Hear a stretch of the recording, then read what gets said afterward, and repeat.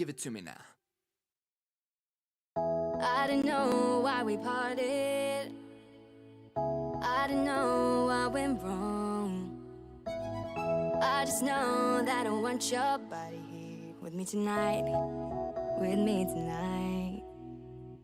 You know what I need, know just where to touch. Make me feel like I can't explain. Oh no, don't you leave, it's just a bit of fun. You know how to drive me insane. I know it shouldn't feel right, but baby, don't go. Just love me all night. Just love me all night. All night. Just love me all night. All night. Just love me all night. All night. Just love me all night. All night.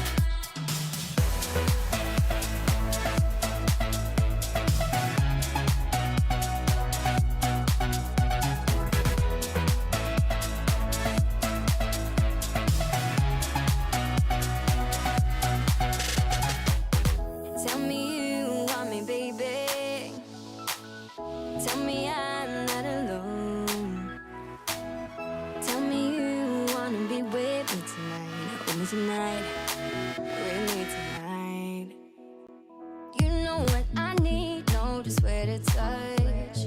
Make me feel like I can't explain. Oh no, don't you leave, it's just a bit of fun. You know how to drive me insane. I know it shouldn't feel right, but baby, don't go. Just love me all night. Just love me all night. All night. Just love me all night. All night. Just love me all night. All night. Just love me all night. All night. It shouldn't feel right, but baby, don't go. Just love me all night. Just love me all night. All night. Just love me all night. All night. Just love me all night. All night. Just love me all night. All night.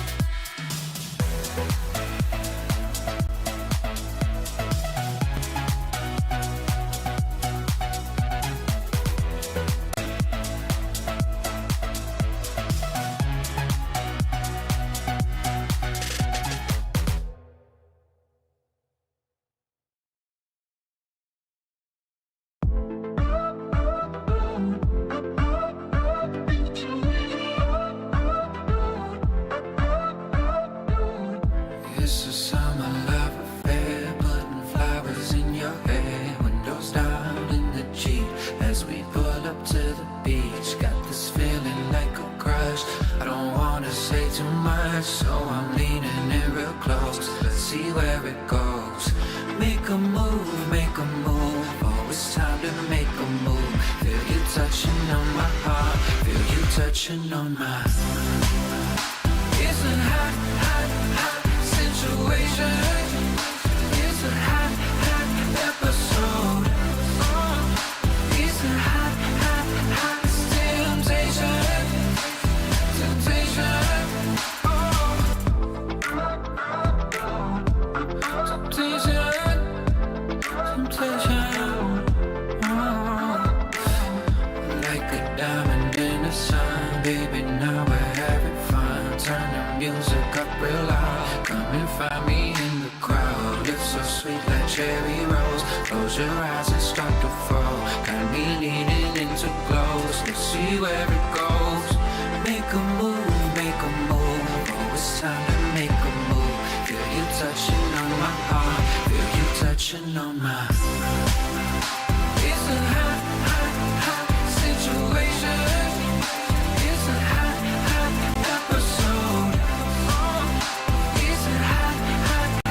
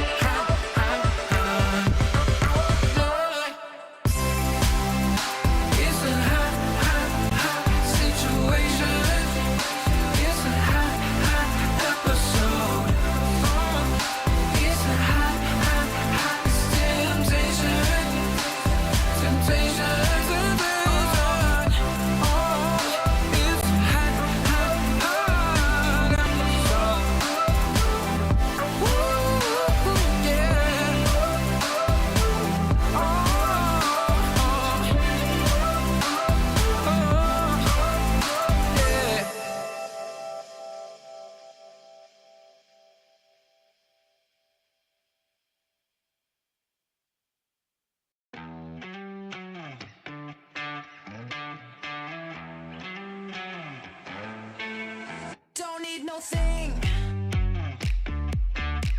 Ain't into bling. Just use enough. You fill me up. I don't care for diamond rings. I just crave the simple things, 'cause that's what I want. That's what I want. I don't need no fancy car. I'll take you just the way you are, 'cause that's what I want. That's what I want. That's what I want. Don't need no thing. Ain't into bling. Just use enough. You fill me up.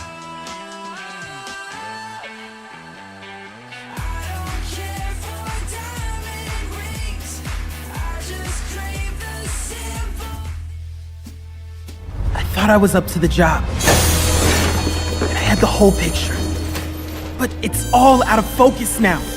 Thresh and his Dream Raiders took everything. Guess I'm out of my league after all. But what about all those stolen dreams? Those people. I can't give up. Maybe I am out of my league, but there has to be something I can... Wait a minute. What's this? A piece of art? I've got to stop him.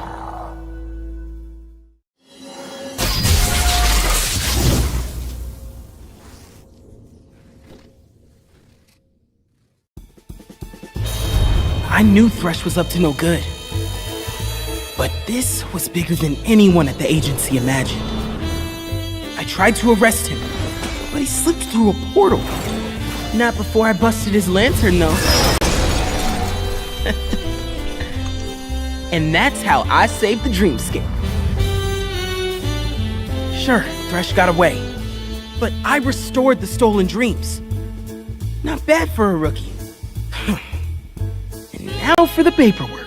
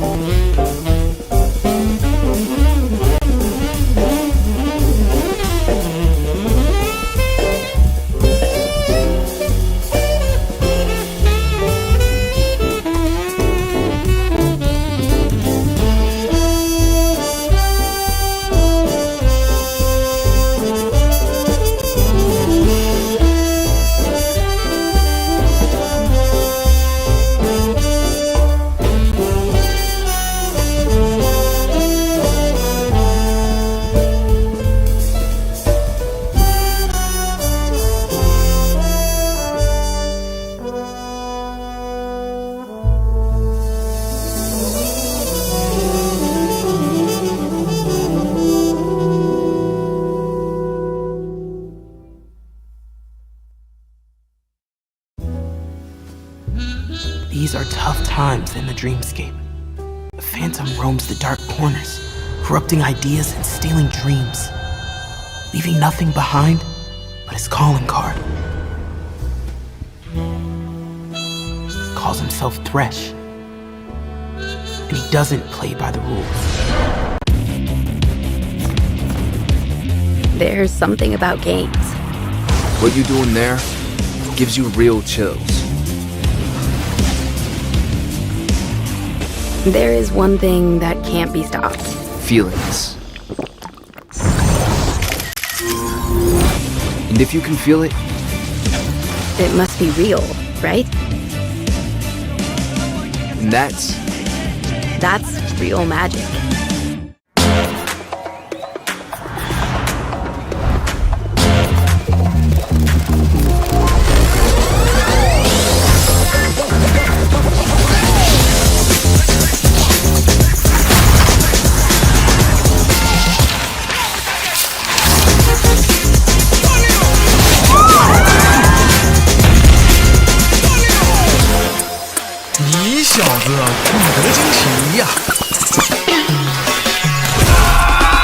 Let's go. Sicker than the wizard with a top hat. So heavy when I drop it like a backpack. Chit chat, best stick it in the WhatsApp. Looking at the glitter in your Snapchat. What's that? You break like a plate in an earthquake on the first day, like a clown at birthday. Too late, gotta wait for the first one. 有啊，这个球。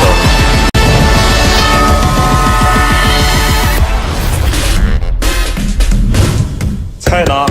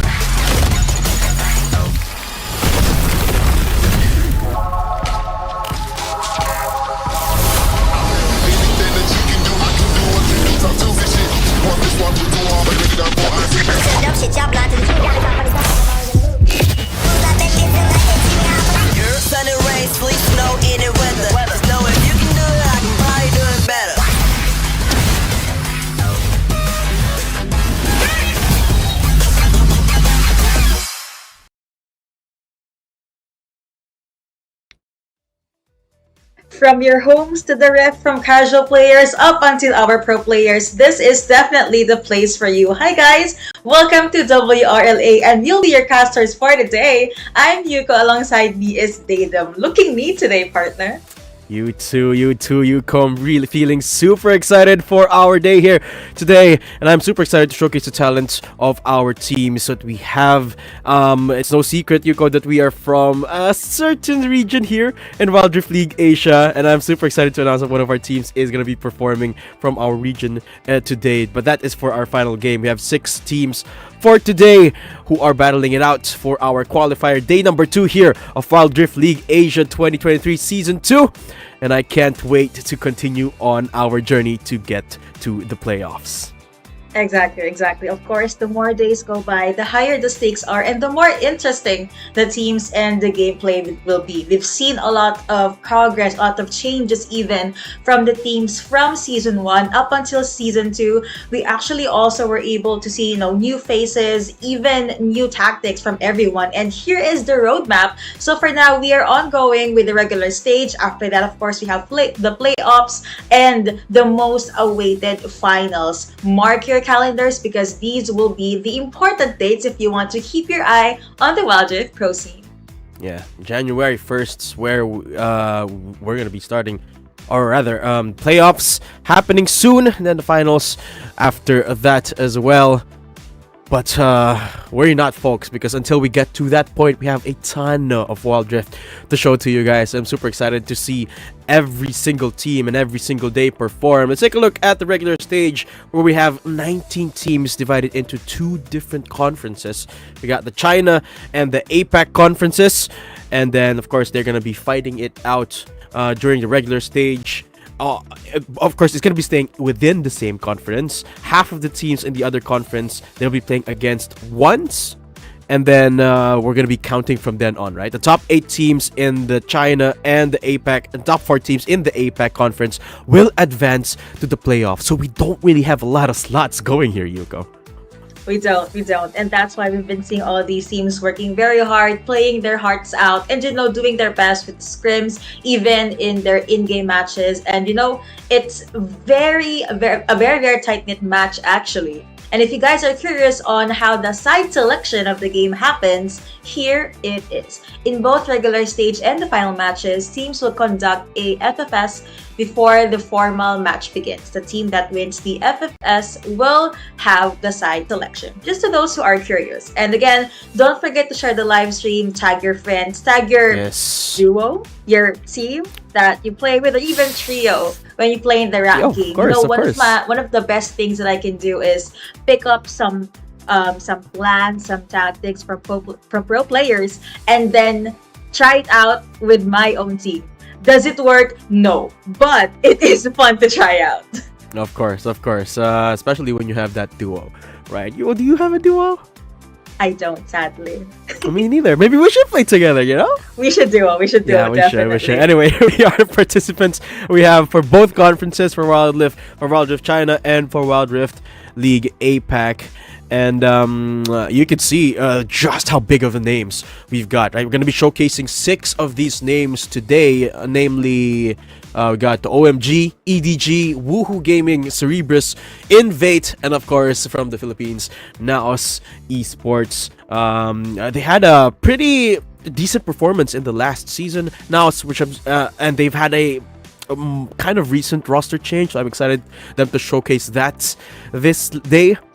But we'll talk about that more later on. We'll talk about the price distribution first. First, we got 700,000 RMB, around equivalent to 100,000 US dollars. For second prize, we got 500,000, around 72,000 USD. 400k RMB for the third, around 57k USD, and then the list goes on up to the 6th place. We got prices up to the 6th place here, Yuko. So even though it is a very tight competition, we are very generous because we're giving prices up to the 6th place. Definitely. And of course, we're talking about matches, we're talking about prizes. Now it's time to see which teams are going to be fighting up against who. So we have 3 matches for the day. First off will be OMG versus EDG. Second one will be Woohoo versus Saigon, Cerebrus, and the last one will be Invate versus NAOS. So, of course, we know that we are from the PH region, but at least for me, I promise I will not cast too emotionally. I need to be professional. I need to be able to show that we're here for a reason. But anyway, jumping into the first match, we do have OMG's lineup. We have White Cat, we have Inyan, we have SNK, we have you, and we have Hua. Yeah, ton of experience in between these players, right? We've seen them time and time again, and you know that when it comes to the pressure, these guys can perform because they've been at the top. They've been at so many tournaments, both at the international and in the local scene, and we know that these guys can perform, especially when it comes to the moments where it matters, right? It doesn't necessarily mean that this is one of those moments because it's still just relatively early in the tournament, but of course you gotta make a lasting impression, right? Especially when you have such a big opponent, and their opponent in this coming day, well, it's no David here, Yuko, because it's EDG we're talking about. Exactly. So they really set their name out there. A lot of supporters, a lot of followers from the Esports pro scene know who they are, and of course with that it's a lot of, how do I say this, it's a lot of pressure on whoever they're going to be up against. But I have to tell you, OMG has been in the scene for a while as well, so let's see how they're going to be able to mix around and show us something new. You mentioned EDG, now here is the lineup. Yes, I got Zhang, 0711, You Alone, and Langi. Of course, very coveted players as well. And you can never count these players out, both mechanically and macro. because this is the type of team that really goes well together, and then when they make that shot call, you know they're going to stick to it, right? The one thing I love about EDG is that not one of their players deviates from when they make a call. They're such a cohesive unit that when they approach a team fight with one plan in mind, they don't go away from it. They don't stray away from it. All of them act according to that plan, and that's what makes this such a scary team. And that's, I think, what makes them such a big team to look out for here in Season 2. Exactly. And to add up on that, they are really just known with their immaculate team fight. Like if there's one call, everyone is hyper focused on either targeting mostly the mid or the ADC, but sometimes they try to surprise the BR laner. And also, I have to ask you, I'm not gonna ask which champion do you want to see, but if you were to choose, which lane do you think is the most interesting lane for Wild Rift, at least in this season? I think the most interesting lane is the mid lane. I think it has the room.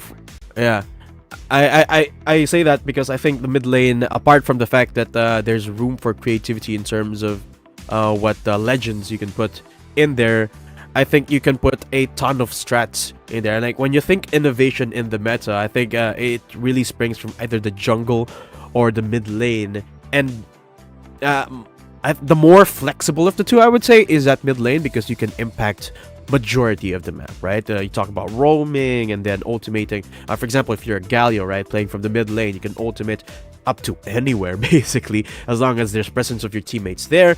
And you could essentially do the same thing with a lot of the champions that we have in the game right now, right? Because you can find that impact no matter what type of kit you have. It doesn't have to be a global champion. It doesn't have to be one that is more of that supportive role. You could be an assassin and keep roaming around the map during that mid lane phase, and I'm super excited for that. 今天是首周比赛的第2个比赛日，即将为我们带来对决的2支战队分别是 Oh My God 以及 Edward Gaming。其实今天也是2支战队在本赛季的首秀，希望 Alright, and I actually like how you mentioned about the Galio mid. Oh, I miss that era. You know, it's been a while. Like you've seen how far Wild Rift has definitely come into play. And while we are looking at the stage, beautiful stage with our beautiful host, you know, someday I really want to, you know, be able to experience that. Maybe not as a player because I don't have the reflexes, but maybe as an audience even. But yeah, again, OMG versus EDG will be our first teams. They are already on the stage. They will be making their entrance. Yeah, here we go. OMG on the right, EDG on the left, and they're making their walkouts right now. You know, one thing I think that a lot of people don't realize, Yuko, when it comes to these settings, is you see how beautiful the place is? It's so intimidating. Agreed. But you know, at the same time, sometimes a scary environment can really help you push your limitations. You know, you're in this stage, you can see your opponents, you're kind of nervous, but with that, it really just motivates you. It helps you rather go into this tunnel vision kind of game mode, in your gaming mode. All right, I think we're about to start up first series here. Take a look at that stage. Wow, what is that? It's beautiful to see. And here we go. Actually, OMG, EDG, White Cat. They're making their way out for... Look at that. Look of confidence from the boys as they start making their way to their thrones. And the one thing I love about these players is they always look so humble, right? And like, I say this for majority of Wild Rift professional players. They always look humble. They always look like they won't harm a fly, but put them in the server and they'll wreak havoc. I mean, it's crazy, the duality of some of these players. I mean, look, they look so kind and humble and quiet. Right? Okay, so I think I can explain that. I'm gonna label this the pro player effect. Like they're these very strong introverts. They're very kind looking. They definitely look like they're not gonna harm anything. But in game, they definitely are a different breed. I mean, gamers will be gamers, right? I mean, I started off as a gamer. Right now, I'm shoutcasting for WRL Asia. I mean, you're still a gamer. You're still a gamer. Okay, 两支 that's 队伍 true. 现已集结 Valid. 完毕， Valid. 我们即刻进入召唤师峡谷。All the players And, are getting ready. you know, Let's start into the wild. Yeah, I guess that kind of makes sense, right? It makes sense. You kind of have that persona that you don't really bring out until you are in the game. Let me ask you this, Yuko. What's your in-game persona? Because I know I have mine. I have my persona. It's different from my normal persona. What's yours? My in-game persona? Yeah. Okay, I think I can be a little aggressive in game, but in a kind way. More on, I'm not really scared to take the lead because IRL and even professionally, I just prefer doing the play-by-play cast. I just prefer listening to my co-caster. But once I'm in game, I'm definitely not scared to make the calls. Oh, okay. The fearless gamer is what you are. Okay, I you know what? For me, I'm kind of like the goofball. When I'm in game, I'm the goofball. I'm the guy who doesn't take things seriously. But when it comes to but when push comes to shove, if it's like the Elder Drake has already been spawned by the I've already been taken by the enemy, and the Baron is taken by them, and we only have one turret remaining. You know, that's when I go gamer mode. Right? I mean, I'm probably still gonna lose, but but I'm still gonna go gamer mode because I'm not very good. I'm not very good in this game. I play Yasuo mostly, and I'm not very good at him.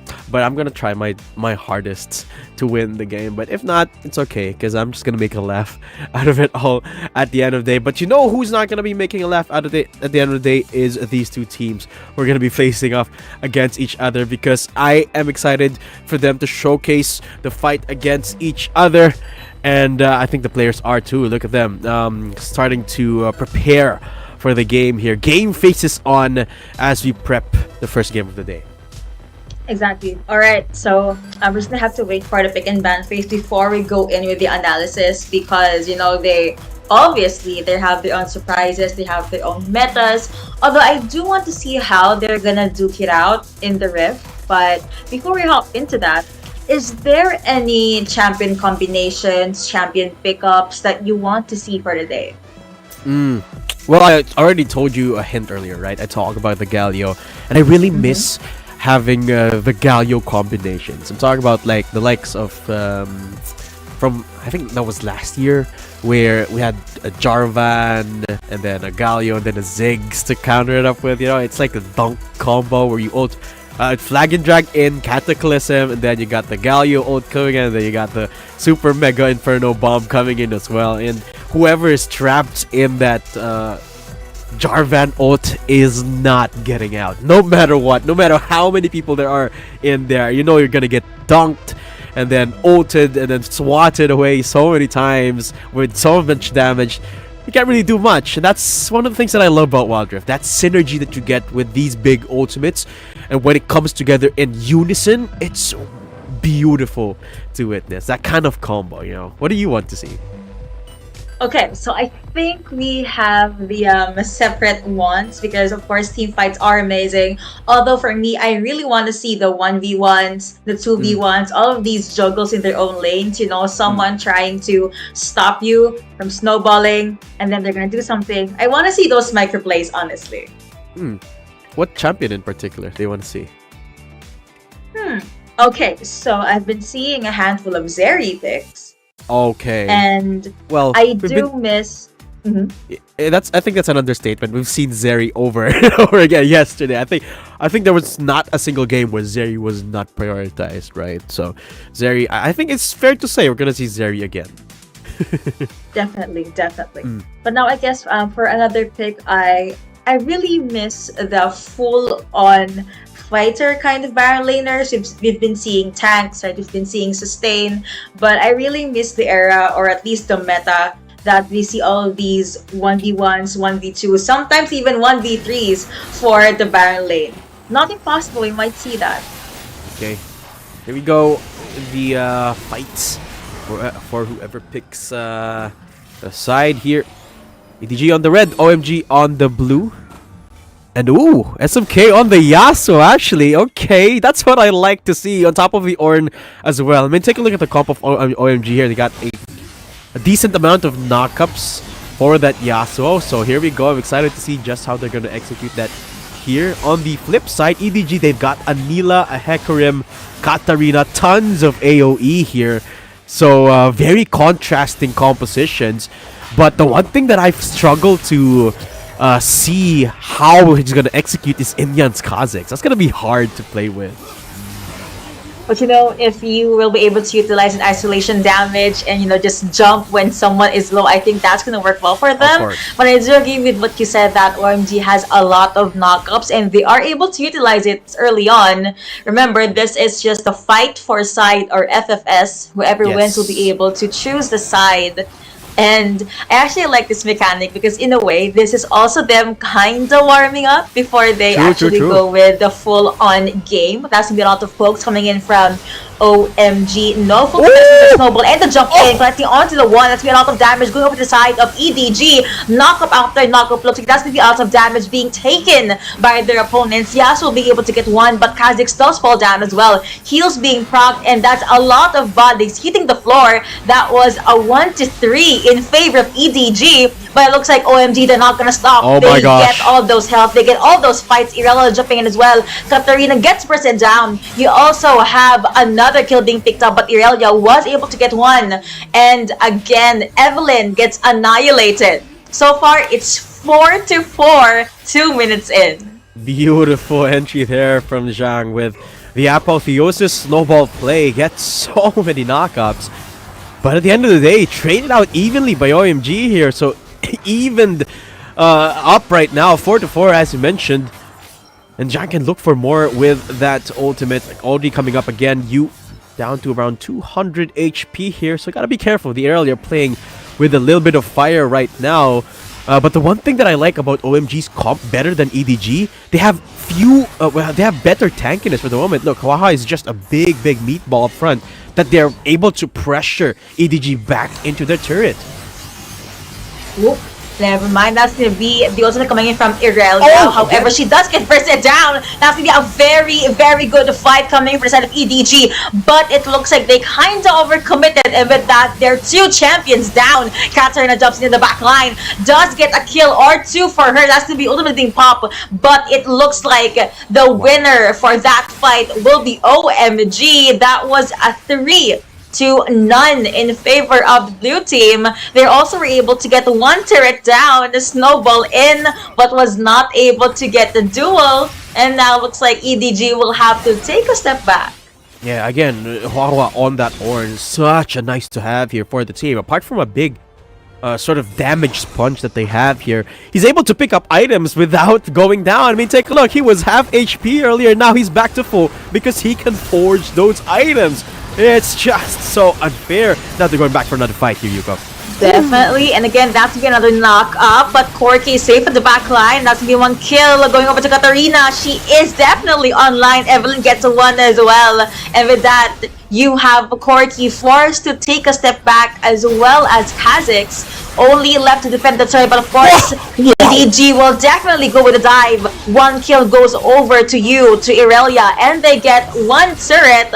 A lot of burst damage, and that's gonna be another jump in from Evelyn. Goodness me, but your charm will not be enough because Evelyn goes 6 feet underground. Kill going over to Aatrox, and with that, it is the moment of revenge for OMG. They were able to get 5 champions. Will this be enough, considering that the enemy will be up in 3 or 5 seconds? I think that was a pretty smart decision there from EDG. They went all in knowing that they needed to recall anyway, needed to pick up those items. So pretty smart decision because look, their tier 2 tower didn't take any damage. Perfectly timed. Again, smart decision making from EDG is what led to that. And again, another big ult coming through from Zhang. The Nila ults have been perfect so far for them to set them up. Then couple that up with a Katarina ult, it's just dealing so much damage here for EDG. All they have to do, set that up one more time, but OMG, they're closing in. They definitely are closing in here. Slowly but surely wins the race. You have a lot of Okay, I thought he was gonna fully commit there, but they do have a lot of love taps here and there, and here is Ultimate coming in again. Will the damage be enough? A handful of champions from EDG sides are quite low. They do get 2.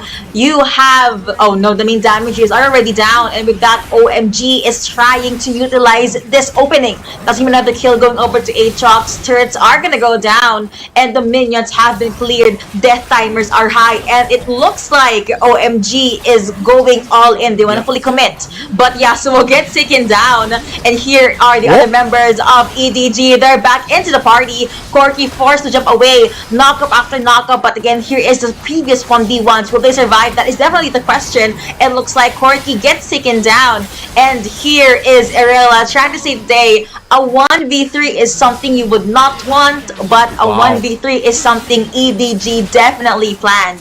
They get that victory, they get the heal, and they're going all in. Wow, they still survived that, and surprisingly so. EDG, they're pushing up, and they're not done here, Yuko. They want to push the turret, but 3 players are alive for OMG. I don't think they can. Yeah, I don't think they can as well, yeah. They're Imagine if this was your regular game, though.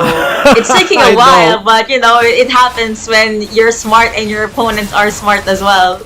Oh! 0711 having to flash away there. And now Horn of Orange God here, come in.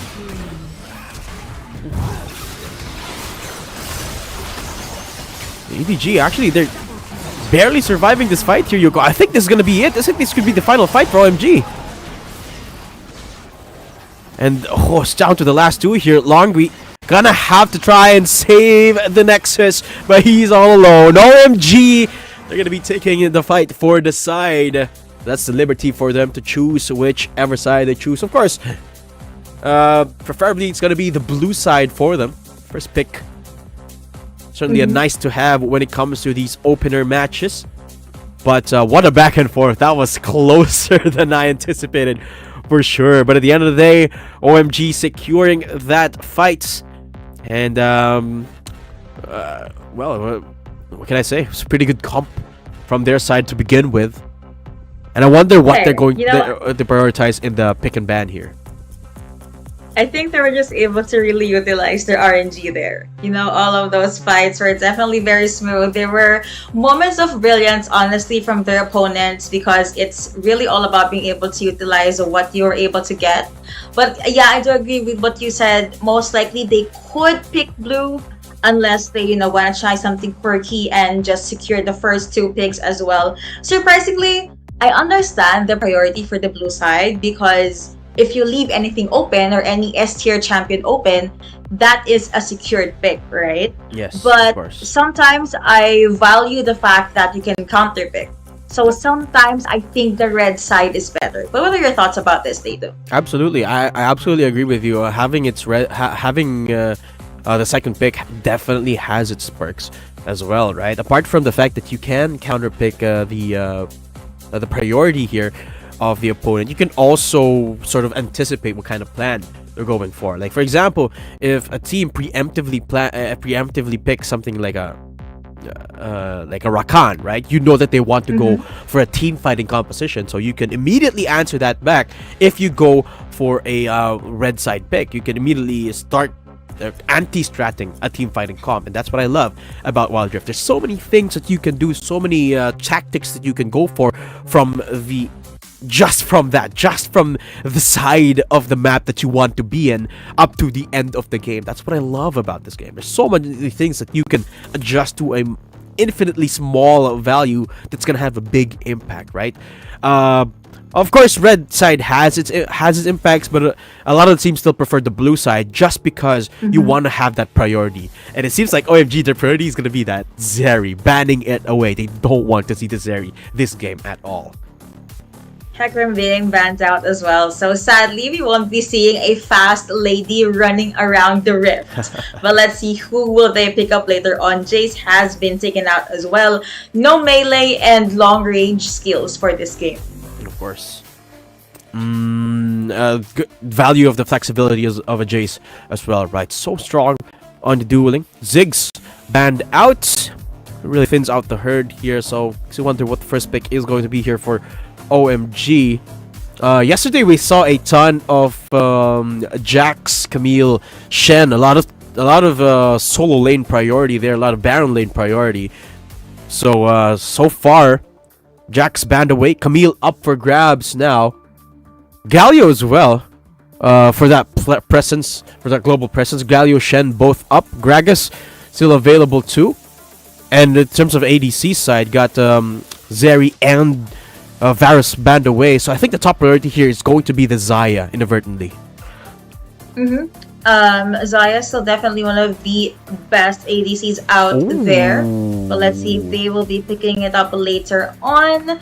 OMG has locked in, and you mentioned Camille earlier on. EDG see this opportunity and they picked up this champion. Fiddlesticks getting locked up here. I'm excited to see this for OMG. Yeah, there's not much to say about this pick. I just want to see how this is gonna work. Of course, the response for EDG is going to be the standards. Camille, Gragas, great combo individually. Camille, of course, self-sufficient. Gragas, tons of damage, tons of tankiness, tons of CC. Basically, an all-in-one kind of champ. It's nice to have. Classic response gonna be that Fiora. Ornn for the safety net of the tankiness, of course.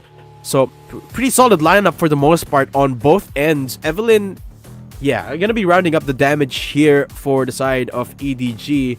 Liking it so far. The one thing that is missing for me for both sides, I think they could do with a little bit more CC, perhaps. A little bit more damage, of course. No bottom laners yet for both sides. So, I suspect that's gonna be the ban priority here.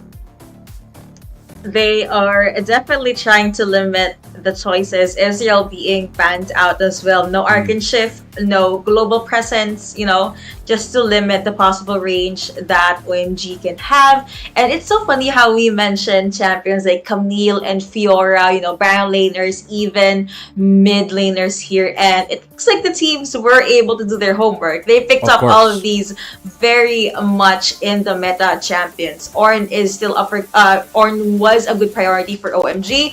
But you mentioned Xayah, and looks like OMG has a different plan. They banned it out because, Israel is no longer available. Yeah, so many ADC bans here. Kai'Sa banned on out as well. Wonder what the last one is going to be. Really thins out the choices. Corki is one of the few remaining choices that I could come in mind. So that's going to be a very hotly contested pick. If they don't ban it away, there you go. Lucian banned away here by OMG. So EDG could be gunning in for that Corki.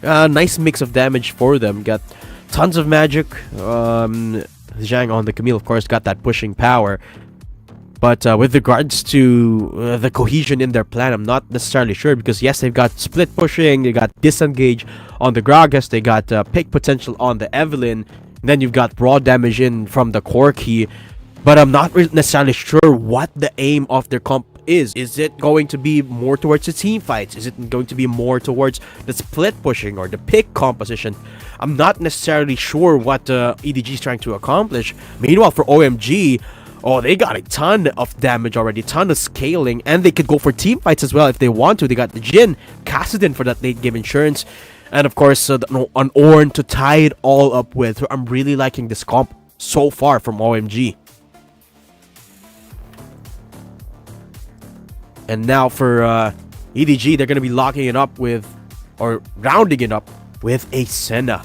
Okay, nice response there on the Senna, because I think it kind of evens out the playing field in terms of the late game progress here. Kassadin versus Senna, of course, scaling to infinity in that late game. But which comp would you say that you like better here, Ego? Okay, so I know I said towards the start of the match that I love all of these solo kills, these ganks, but seeing the lineup for EDG just gave me a hit of nostalgia. Way back season 0, actually season 1 in the WHG Pro scene, we've been seeing an Evelynn pick. There's also Corki, and there's also, the safety net of a very good front line. So looking at the drafts only, I'm gonna have to go with EDG. How about you, Tatum? Well, I already said I like OMG a little bit better. But okay, I like that. I like that. I like that. We have a little bit of a contrast and difference. And the EDG, though, I do have to give them credit. Their comp is kind of all in, right? If you take a look at it, it's go in or go home because well, they don't necessarily have anything like a damage sponge like an Ornn. So if they go in, they have to commit because they have a ton of damage. That's the only way that they can make the most out of this comp. Camille goes in, and then you got everyone else following right after that, dumping everything they've got. And if they don't make it work, well, it doesn't happen. But if they do, it's gonna be devastating here. But for EDG, I feel like they have a ton more flexibility. They can go so many more routes, which gives them a lot more opportunity for setup, which is why I like their competition a little bit better. But here we go. Exactly. Yeah. You know, they have their luxury. They have all of these safety nets. They also have the Senna, you know, for like long range heal. And late game, Senna with the free hits is definitely going to be a problem. Although, I want to know your thoughts about Jin. Now, Jin is definitely being picked recently. And his wave clear in the mid game is okay. But early game, my question is, how do you think is he going to survive? Well, of course, as a Jin, don't necessarily have to look for fights earlier on. I mean, that's one of the nice things to have as a Jin is you don't necessarily have to risk yourself to get a ton of the XP and gold going early on. But in the early game, I think Jin can do that without much threat, especially in this matchup, especially against Agragas Senna combo on the bottom lane. I don't think there's necessarily much to worry about, especially because it is a relatively safe lane when you have the safety net of an Ornn anyway. But here we go, the roaming towards the bottom side. Ho, there you go. Camille having proc as well, but have their eyes set on one. Will they be able to get it? That's going to be a 1v3, and kill goes over to Camille. Jin says goodbye.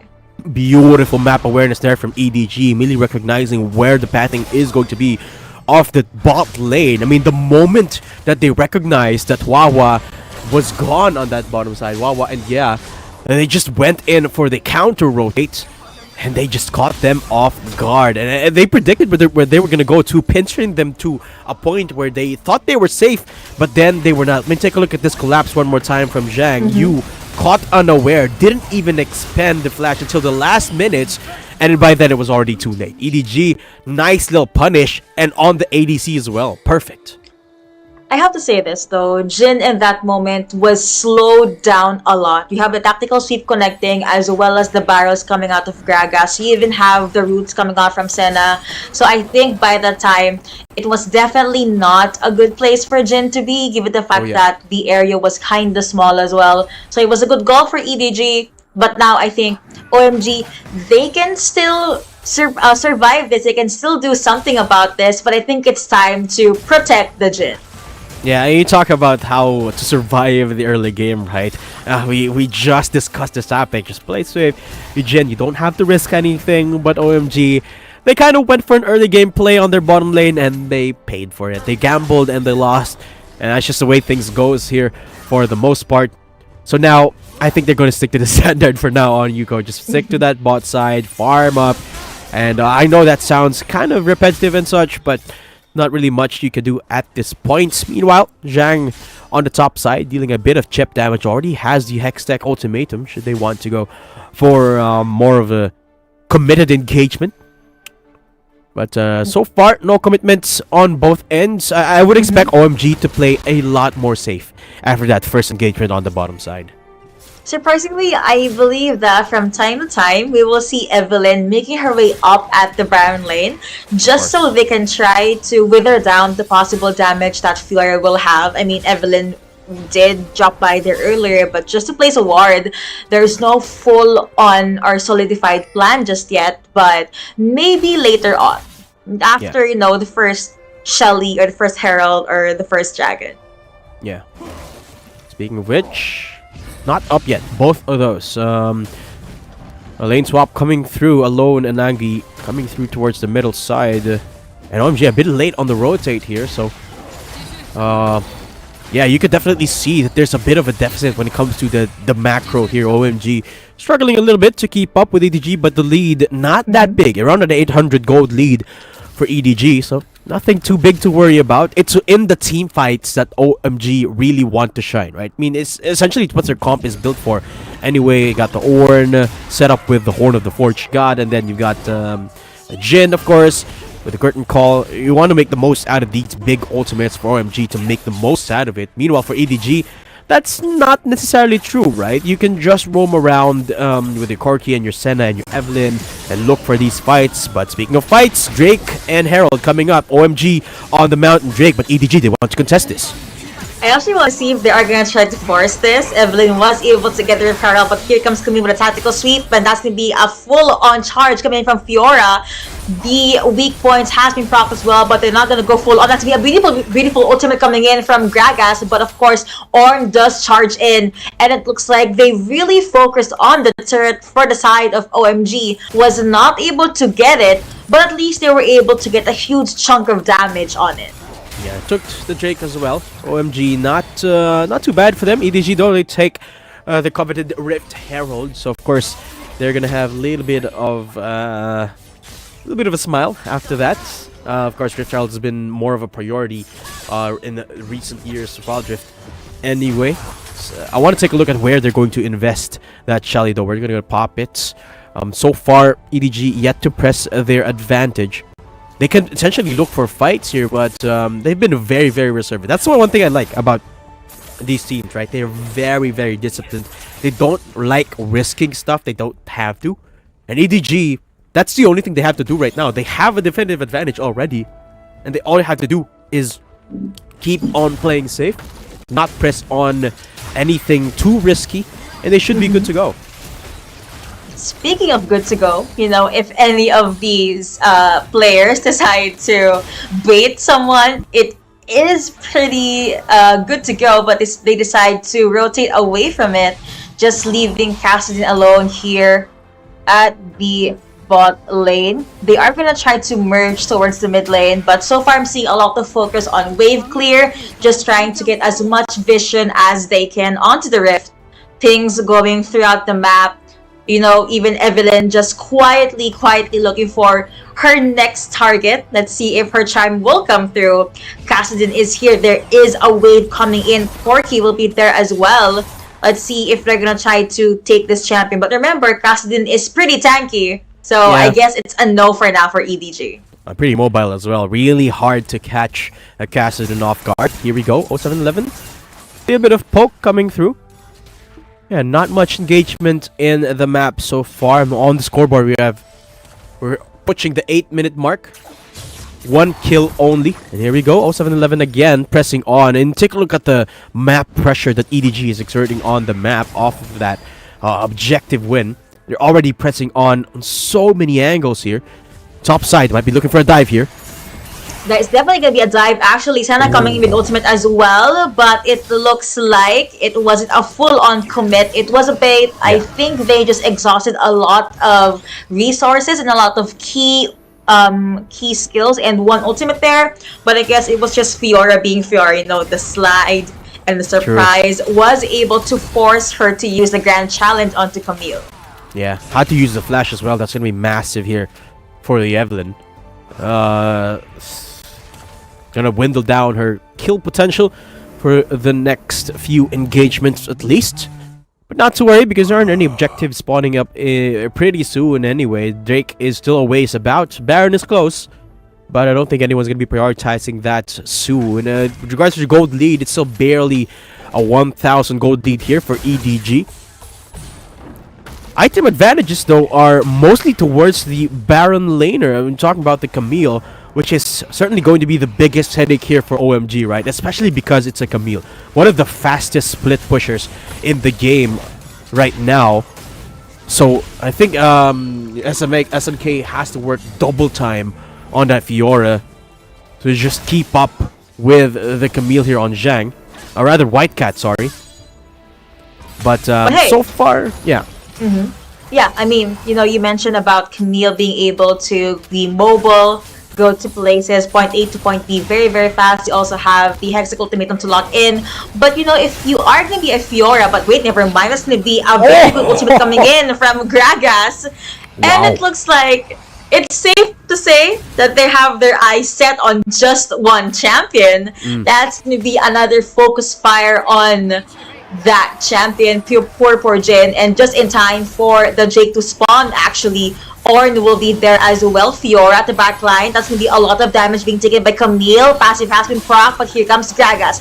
Throws out the barrel. Remember, you have Kassadin there as well. Ornn popping in the Call of the Forge God. That's going to be a lack of knockup, but Evelyn was able to get that Drake. Now you have the Grand Challenge being popped. You also have the Hexic Ultimatum connecting as well. But Corki forced to use the special delivery just to make it out of there alive. And that was a beautiful, beautiful step by step by OMG as well as EDG. But at the end of the day, you know, they were able to get the ADC earlier, and Evelyn was able to get the Drake. Yeah, great disengage there from EDG after taking the Drake. And a decent attempt at the steal right there from Inya. You can see he's waited for the last second to pop that Fiddlesticks ult. Wawa buying so much time there. But take a look at how EDG plays this team fight. They took out the Jin, right? And then they split up the map by Zhang, distracting two of the players here for OMG. The Horn of Forge God comes in, but by the time it comes in, EDG already secures the Drake, and they're already ready for the disengage. They left Corki there for the special package. You barely enough time to survive, and just does so. And it's just so efficient here for EDG. They just lost one player, and they knew that they could win that fight because the ADC was not there. And off of that, again, great decision making from EDG, targeting the Jin, because they know that once the Jin is out, the Fiora is behind. The only damage output that there possibly is that Kassadin. And what did EDG do in that fight? They isolate the Kassadin, and then they won the fight. Kassadin definitely was not able to go anywhere near them in that fight. So I guess it's going to be a rinse and repeat kind of situation for OMG here. But you know, now let's still see what is going to happen the next few minutes. 0711 just doing, honestly, Evelyn things, trying to scout as much information as they can. But now you can see EDG slowly making their way into the mid lane just to clear the wave and, you know, try to assert their dominance. Even that's the charm connecting onto one. That's going to be a good attempt, but Jin being able to pop in with the curtain call. Focus fires on Gragas. Here is Senna with the ultimate as well. Gragas throwing out the ultimate as well. Ornn, well, actually Senna being able to root one. Senna gets a kill onto Ornn, and Corki with that Gatling gun was not able to get anyone. But EDG is trying, and most probably will get this Baron. They're burning down through this Baron. OMG, they have to respond here. They're coming in, but are they late? That is the question. Let's see. Tactical C being popped as well. Gragas getting a lot of damage. Oh, are you tanky? Definitely not. Explodes because of Jin. But I think that was a sacrifice that is worth it. EDG, they get their hands on the Baron. Oh, they got to get to execute on the Jin. Unsuccessful this time, but it still nets them enough control to get that Baron. I mean, there's not enough damage from 0711 to shut down the Jin. But that's okay, as long as they can suppress them enough to recall and retreat from a fight. It's more than enough to take the Baron. And again, EDG, so good at deciding on the fly. I mean, the amount of awareness that you have to decide to take the Baron after a not so successful fight and then take the Baron successfully as well is mind-boggling here, Yuko. And they do it on the fly here, like microseconds to decide, and they do it on point. It's amazing to witness. And now we go to the point of Zhang so ahead in that 1v1 that he's becoming a headache. This is where that advantage is going to manifest. Now that they have the Baron buff, they could just leave Zhang all alone in that bottom side, and the rest of the team can terrorize the whole map, and it's going to be a successful siege because they have to put attention to Zhang. Look, that's exactly what's happening right now. There's 2 people guarding Zhang, even 3. That's a lot of commitment, definitely, just for one champion. And with that, looks like no more outer mid lane turrets for the side of OMG. It only took EDG one good team fight, one good Baron take, and like what you said, they were able to utilize it so much. Just pick your lane, and we're gonna go all in. Looks like they even want to get the last turret from the Baron side. We're not able to do so, but it looks like OMG rather is gonna try to get the fight instead. EDG was able to get their Jin yet again. And with that, you have the focus fire onto one. Let's be a jump in. Let's see if they'll be able to get a lot of damage. Corky so pretty much alive. Evelyn does get bursted down by Kassadin. Too close for comfort, but now looking at the bottom lane, another 1v1. The Baron lane is going to be a flash in coming in from Fiora. A lot of damage being dished out by this champion. Camille's passive being proc. Adaptive defense, but now let's be the Hextech Ultimatum. Will they survive with the juggle? Apparently from 1v1, it became a 2v1. And with that, OMG, they get the victory. Yeah, beautifully played by White Cat there, punishing that Camille. Now EDG, they're out for revenge for their teammate, and now the Drake has spawned up. No OMG, they want to contest this, but there's 3 players of EDG here. Can they fight this? That is the question. Orn popping in with the ultimate. Let's see if the curtain call will be of any help as well. But it looks like the blue team still was able to secure that objective. Corky gets a kill onto Fiddlesticks, and it looks like EDG now.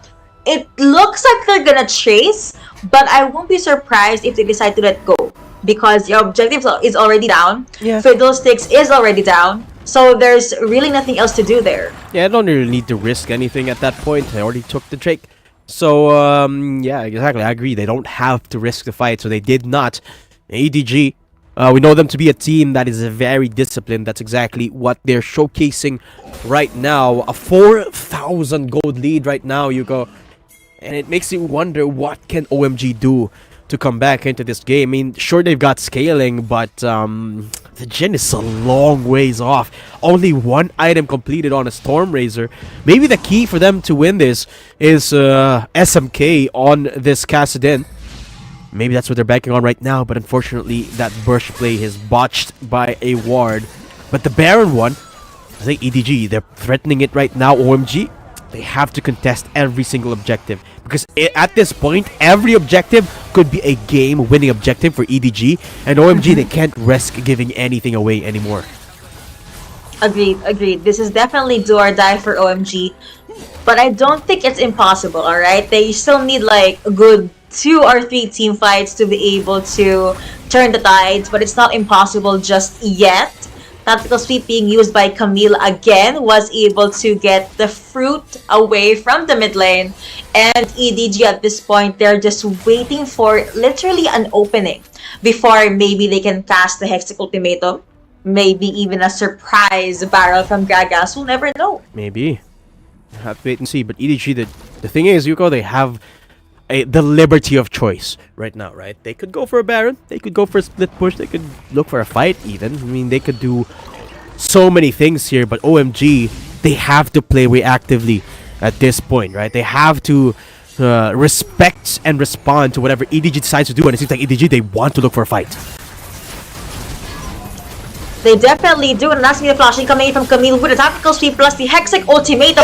Here comes Orn's ultimate as well, but it looks like Senna was able to pop the ultimate as well. Jin does go down, gets taken down by Corky. The damage is definitely gonna hurt a lot with the Gatling gun, with all of those surprises, all of those bursts. It looks like EDG was able to get the upper hand again, and what do you do when you're ahead? You rotate over immediately to Barret. Oh, they're but going back OMG in for is still more. there, but Camille was able to spot that sneaky Fiddlesticks. A lot of damage being taken. Corky became golden. Let's see if they'll be able to turn things around. Fiora was able to take down Corky, but how about the Baron? Evelyn secures that, no problem. Here comes Fiddlesticks again with Fiora, with Kassadin even. TP coming in. Let's see if EDG will be able to make an amazing play.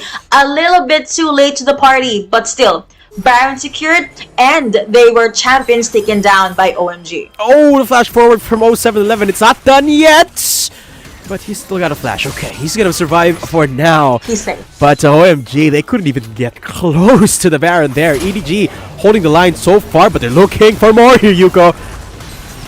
Definitely looking for more. Here comes the bullets coming in from the curtain call. Crane, Jusena gets taken down by Orn. Castin being able to get Gragas as well. Yeah, OMG. Just taking all the eggs here from EDG. And they will be taking the Drake, the Elder Drake. This could be a turnaround for them. And there's no way that EDG can contest this. And this is actually the first sort of breathing room that they've had in the last 10 minutes or so, OMG finally catching a break here. And it's the biggest Drake of all as well. The Elder Drake. There's a chance for them to take this all, Yuko, if they are able to force out a team fight. But again, EDG, we commend them a lot for being very, very disciplined and very observant in terms of looking for fights when they don't need to. So it's going to be really hard. The challenge now for OMG is to look or to force out these fights. But I'm not sure if their composition is necessarily built for that, right? They got an Ornn to start off fights, yes, but it's not something as robust as an explosive cask from a Gragas or something like a Blitzcrank hook for that matter. So the challenge for them now is to how to use this Elder Drake. SMK seems like they're setting up something here with the Kassadin. And that's the good thing about their comp right now is they have a ton of damage on the Kassadin. I'm not sure about the Jhin though, but if they find an isolated target such as 0711, maybe they might just be able to find an opening kill. That is a question, maybe they can definitely find the opening kill. And I like how you mentioned that this is technically the time of the game where OMG's composition is gonna shine. So let's see if they'll be able to make things happen here. They're slowly making their way into the side of EDG, going with that sneaky play. Let's see. Slowly marching down towards oh, what is that? Got an execute. SMK goes golden. That's a Horn of the Forge God. Super long range. OMG, what is happening right now? But they're trying to press on here, Yuko. They got a turret, and so far it's working, I guess. The Elder Drake here comes to curtain. Oh! What? What a snipe down! And OMG, Yuko, they're making it work! Making it work. So earlier on, we've seen Jhin get assassinated multiple times. He's done, okay? He's done being taken down. Oh, now it is his time to get all of these champions. What? And with that, it's going to go all in. OMG not missing any beat at all. They take a lot of kills coming from the side of EDG. way. And with that, they get the victory for game number 1. We thought it was a rocky start, but I think it was all according to plan for OMG. They were patient, they were able to make things happen, and with that, they definitely deserve the word victory on their screens right now. OMG, they turn it around. And what I'd say, Yuko, the Kassadin was gonna be the way, and SMK absolutely delivered. He walked up towards that Baron lane, got an opening pick, and then you can see OMG throwing all of their ults across the board because they were looking for the executes, and that they found. And what a way to do it. The Jhin, of course, coming in clutch at the end of the day. I mean, what a break it was for OMG. All it took was one objective. I don't think they even took a single Drake apart from that Elder, and that's all it took for them to secure that game. Goes to show you the importance of that late game. It's just absolutely beautiful execution there for OMG, and they just bought enough time. That's all they did. Bought enough time against EDG, and they were able to win the game. What a performance from them. It was definitely beautiful. We were actually surprised. I love seeing an up and down kind of game. We've been seeing EDG dominate or go all in the early up until the mid game, but like what we've been talking about, OMG just needed one win, and technically that's not even a win-win. They were just able to utilize, after EDG got the Baron, Fiora, with the Fiddlesticks. It was a lot of good CC, a lot of surprisingly amazing damage, and emphasis on surprise. I cannot forget that one kill that Jhin did with Camille, and after that, it was just all according to their plan. I think the word I'm looking for in this game is just really discipline from OMG. Absolutely. They waited, they fought, they looked for the opportunity, and again, they were disciplined. After that, it was something EDG did not expect. Yeah, the composure just unrelenting there from OMG, right? They did not lose composure, and I think that's what makes a difference between the experienced teams and the ones that might not have that same level of experience, right? When you have that level of composure, of the team, that you don't falter even when you're behind for majority of the game, that's when you know that you have an experienced team, an experienced player in your hands. That's exactly what OMG showcased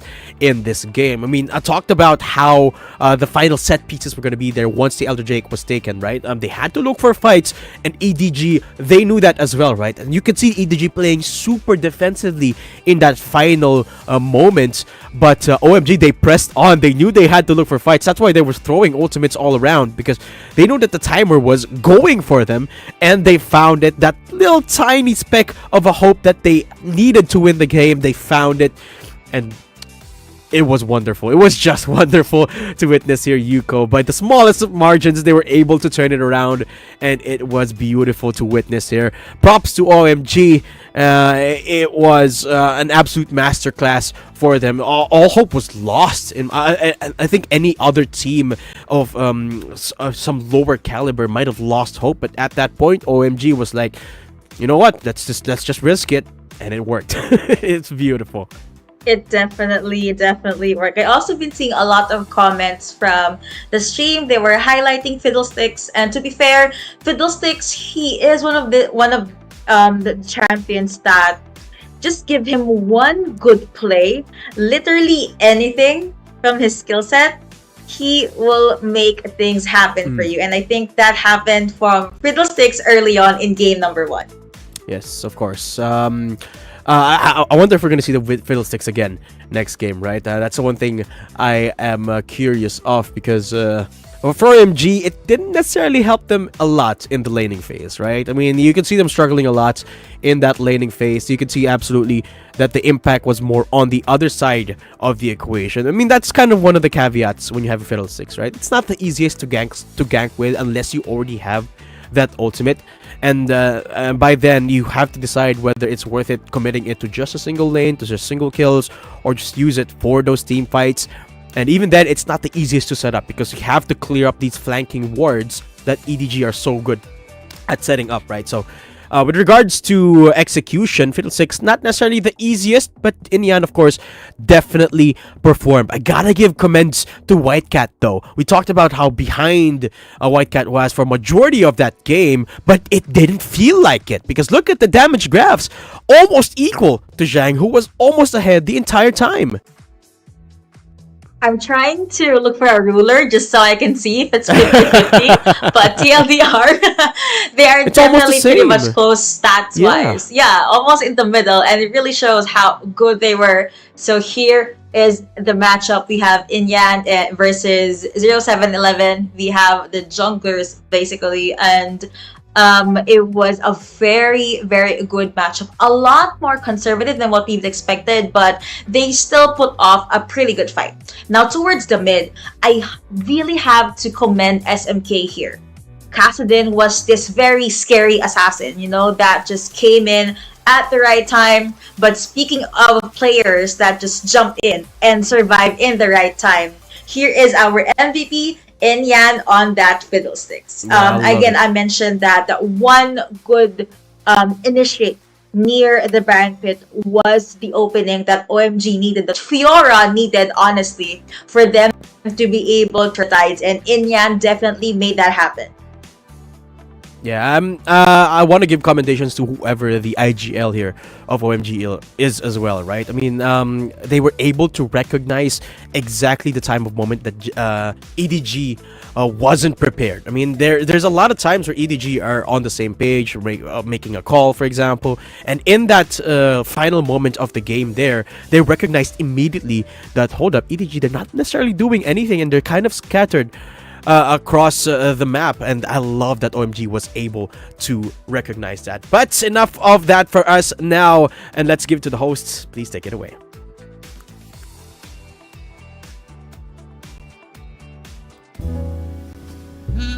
These are tough times in the Dreamscape.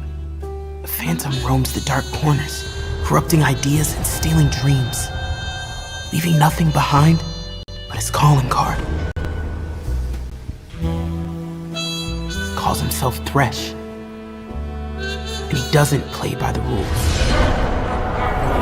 But neither do I. That's why Detective Cinna put me on the case, I think.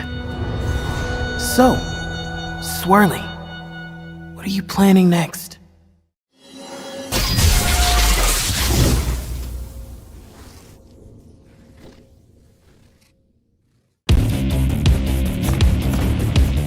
There's something about games.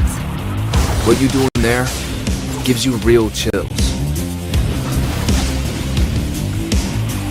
There is one thing that can't be stopped. Feelings.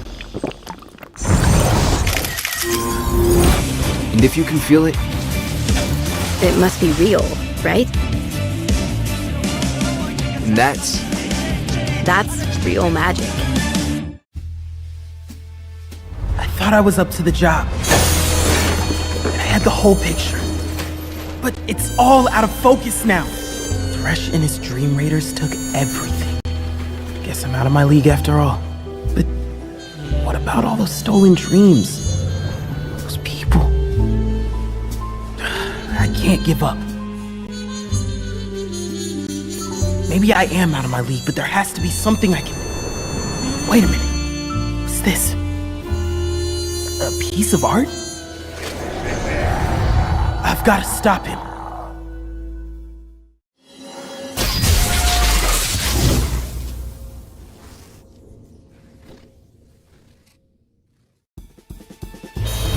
I knew Thresh was up to no good. But this was bigger than anyone at the agency imagined. I tried to arrest him, but he slipped through a portal. Not before I busted his lantern, though.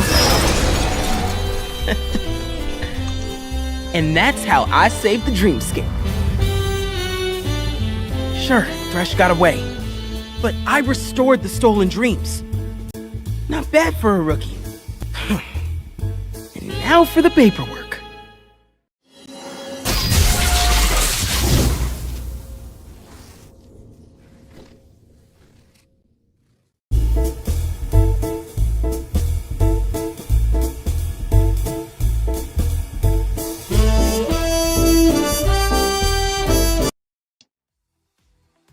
OMG definitely showing us that, even though the early game is not as what you'd expected, you can still definitely make things happen towards the late game. Hi guys, we're gonna be your casters. I'm Yuko, alongside me is Daedum, and we are still here in our first series of the day, EDG versus OMG. Now let's go to the pick and pan phase.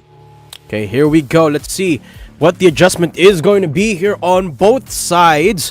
OMG, of course, we all saw what happened in that last game. It was a very interesting game from them, but they were able to pull through anyway, with the help of Inyan's beautiful performance on that Fiddlesticks, and of course, I can't get over White Cat's Fiora performance there, just so decisive. Here we go, bans coming through. They immediately ban away this time the Camille. They don't want to deal with Zhang's Camille anymore. Oh, okay. So we actually do see a vibe ban now. Maybe he's gonna try to predict a pivot from the side of EDG and take it away. Fiddlesticks has been banned out as well, which means our Zeri is finally up for grabs and has been locked in by OMG. Here we go. Yeah, Zeri finally gonna be seeing it today. So up until now, we still got 100% presence. Guys, in case you didn't know, ever since yesterday, Zeri has had 100% presence, either picked or banned here in Wild Rift League Asia Season 2, and I am not surprised that we have a prio pick on the Zeri here. So you definitely going to be happy off of that pickup. But the response immediately is going to be the Jax Gragas. Jax we're going to be seeing as well. Another top priority pick from yesterday. So the answer is going to be the Fiora again, which is not surprising here for White Cat, right? There's a lot of room for mechanical outplay against Jax as well as a Fiora. And you could see that White Cat is very comfortable on that Fiora anyway. So I think it makes a lot of sense. You know what else makes sense here, Yuko? Fiddlesticks is banned. What? Of course. That is the perfect description as well. I mean, Orin is open, so gonna be locked in by OMG because hey, who wouldn't want a very tanky frontliner, right? Yes. And now we're gonna be seeing Kha'Zix making his way into the Rift for game number 2.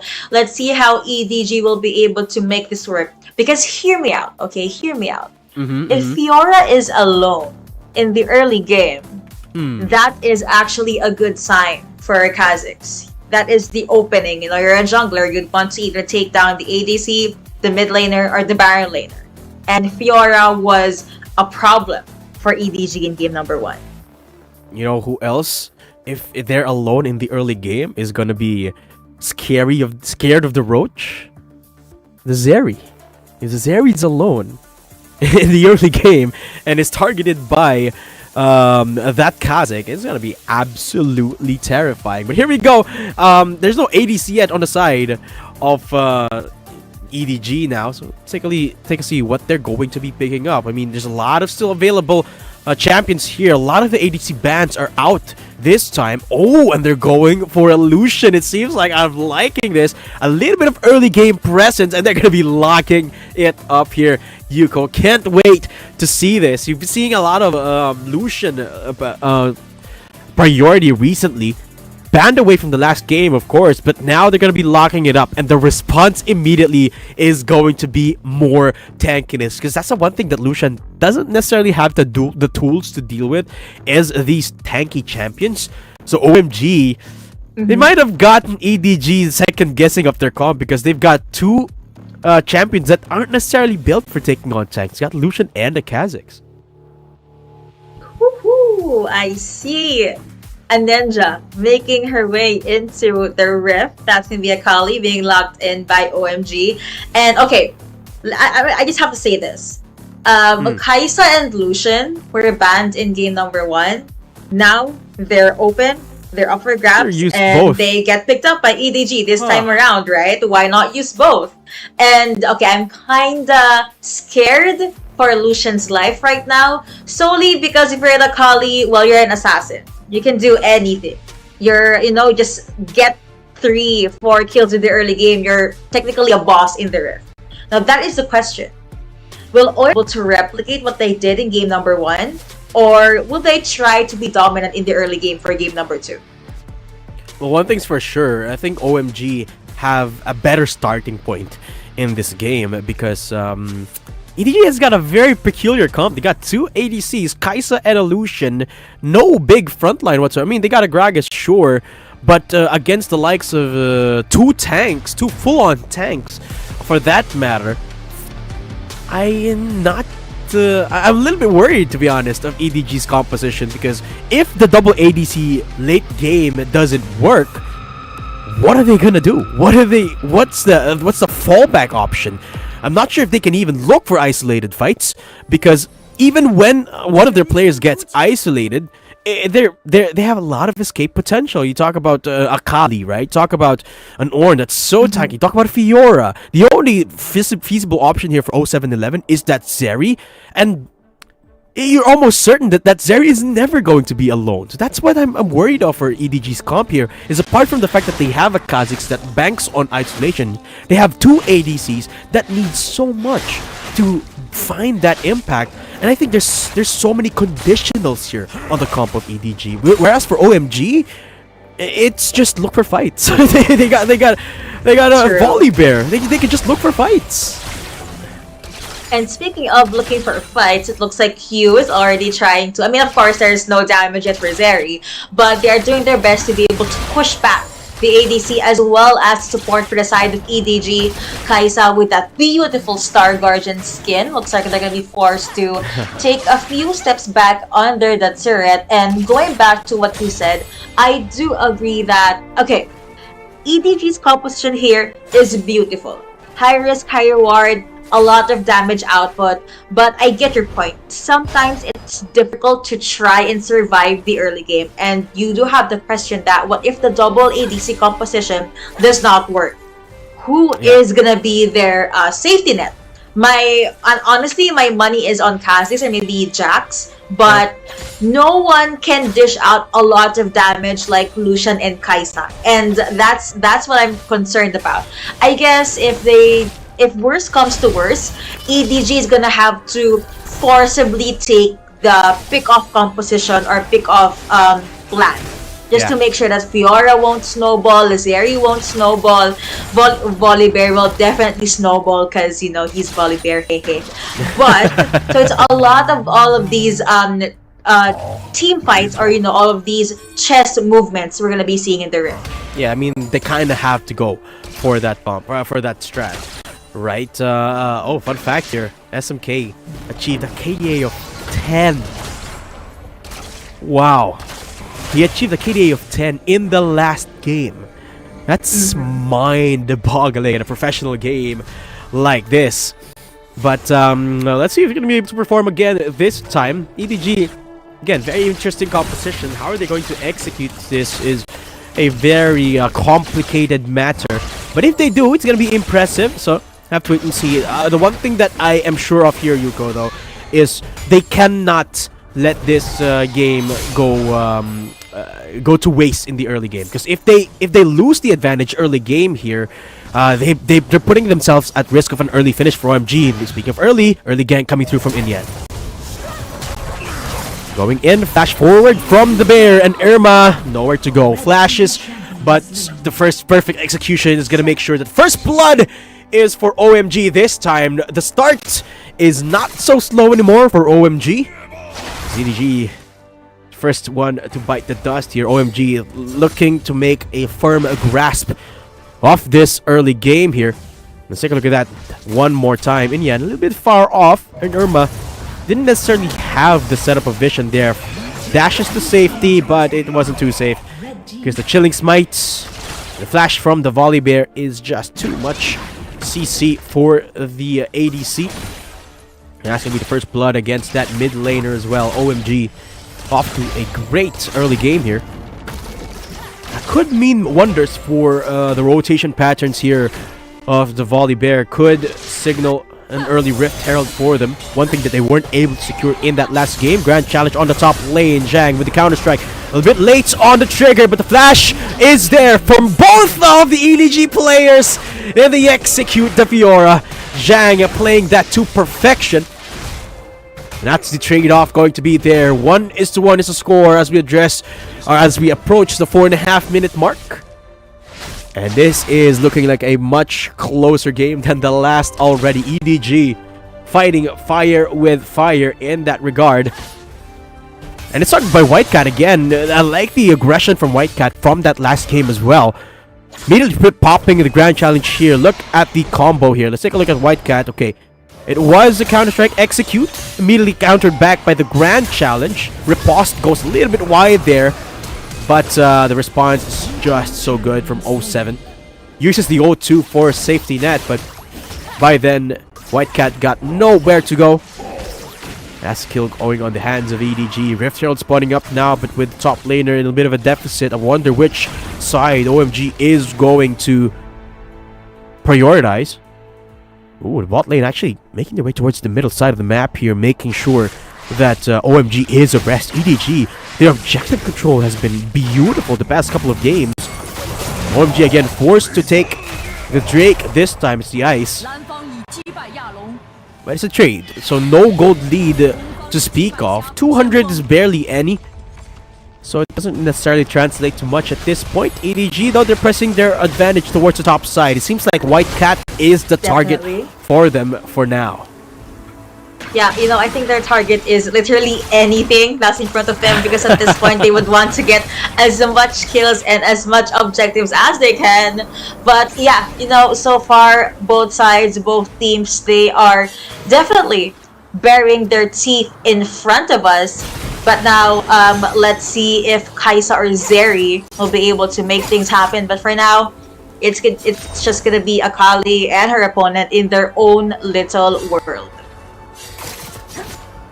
Let's see how the Volibear is gonna find relevance at this point, because hasn't been a lot of gank showcase here from side of OMG, right? I mean, they got the first blood, but haven't been able to translate it to anything much more for now. Of course, OMG have been a little bit on the loft side when it comes to map control. EDG is so good at taking objective control when it comes to the first objectives. So consistently have been able to get the first Rift Herald even when OMG is at the lead, which is what makes EDG so impressive. The problem with EDG is the closing of the game, right? Objective, they have it in the bag. Team fight, a bit of a 50-50, but when it comes to closing the game, that's where they face these problems. But for now, EDG, they're gonna be opening up that first tier turret there. So again, the objectives so good here for EDG. With the use of Shelly, they were able to open up the map indeed, and I agree. Objective is the name of the game for EDG in game number 2. They want to be defensive while they are aggressive, you know? And so far, it's working really well for them. And here is the Coca-Cola first turret down. You know, get the Oh, random trivia. I actually do have the Wild Rift X Coca-Cola collab. Oh. I was able to get it. It's cool. But anyway, back to the game. It will be Akali alongside Ornn. The shuriken flip was not able to connect onto Gaga's solution. Gonna try to see if they can get a target as well. Ultimate has been popped just to make sure that Akali as well as Ornn will not be able to go anywhere near them. Which I think I know it's an ultimate. It should be worth it. But that is an Akali that can literally dive you under turret. A little bit too close for comfort, and with that, Lucian says goodbye. Okay. 1v1 on the top side. White Cat losing a bit of a trade there. Meanwhile, Knockup comes in. Yep, that's gonna be the jump in as well, but it looks like they're gonna have to say goodbye through the cast. Here comes Kaisa with the Iketan raid. A lot of damage being taken. Void Seeker will be taken. Not gonna kill anyone, but at the top lane, that's gonna be a 1v1 White Cat under turret. But Zhang, so close. At least he was able to get the turret, you know? Champions come back, but turrets don't. Yeah, Zhang has just been the nightmare of White Cat this entire series. Hasn't been able to catch a break. And not until later on where White Cat finds their rhythm. But when it comes to the laning phase, Zhang's got him figured out. So that's again another turret in favor of EDG's solo laner, Baron laner. And OMG, well, they had a good start in this game, but unfortunately it fell short again of taking control of this mid game. So it's gonna have to be back to the late game now, where remember EDG has 2 ADCs. So that's gonna be a bit of a tough prospect to ask, but I guess we'll have to wait and see. It is still it's too early to count our eggs. I don't think we are at that point where we got 2-3 items on the ADCs yet. So OMG can still look for pressure points here against EDG, but the state of the map is 7-Eleven is just taking all of these objectives, taking even the blue buffs here from OMG. Everything I see is mine. That's his motto in game number 2. But now with the Drake up, let's see if OMG or EDG will be able to pull the trigger. And as I'm saying that, the Kazakh's just making his own little path, clearing the blast cone, but looks like that's gonna be a focus onto one. Wow, gets a lot of damage. It actually gets sniped down. He will be taken down by Lucian, Inyan, as well as White Cat. Alongside you, they're forced to take a few steps back. One champion down for the side, and looks like EDG. They are happy with that trade. They get the Drake, and they can actually force a fight here if they're confident enough. But instead, Gragas just rolls out the casket, and it's gonna be a love tap, a try from you, but if Kha'Zix is not gonna commit, not gonna jump, maybe he won't, but that's gonna be a TP cancelled!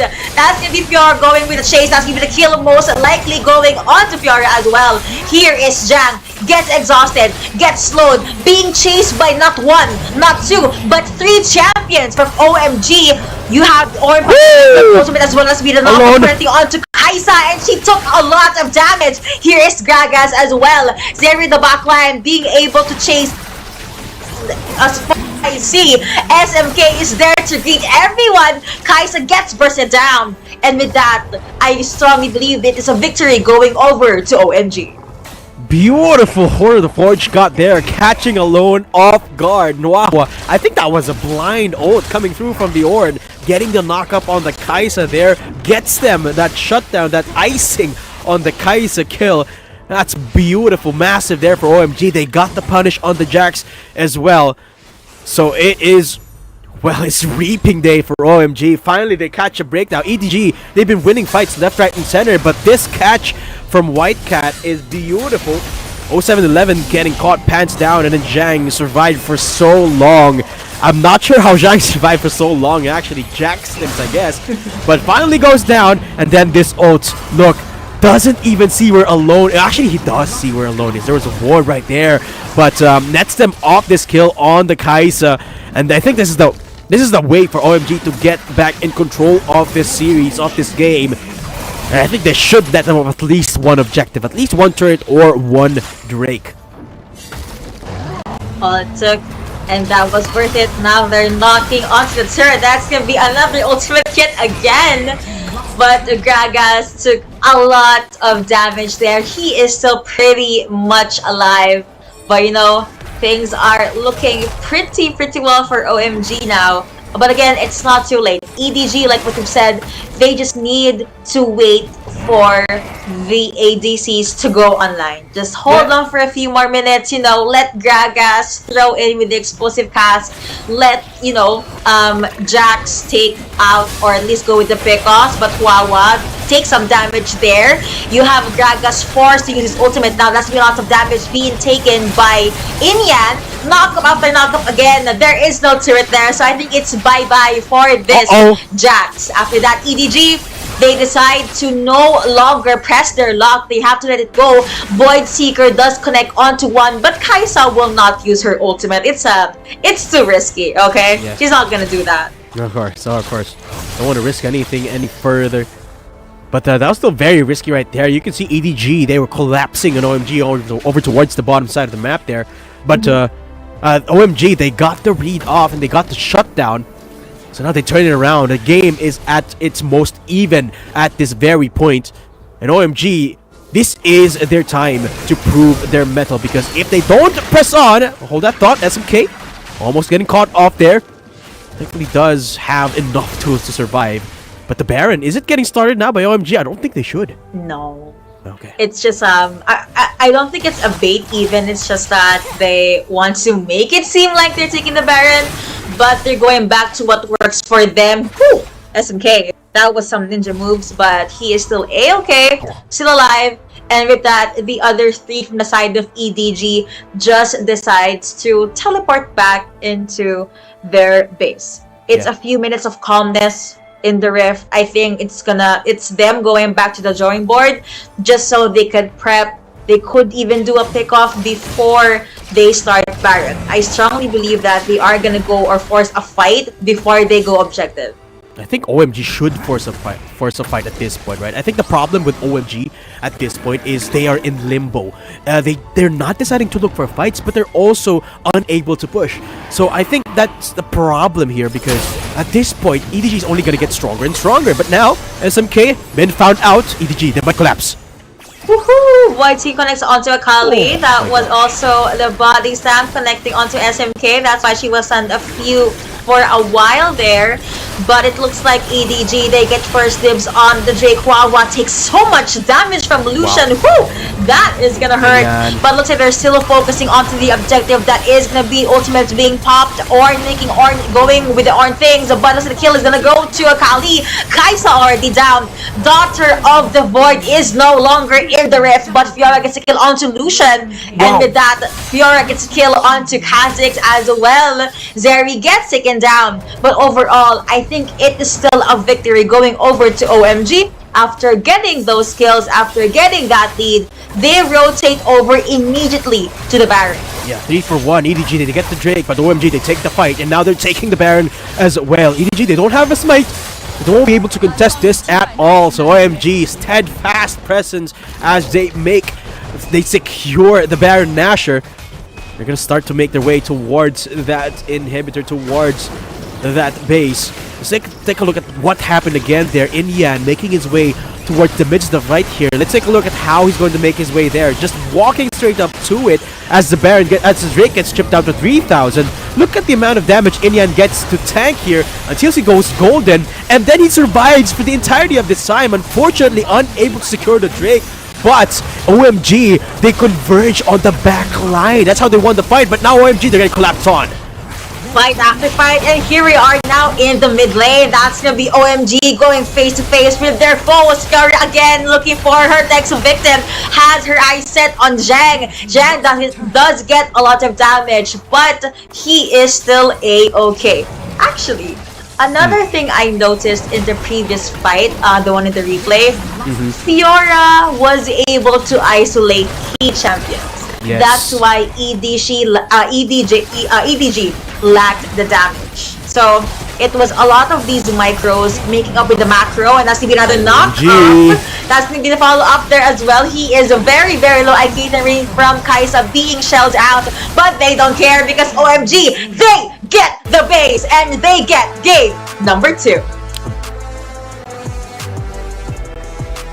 Beautifully executed there for OMG. Quick series for them. I mean, EDG showed a ton of signs of life there in the mid game, and I criticized OMG a lot for their for seeming indecisive, but I was proven wrong. They was just waiting for the objective. There you go, the boys. Big smiles for OMG, and really good opening series for them. 2-0. They look set to advance to the playoffs, but it's too early to count that for now. But OMG, what a performance from them. And we talk about the fumbles that they faced, right? From the first series where they kind of didn't find the groove until the game was barely finished.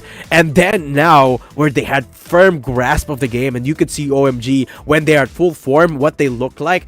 I like it. I like OMG, and I like their chances at this season's Wild League Asia. Honestly, that was a beautiful way to literally start the day. You know, they were the first match, and it was a lot of back and forth, a lot of good points for the pick and bans, why they prioritized these champions, why they kept these, why they swapped it up. But I want to focus on something you said before we started game number 2. Double marksman composition. Yes, it's okay. Yes, it's possible. But if you're up against someone that has a very in-your-face composition and you're not able to protect your ADCs or your marksmen, it is definitely a problem. EDG, they were able to get their moments of brilliance. They were able to make things happen, okay? They were able to get these pickoffs, steal some objective, even get some turrets. It just so happened that whenever OMG just goes all in with the fight and they just, tunnel vision, they pick their targets very, very smoothly. There is no coming back from EDG. And I think we did highlight that EDG's team fight is very strong. But I think after this series, I'm gonna have to go with OMG. Yeah, absolutely. OMG, they knew that EDG had to look for fights, right? In the mid game, we saw EDG looking for avenues to open up these team fights because they had an aggressive composition. They wanted to deal the damage that they had. But the one thing that OMG had to do to deal with EDG in that scenario was just show up. Just show up with their tanks. Show up with their comps. And there was just nothing else to do. I mean, there was one particular moment in that game where EDG was starting to collapse towards that bottom side of the map. And then the whole of OMG started showing up. EDG wasn't able to do anything because the front line was just way too tanky. I mean, you talk about ADCs, 2 ADCs, and how much damage that they have. You still don't have enough, especially if it's not the late game and there's 2 tanks to whittle down in front of you, and then there's the rest of the squad as well that you have to worry off. And yeah, I guess it just stems to the fact that the game really starts at the pick and ban phase, right? At the draft phase. You have to really win with that mind game because really, I think EDG, the problem started there. It might be a little bit of a precarious thing to say, but they could have maybe panicked in that sort of comp when they saw the Volibear come out, and then they just, okay, let's pick Kaisa because Kaisa is good at dealing with tanks. They could have picked something more robust, perhaps something that deals on is a little bit more on the tanky side, a little bit more perhaps on the bruiser side of things, or maybe even a mage, a controller mage for that matter. But they just went with their gut instinct, I guess, and went for the Kaisa, and we all saw how that did not necessarily pay dividends for them, right? I mean, they were able to extend the game to a certain extent, but when push comes to shove in the front to back, They just weren't able to hold a candle against OMG. And that's just the state of things right there. So that's a 2-0 in favor of OMG. Again, another great start for them. And EDG, I think they've got a lot of adjustment to do, right? If they want to find more success in their upcoming games. Agreed. So usually I would say that they need to up their draft, but I think in game one they really did a lot of good things. They were spectacular. Even in game number two, I think it was just a coin toss. They decided to bite the bullet, but looks like they were not able to fire the bullet. So I think it's back to the drawing board for them, see what works. Mostly in-game things, because if you're going to look at their composition and disregard OMG's draft, their composition still makes sense. It's just that they need more time, and they were not given time at all. Literally. If you are gonna replay game number 2, it was OMG searching for EDG. Of course, they're confident. They have Volibear, they have Fiora, they have Zeri even, which went crazy in the late game, by the way. She was very, very happy with the amount of tanks that was available and that she can utilize. But yeah, maybe EDG could try and pick up Zeri for themselves. That is also an option. Yeah, I think that's the main focus for EDG, right? Just the drafting. Because their mechanical prowess, their team fighting, their decision making, which I commended over and over again over the course of the series, is immaculate already. The only thing that they have to worry of is their comp, right? Their drafting. I think that's the only thing that needs working on here with regards to this series. Take a look at the damage graphs here and take a look at that. You with 24,000. That is insane here from OMG. Crazy. The word burst can't even cover half of what you dished out in that game compared to a tone or alone, which is 15,800 on the Kaisa. And do you remember the team fight I highlighted earlier, the one in the Dragon Pit?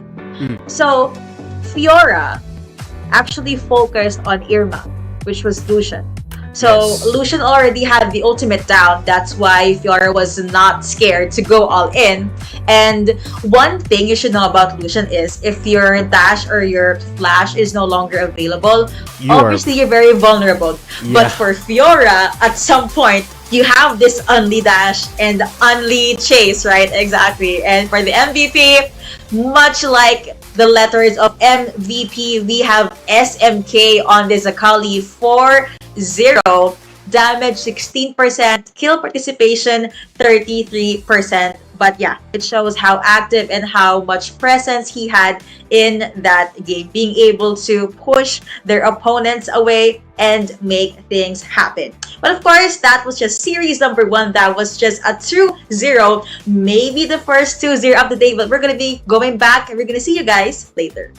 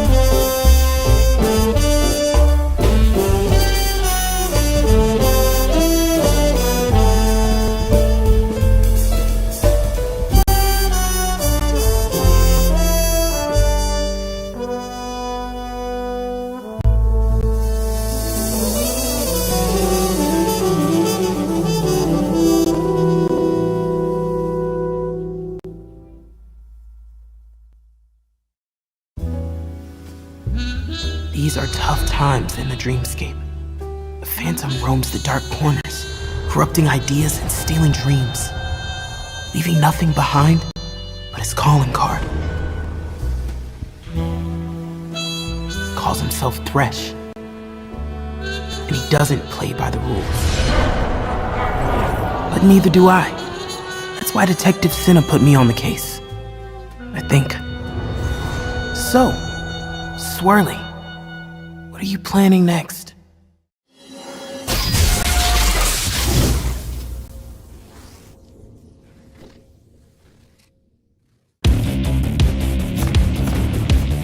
There's something about games. What you doing there gives you real chills. There is one thing that can't be stopped. Feelings. And if you can feel it, It must be real, right? 欢迎来到赛后采访，我是麦麦。首先也是恭喜咱们的 Oh My God， 非常漂亮的赢下了今天首场对决的胜利。我们也是邀请到了 White Cat 选手，先请 White Cat 选手跟大家打个招呼吧。大家好，我是 OMG 上单白猫。好的，也是欢迎你啊！今天非常非常漂亮的一个2-0，尤其对手还是 EDG 的情况下，你们依旧赢得这么的丝滑。那么今天也是拿下了本个赛季的开门红。你觉得你们现在战队的状态达到了多少呢70%左右吧。70%左右，其实还是谦虚了，对不对？你觉得之后能不能够达到100%？应该可以。应该可以，我觉得必须行啊。So I asked him if the percentage, how much do you feel like your team is in shape in the moment? And he was like maybe like 70%, but he believed in the future they can reach 100%. 那么第二个问题想要问到的就是，第一把前期你们一直在被压着打，但是你们靠着一波龙团，就那一波完美翻身啊，然后你们就是一路推到了高地。那么当时你们前期是怎么稳住心态的呢？就沟通说不要急啊，到后面随便赢。随便赢是吗？那非常自信啊，也是真的就是随便赢。So in the first game, you guys has been pressed by opponents, but you use a dragon team fight to reverse the situation. How did you stabilize your mentality? And he was like, don't be hurry because we know later we just it's really easy to carry them. 那么最后一个问题想问到的就是自己对于你们自己的成绩的预期是什么样的呢？就先进个季后赛吧，因为上赛季没进得去。但是你们这个赛季，我感觉这个开头就非常顺利，有没有信心进前三？那稍微有一点信心吧。稍微有一点信心，但是我对你们非常有信心哈。So I asked him what is the expectation of this season, and he was like maybe just get in the playoffs and maybe the top 3 prize. 那么咱们今天的赛后采访就到此结束，也感谢我们的 White Cat 接受本次的采访。接下来我们稍事休息。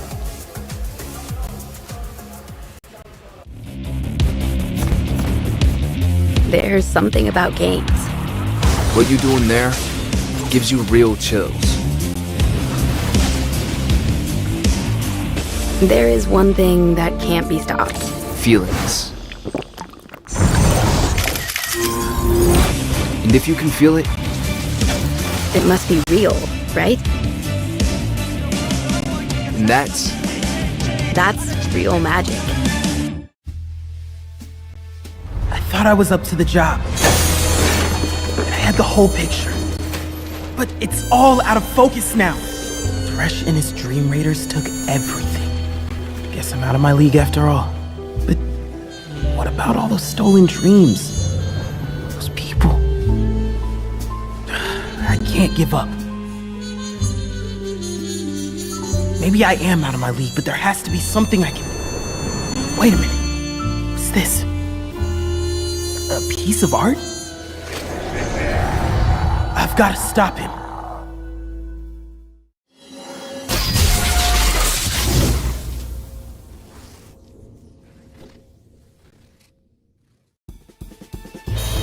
I knew Thresh was up to no good. But this was bigger than anyone at the agency imagined. I tried to arrest him, but he slipped through a portal. Not before I busted his lantern, though. And that's how I saved the Dreamscape. Sure, Thresh got away, but I restored the stolen dreams. Not bad for a rookie. Now for the paperwork.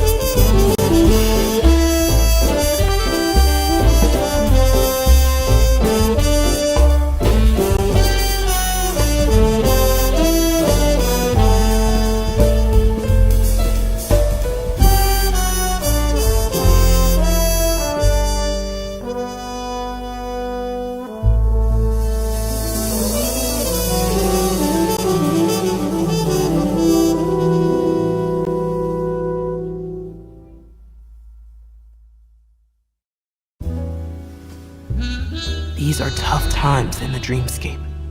The Phantom roams the dark corners, corrupting ideas and stealing dreams, leaving nothing behind but his calling card. Calls himself Thresh, and he doesn't play by the rules. But neither do I. That's why Detective Cinna put me on the case, I think. So, Swirly, what are you planning next?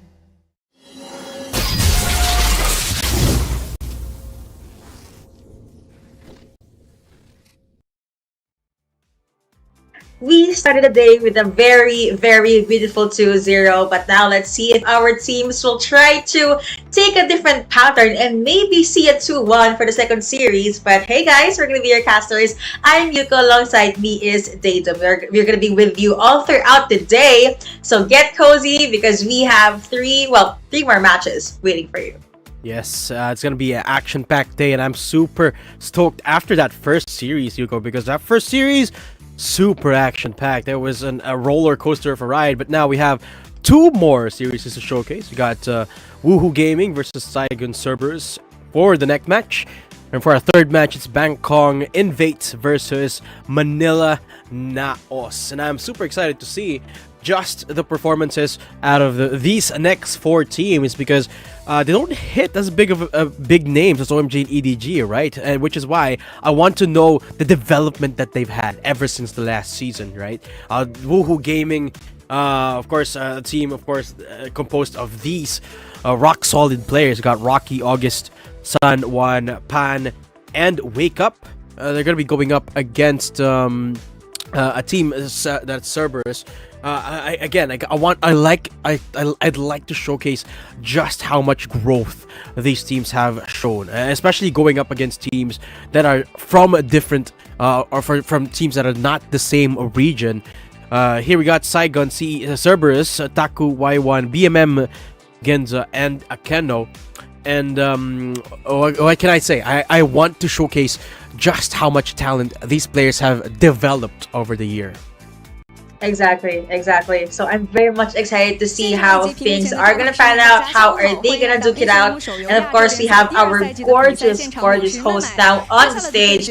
We will be presenting to everyone here on this live stream the players for our match number 2. Of course, still gonna be a best of 3, but let's see if it will be a 2-0 or will we see a game number 3? Because at this point, I'm very hyped to formally see a game number 3. Also, if you don't know yet, during the early pro player scene for Akeno, he was actually from a different team called SBTC, which was the rival of Nói thật thì rất team, khó để chiến thắng trước which team was bạn, Team Secret. nhưng So không now cần he biết is man book như at thế nào Cerberus. thì tụi mình cũng sẽ cố gắng Take a look at để this chiến thắng message bằng first. bất cứ giá nào. Oh, okay. There you go. Message from one of the players. Okay, Woohoo Gaming now coming to the stage as they take on their positions for the walkout. With all that hype music, with all of these players, their game phases, their poses, their team shots, I can't wait to see how things will pan out for this series in number 2. And after that, of course, we're going to be seeing Cerberus, all the way from Saigon region. Saigon Cerberus Esports, they will definitely dare to go wild. 首先，让我们有请 Again, here is the WHG 战队 stage 登场， with 欢 all 迎 of 担 those 任 tech, 选 all 手 of ，in the those solo lights, lane even Rocky。 jinx on the side. We welcome everyone for series number 2. Here we go, Woohoo Gaming with their walkouts. One 下 by 面有 one 请 players 打野 are 选 gonna 手 be, in the coming jungle out here. August。 Actually, I don't think I don't think Saigon is going to be joining the walkout here, so it's Woohoo 接 Gaming 下来让我 only 们有 playing 请 in the 中路选 land 手 in the mid setup, lane if San I'm not Juan。 mistaken. It doesn't have the same effect, does it, Yuko, when you have the players walking alongside each other like last game? But at least we're 接下来 blessed 让我们 with 有 such 请 a 射手选手 wonderful in the setup low here. lane 潘。 And yeah, here we go. Woohoo Gaming, one by one. And here comes Pan, walking up to the stage.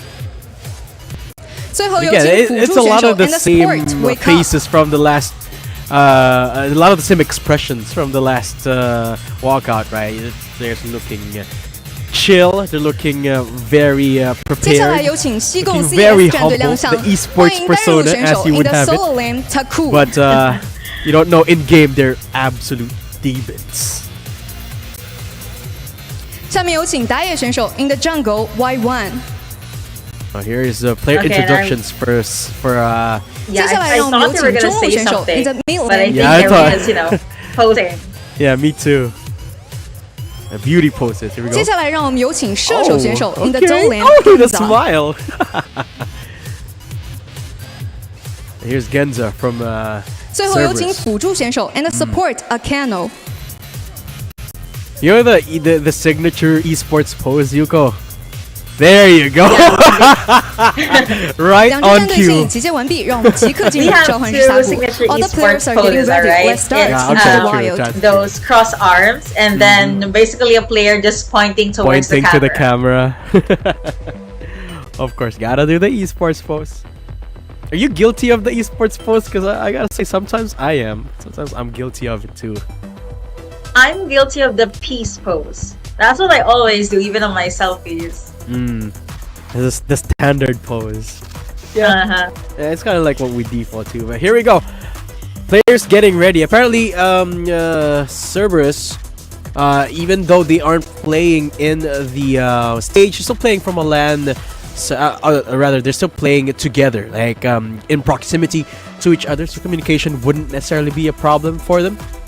So all good for the team's communication. With regards to Cerberus staying on the same page, I think it's pretty safe to say that they will be on that same page with regards to communication, at least. Yeah, they're definitely in their own boot camp, so they're just getting ready for the pick and ban. Well, first they have to fight for a side, so I wonder how long that one's gonna be. Initially, it was a 1v1, but I like how they bumped it up to like a full-on 5v5. Oh, yeah, So things become interesting, right? Yeah, and even more chaotic. I love it. Like that last game as well. You see a difference in comp, and one of them, it admittedly has the advantage, but then everything happens. Anything and everything could happen in these scenarios. So that's the thing that I'm excited to see here, is the compositions in this fight for the side. Of course, in the last game, I loved that we saw Yasuo, and I love that was the team that won as well. I wonder what we're gonna see this time. What do you want to see? What do you want to see? You know, I want to see an Ari. Interesting. Because hear me out. If we see an Ari there, they have the charm, you have the spirit rush. She can literally burst down a lot of champions because of how small the quote-unquote map is for the fight for side. That's true. That's true. I want to see something like a Rakan here. It's gonna be because there's like these types of games, right? It's about chaos, and it's all just one lane, right? So everything is like focused into one singular point most of the time. So I think Rakan would shine really, really well in these types of scenarios, right? Something with a lot of CC, maybe even a Galio for that matter. Yeah, I like these big playmaking supports. Here we go. Fight for the side. The blue side, Cerberus. Red side is gonna be Woohoo Gaming. There's a Tryndamere. And there's an Alistar as well. Okay, here we go. First engagement's coming through. Yep, that's gonna be a lot of, well, stuns out of Surprise. You have a Seraphine there for the healing for the side of Cerberus, but you know, even in the fight for head in the early game, they're a little bit more defensive. That's gonna be the jump in. First kill does go over to Camille, and looks like a lot of kills are going over to the side of Cerberus. Ooh, Wake Up coming back in with a flag and drag, but unable to take down a keynote there. So it's a 3-2 trade in favor of Woohoo Gaming, but not translating to anything meaningful yet. Sun 1 hooked up, down for the count, and they're going back in here. Cerberus just, wow, actually surviving a ton of that. Snowball in, Pan a little bit too antsy. Wake Up follows up for a bit of reassurance for their teammates, but so far it's still pretty early to call who has the advantage for now. Let's take a look at that Mundo with the tiny car. That's so cute. It's really, really adorable. But okay, looks like that's going to be the kill going over to Pike. And we have the full-blown damage coming in from Cerberus. They were kind of sneaky. And I have to tell you this. The moment Seraphine gets her encore, it's going to be difficult for their opponents because you get charmed. Everyone is going to get, you know, drawn into their damage range. Oh, double knock up with the pulverize. Flag and drag in. And the encore is beautiful, but... well, Cerberus, you're falling apart here, Yuko. But looks like they are not gonna let it go anytime soon. Heals has been stolen from them. And okay, looks like the red side is slowly trying to push in, or at least try to get the turret. Heal definitely available for Seraphine here. Tactical sweep gonna be popped by Camille. A lot of stones, a lot of jump in. Pike does get one. Let's see, Rocky is gonna go down. No more cannon here for at least a few seconds. That's going to be the jump in coming in from Akeno as well. But with the flag and drag and all of those tankiness, it looks like it is looking to be a victory. Maybe for the team in the red. Let's get another pull coming in from Pike again. Alistar gets taken down. San Juan a little bit too close for comfort. Might go with the trade, but that is going to be a Tryndamere. But he still gets taken down by the Camille. 9 and 5 now on the board. Yeah, Woohoo Gaming and setups have been semi-ideal there. I mean, a couple of knockups from Pan. But now they're down to 2. Slicing Maelstrom is not available. But now they're going back in with the Cataclysm. And Genza. In the middle Ultimate of being popped by J4. And yeah, agreed. Looks like again, red team definitely limiting the space that Cerberus can work around with. Slicing Maelstrom being popped. That's going to be a lot of kills going over to them. Evelyn gets taken down as well. Whew! Burst after burst, and look at that beautiful succession of skills. Let's see if Seraphine will be able to make something happen, and that is the victory. The flex, the bragging rights being secured by Y1, which is Pike. And a little bit too deep there for Woohoo Gaming. Pan super tanky, but unable to translate it too much. But take a look, even though Woohoo Gaming fell down, they can't be pushed right now. Because Cerberus doesn't really have much pushing power. They don't have a lot of wave clear here, and they don't have a lot of dive potential, which is why they can't do the same thing.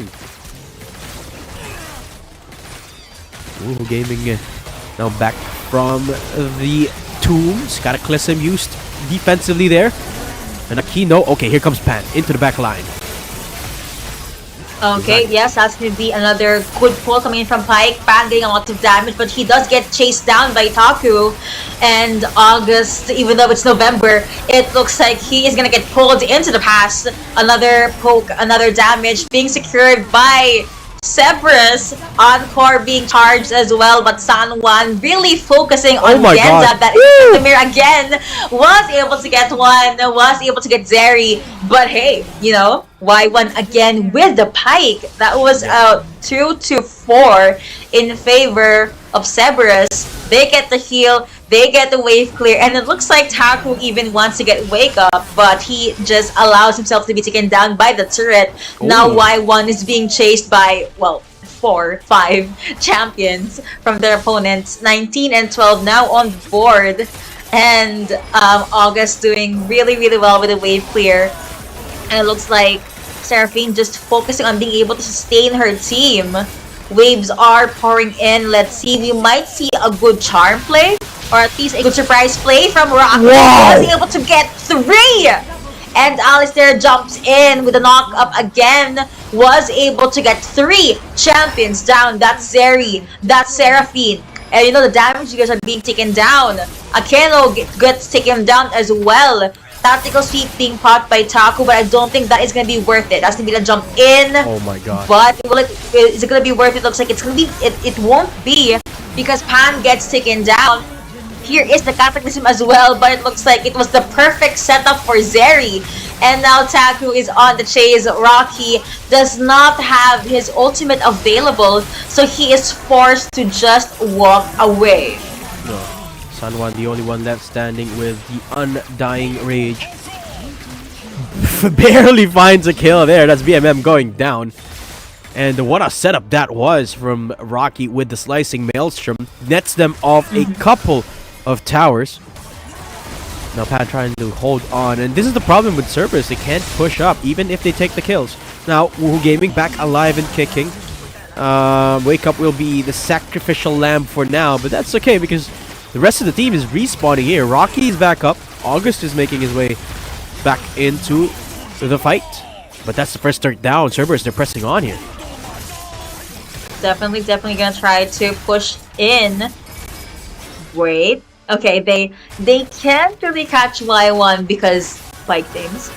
And it looks like the next best target here is either Taku or Genza. But, you know, Taku is there. Okay, Akeno in the middle of everything. Rocky popping the Slicing Maelstrom, was only able to get 1.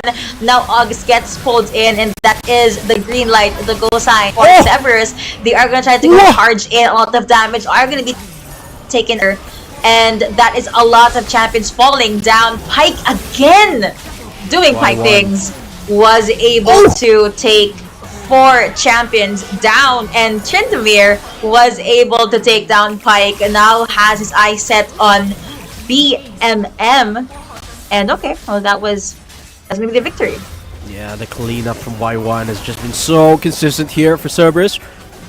But unfortunately, it's just not in time. It's Woohoo Gaming again back online, alive and kicking. So again, has to be another round of skirmishes before that second turret could be breached here by Cerberus. Pan going in with a snowball, but that is a Mundo. It's the tankiest player here on their roster. And Woohoo Gaming just waiting for another setup here. Rocky's got ult in just a few seconds. Snowball is available for the cannon as well. And all the ults are coming up soon here. Just waiting for it for Woohoo Gaming. But Cerberus, everyone is up. Y1 is here, so they could be looking for an engagement. They're waiting and they're looking. Okay.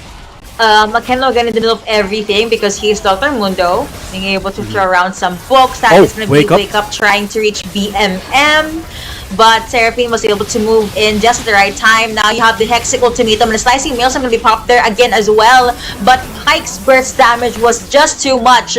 2 of them does get locked in, but it looks like there is no follow-up. Now Taku and BMM, the only ones left alive for the side of Cerberus. Encore going to be popped there as well. You have JFR being taken down, and let's see if Taku will be able to defend this. Trying to juggle a 1v3, now 1v2. Pan taking quite the damage, but Taku, he could just be playing this one safely. He can just wait for Genza to be back in the map. Oh my gosh, San1 goes in, doesn't have ult, and Taku's gonna be playing with fire here. San1 finally going down. That's too much for the Tryndamere. And Pan almost going down as well. Well, scratch that. He'll be going down too. A decent attempt there to end the game, but Woohoo Gaming, the death timers, Yuko, starting to add up now. Look, 32 seconds before Pan respawns. This could be an opportunity for Cerberus to actually look for a fight and end the game. That is definitely what it is gonna look like, and they are not gonna let any more time go. Minions are already cleared out, and it looks like, okay, red team trying to force or at least pressure their opponent's shield has been taken again, and it's okay. Apparently it's back to calmness in the map. They're not gonna overstay their welcome. Certainly aren't. WHG all back online. Well, 30 seconds flew like a breeze here. It's been 10 minutes. It's been quite a lengthy game here, but here we go. Cerberus looking to play respects here, because WHG is looking for a setup. Slicing Maelstrom available again. San1 chipping away at that Mundo. And you can see that WHG is starting to get aggressive. Look at August. Oh, August could look for the back line here. He's just slowly pushing through. He finds a target, gets the charm, but it goes golden. That's the ult to go to the back line, but here comes the Slicing Maelstrom to try and end the game here. It doesn't find many targets as WHG scattered around the block. Pan and San, the last 2 standing once again. It's 4 players remaining for Cerberus, and I don't think they can hold the line here. San is popping off, but it's only a matter of time until the Undying Rage is nigh. And here it is. Cerberus stay alive for now. As WHG, they get cleaned up. The defense holds true for Cerberus. But thankfully for Woohoo Gaming, Rocky and August up and about in just a few seconds. Just gonna be a little bit of time before they spawn up one more time to defend their base, their Nexus. But Tyro should be able to find a little bit of damage here at least. Nope, never mind. There are no minions anymore. WHG, we're gonna be in it for another fight here, Yuko. We will see another full-on 5v5 fight indeed, but that was too close for comfort even for Cerberus. We're now 40 to 28, almost 12 minutes in, so this is quite a fight. You see, another thing I noticed for the blue side is they have a lot of very good wave clear. For the red team, they do as well. But when it comes to the initiates, you know, there's really a lot more for the side of Cerberus. See, they could do this. They can jump in and then jump out if they want to. Encore connects onto 3. You also have the Cataclysm being popped there as well. But looks like J4 was the one that got annihilated And now you have Alistar trying to go all in. You have the Slicing Maelstrom being popped as well. You have a lot of champions going down. But it looks like you have the red team trying to push in with the victory. But again, Camille, Taku, pretty strong. Level 15 was able to make things happen. Now, San Juan was forced to go back just so there is no one that can push towards their base. Yeah, the problem with Saigon is they don't really have enough pushing power. Even if they win the fights, just don't have enough to realistically contest this. But now San Juan all alone has the Undying Range and a 1v2. But what happened to I1? Just got executed there, I think on purpose. Okay, 38 seconds. They have to buy enough time for the Pyke to be there. WHG, a couple of their players are spawning up just now. So Cerberus, Saigon, they have to wait for Y1 to come back, because remember, Y1 is a huge part of their team fight. He's always the one cleaning things up. Exactly. You know, just all of those pulls, all of those ultimates that makes the casters even us, you know, we're surprised about how fast that first damage is. But now slowly but surely, again, their opponents are closing in onto the side of their base. They have a fresh wave of minions. Heal also got stolen. Seraphine has heals as well. Let's see if Cerberus will be able to make something happen now. Now that they're complete, Y1 is here and ready to start the party. But it looks like, okay, they're gonna play this one out safely. They will decide to maybe go with what works. Akeno gets spotted out. It's gonna be a lot of damage being taken by him. He is forced to run away, but pretty much he is still alive. It's gonna be the dance in the middle of everything. Taku forced to use Hexic Ultimatum. Wake Up gets locked in, but he is still pretty much up. Pat gets his tunnel vision onto Akeno, but there is no follow-up. Now you have Taku again in front of everyone. Tactical sweep, not gonna slow anyone down. Y1 tries to get the pull onto Rocky, but Rocky is still alive. Such a long engagement, a lot of investment as well. But now that the Hexic Ultimatum is down, I think WHG can look for a fight here. They have a lot of setup. Slicing Maelstrom is available. That's a snowball coming through. Flag and Drag looking for the setup here, and it seems like they're going for it here, Yuko. Yup, definitely. Now that is going to be a lot of damage, and Wake Up does become golden. But hey, Pyke again with all of those good setups and follow-ups from his teammates. Gets one onto Alistar as well. San Juan, even though you're a Tryndamere, you're gonna be Trynda dead, going 6 feet underground. The kill does go over to Akeno. August struggling in November, and does go over. The kill does go over to Pyke, and with that, it is a full-on 3-5 in favor of Cerberus. They have the wave clear, they have minions, their timers are high. Maybe this is it.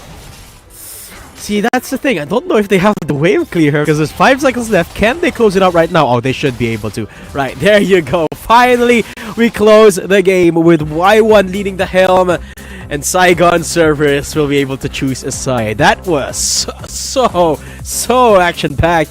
Makes you wonder what the game is even gonna be like, because that was just, guys, that wasn't the game yet. That was just to pick the side. Oh my gosh.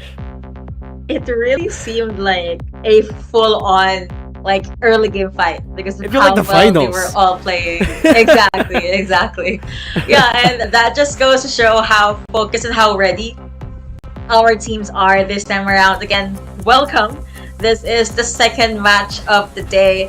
And whoever wins, of course, will be able to pick a side.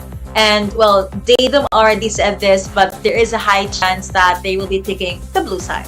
Of course. We'll have to wait and see. Unless Saigon Cerberus have something up their sleeve. They might be picking red. I mean, who knows?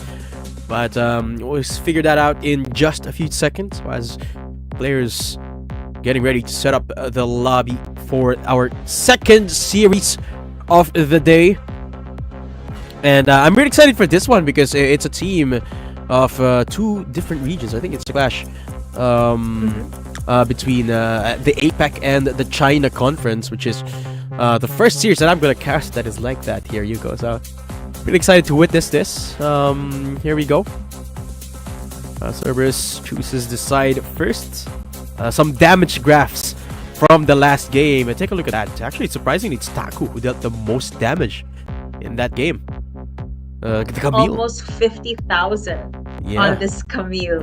Like, Impressive. again, they make it look so easy, and it is definitely impressive. Now, okay, I won't be surprised if we will see a Zeri ban. I strongly yeah. believe you should ban Zeri, just so you won't be able to think about how to counter her. But I guess another good ban, at least from what I've been seeing so far, is the Gragas. Unless, you know, they want to pick it up for themselves. I'm excited to see some more interesting picks, like in last series, like the Fiddlesticks, something that we didn't expect, or something completely different entirely. We've had a ton of priority, of course, to the standards like Zeri, Jax, Camille, Fiora, as you mentioned, but we haven't really seen much globals, have we? Galio, Shen. We've seen a Senna, but I'm not really sure if you can even count Senna as a global, because it's sure it's a global, but it's not as impactful as something like a Shen OT or a Galio Ultimate. We haven't seen a single Yone in this in today. That's something to look out for as well. Kassadin saw in the last game. Here we go. Drafting phase. We got Cerberus on the blue side. And the first ban is going to be that Varus. So ADC continues to be the theme of the day. A lot of the players seem to prioritize taking away those ADCs first. Fiddlesticks will be banned out by WHG as well. We saw how crazy a Fiddlesticks can be in Series 1, Game Number 1. Jace won't also be gracing us with his presence in this series, as well as Ajax. Basically, full-on damage, tanky, big no-no for Cerberus. Akali has also been taken out by WHG, which means Zeri is open, Gragas is open, Camille is open, she got picked up, and yeah, a lot of champions available for WHG. Yeah, interesting that they interesting that Saigon actually prioritized the Camille here. I thought for sure they're gonna go for the Zeri, and the response is the Orin first. I'm thinking this is the it's the Fiora. Wow, these picks are okay. They aren't prioritizing the Zeri at all. They're not prioritizing the bottom lane at all here. But there you go. Finally, Saigon heard me. Xayah will be their ADC of preference instead of the Zeri, which makes sense actually, because Xayah has essentially 3 layers of protection, not counting any items or including the summoner spell. So you already have the blade caller, and then you got the ults, and then you've got a flash to supplement that. So Xayah, of course, I think is a no-brainer of a pick here, or a blind pick even. Zeri in response, of course, is kind of expected here. There is no dedicated jungler yet on either side. So Fiddlesticks is the only one, and Fiddlesticks and Hecarim the only 2 banned away. So a ton of options still available on both sides. Tons of options indeed. And Evelyn won't be able to grace or charm us in the Rift again. So let's see how Saigon CES will be able to answer to that. But honestly, from what I've been seeing so far, I like how the draft is turning out for WHG, because hey, these 3 champions, we've seen how useful and how effective they are in the Rift. You mentioned Shen earlier, and he got banned. No Shen even for this game. Yeah, there you go. Kha'Zix, Evelyn both banned out. Wow. So Woohoo Gaming, they're kind of anticipating that Saigon wants to go for that pick playstyle. Certainly still achievable, but not with Kha'Zix or Evelyn anymore. But I wonder if they're going to adjust what kind of playstyle they're going to get here. Oh, it's the tanky boys for Woohoo Gaming. Still, they're kind of still calling the bluff here that Saigon is going to go for the pick comp. There you go, they pick an Aatrox instead. Try and deal with those tanky boys. And the Corki for an extra amount of insane damage. Taking a look at the comp here of Saigon, they got a ton of damage already. Fair amount of CC. But if this game goes to late game, I think the damage of Cerberus here is going to be unmet unless the Ziggs gets locked up. I think it will. There you go. Okay, I love this. A lot of tangents in the a lot of parallels rather in the compositions, and I'm liking it. It's a very similar story between these two, and I love that a lot of their strengths are very, very similar here.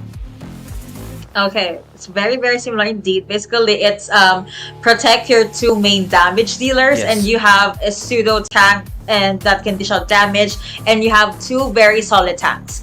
I guess though, when it comes to the late game, definitely WHG has more range, and they can actually literally fight from afar.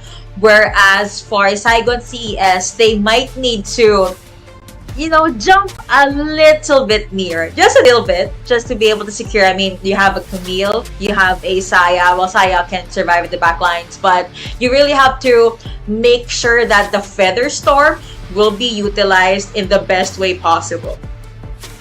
Agree. And the good thing about their comp though is their ADCs have their own escape tools, right? Got to talk about the Zaya. Already said so many escape tools, and they got a Karki, who sometimes even has a package that you can not only use to escape, but you can also use to set up your team for these team fights, and that's a real nice to have here for Saigon, especially because there isn't necessarily a dedicated assassin on the side of WHG. I mean, well, the same is true for Saigon Cerberus, but there's nothing like, for example, a Zed or Kha'Zix on the side of Woohoo Gaming that is going to specifically pinpoint that Corki or lock down something like a Zaya. So the prospect of those two getting too deeply dove is not as high as one may think so. But early fight, wow, Ignite used up by both Baron laners here. Taku and Rocky trading summoner spells there. Very, very aggressive on the first minute of the game here. I mean, come on. We've seen how Taku and how Rocky was in the fight for side. They definitely were showing or bearing their fangs. So it's nice to be able to see that even in the actual game, at least game number 1, they really tried to go with this risky and early gameplay just to assert their dominance. And hey, you're a Fiora, you're a Camille. Of course, you do want to get to level 4 immediately, or at least you do want to force your opponent to go back to their base, get some regen, just so you can push the wave. Absolutely.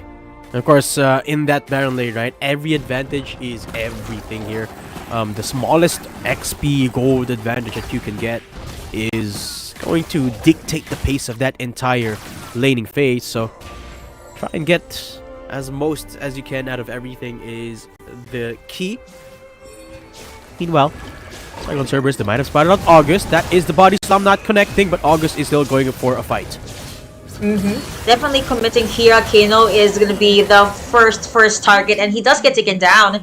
With that, it's the kill actually going over to Zeri. Even could start for this Zeri, and after that, Saigon CES, they have to disperse, they have to give space, because that is not a good way to start the game. Rocky though, taking a little bit too much damage, but what matters is he is still alive. Now let's take a look what happened earlier. Kano did jump in with the body slam. It just so happened that August relentlessly chased him down. San Juan was also isolated, and Zeri just came in at the right time. Yeah, I love how Woohoo Gaming as well was on the same page the entire time that was happening. Taku in a 1v2 on the top side. Here comes the body slam though. Wake up is... There is going to be the barrel being thrown out as well. Weak points being procced, but I don't think Rocky is going to try and duel it out with someone. Akino and Taku being able to assert their dominance this early on. Rocky and Wake Up cannot go back unless they push in with the wave. But after that, they're pretty much good to go. Yeah. Really slow going for the most part for Saigon after that fumble in the blue buff. I mean, I like the idea there. They were trying to roam up and try and find the enemy jungler. Meanwhile, ult pop. Zeri 1v1 with ADC. Triggers the Feather Storm. So that's the safety net of Azaya. Survives that encounter. Meanwhile, midside.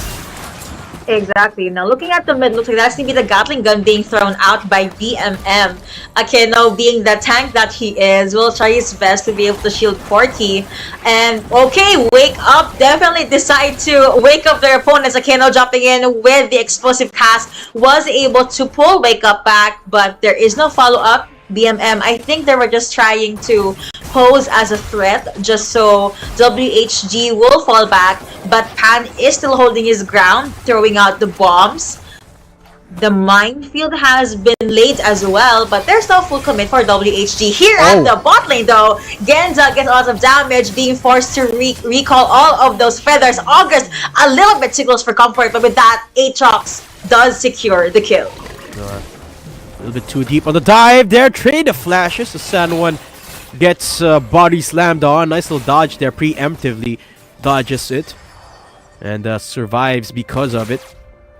The score is still 1-1 here. Dead even goal despite the first blood advantage earlier. And still a very, very methodic, slow game here. No trades of kills yet happening towards that top side of the map. Rocky and Taku, of course, trading blows every now and then. The first objectives still have not spawned, which is why we haven't seen a first true team fight. But I feel like this is going to be a long one, Yuko. I have a feeling these two teams are very closely matched here. And I won't be surprised as well. Yeah, it could go the distance. Are you saying that a 30 or 40-minute game could happen? I hope so. Can you survive that? Because I can. It's interesting. I hope so. Here we go. Rift Herald spawning up. Both teams converging. Let's see if Woohoo Game can actually contest this.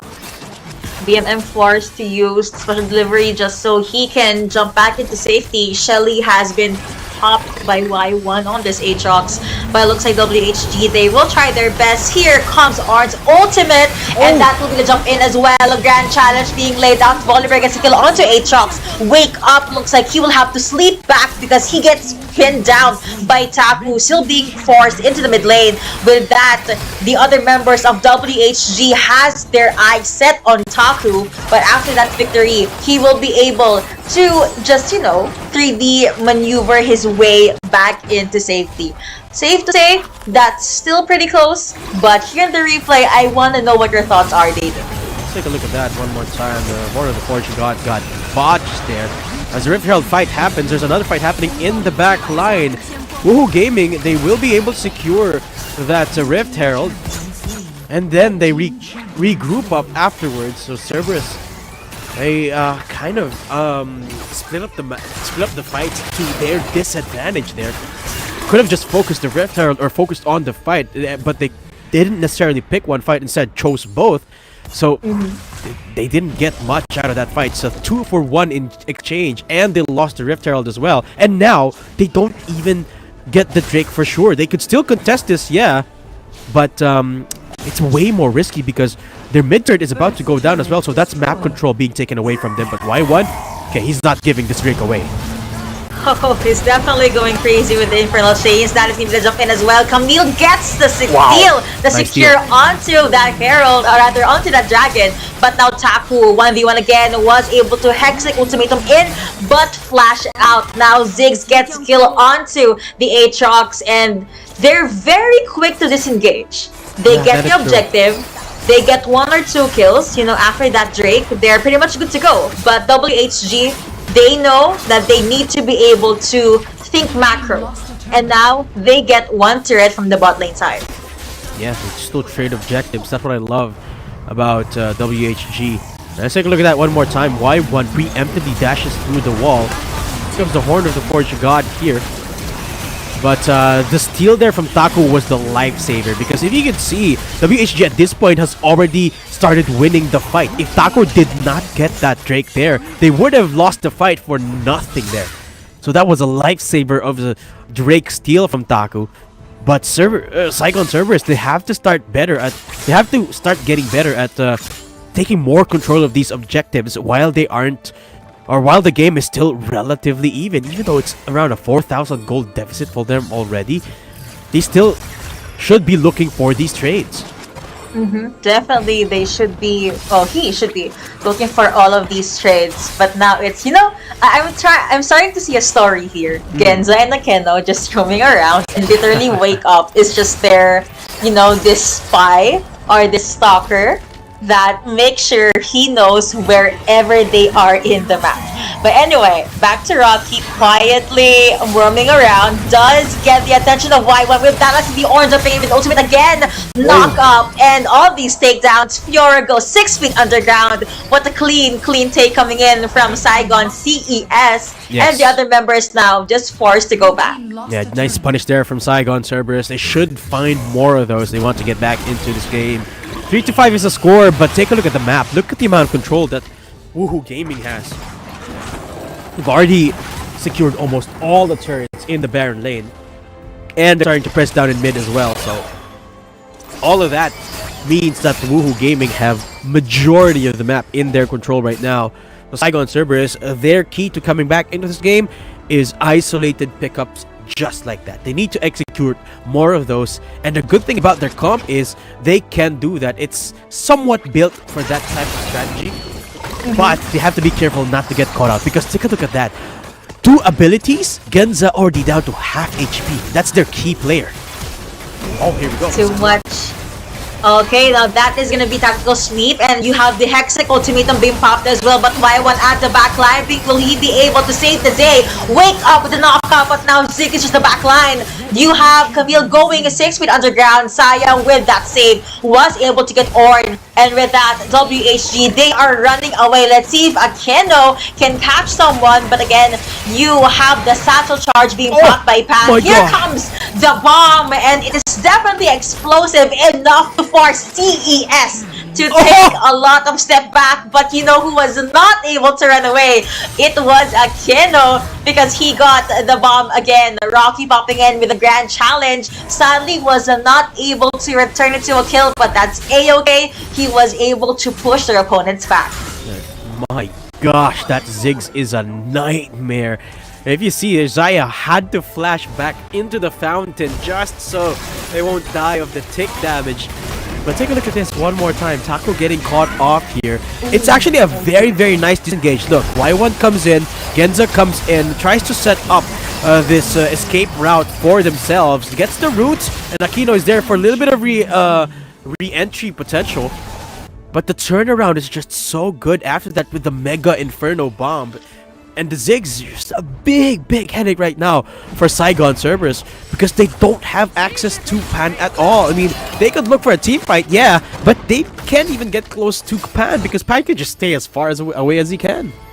Exactly. And to actually circle back to what happened in the replay, it was good infernal chase as well as feathers from Saya. Orn could not do anything. He could only stand up and, just wait for the damage to come in, which actually took him down. But now let's see which damage will take who down. Now that they're doing it with the Dragon Dance, looks like they're actually chasing Rocky. Being able to isolate one is a huge thing. If they're able to pull this one off, that's the kill going over to Corky.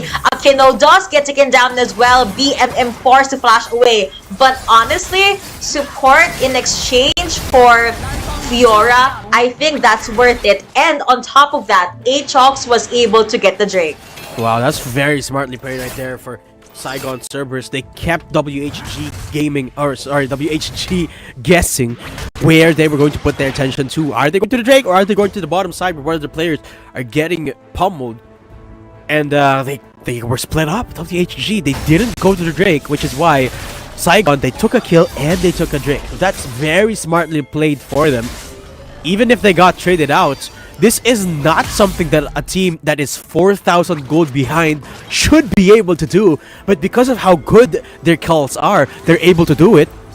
And these mini steps are what should be keeping them into the game, unless they get collapsed on like this. Look at that.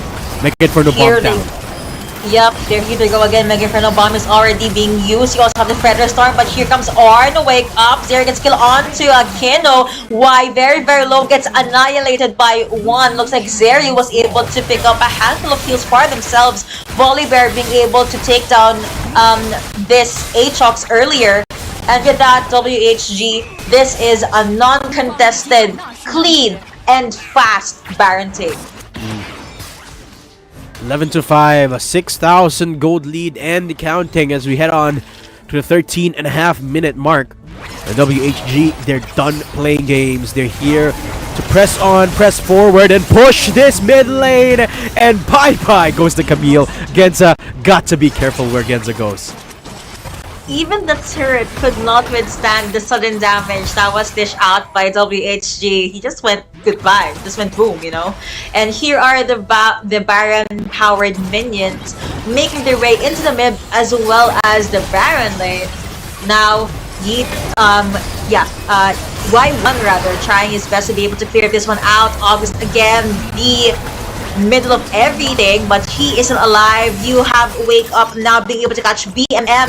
He does become golden, but let's see if he will be able to evade all the damage. He was able to do so, and I think this is the green light for WHG to just either get the jungle camps or just full on go back.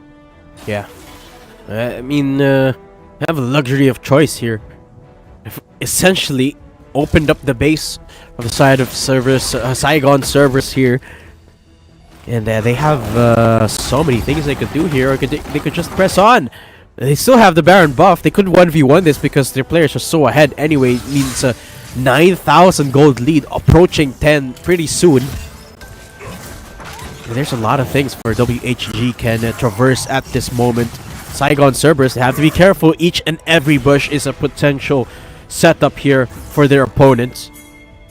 And this is really, really rough for Saigon Cerberus. They can hold on for life. That's what they can do here. But if they get caught like this, there's not much you can do. Genza, okay, will be surviving for now. Gets caught. And that's... No. Oh, Okay. Genza still goes down. He goes down. The kill went over to Wake Up, and now this is the call for WHG. They're charging into the base. Rocky in front of everything. Wake Up again with the knockup. Gets in with the follow-up from his team. But it looks like BMM in the back line. Let's see if the Gatling gun will be able to do anything. They have their eyes set on Corky. Looks like even the base is trying to be taken down. The Nexus very, very low. And with that, WHG secures game number 1. Woohoo Gaming with a very, very strong start to this series, flexing us their muscles. I mean, it was a pretty rough early game there, but once they got their footing, once they got a hold of the game, Yuko, they did not let go. And you know what? That made me realize, for some reason, I'm seeing a narrative here, okay? Yeah. Game 1, early game, those who aren't in the quote-unquote best state in the match, they're the ones that are able to fire back after literally only being able to win one team fight. Yeah. But for WHG, I'm very, very amazed with how Wake Up was able to find these openings. And I have to say, I know. that Saya kill in the late game, that was the game decider. You are in your enemy's base. The ADC is gone. An ADC that has Feather Storm, that has the root. What else can they do? Sure, they have other champions, but it's difficult because the main damage dealer is gone. Corky is there, sure, but Corky has no pin down or root or CC in his kit. Because of that, WHG was able to go full on and get that game 1 victory.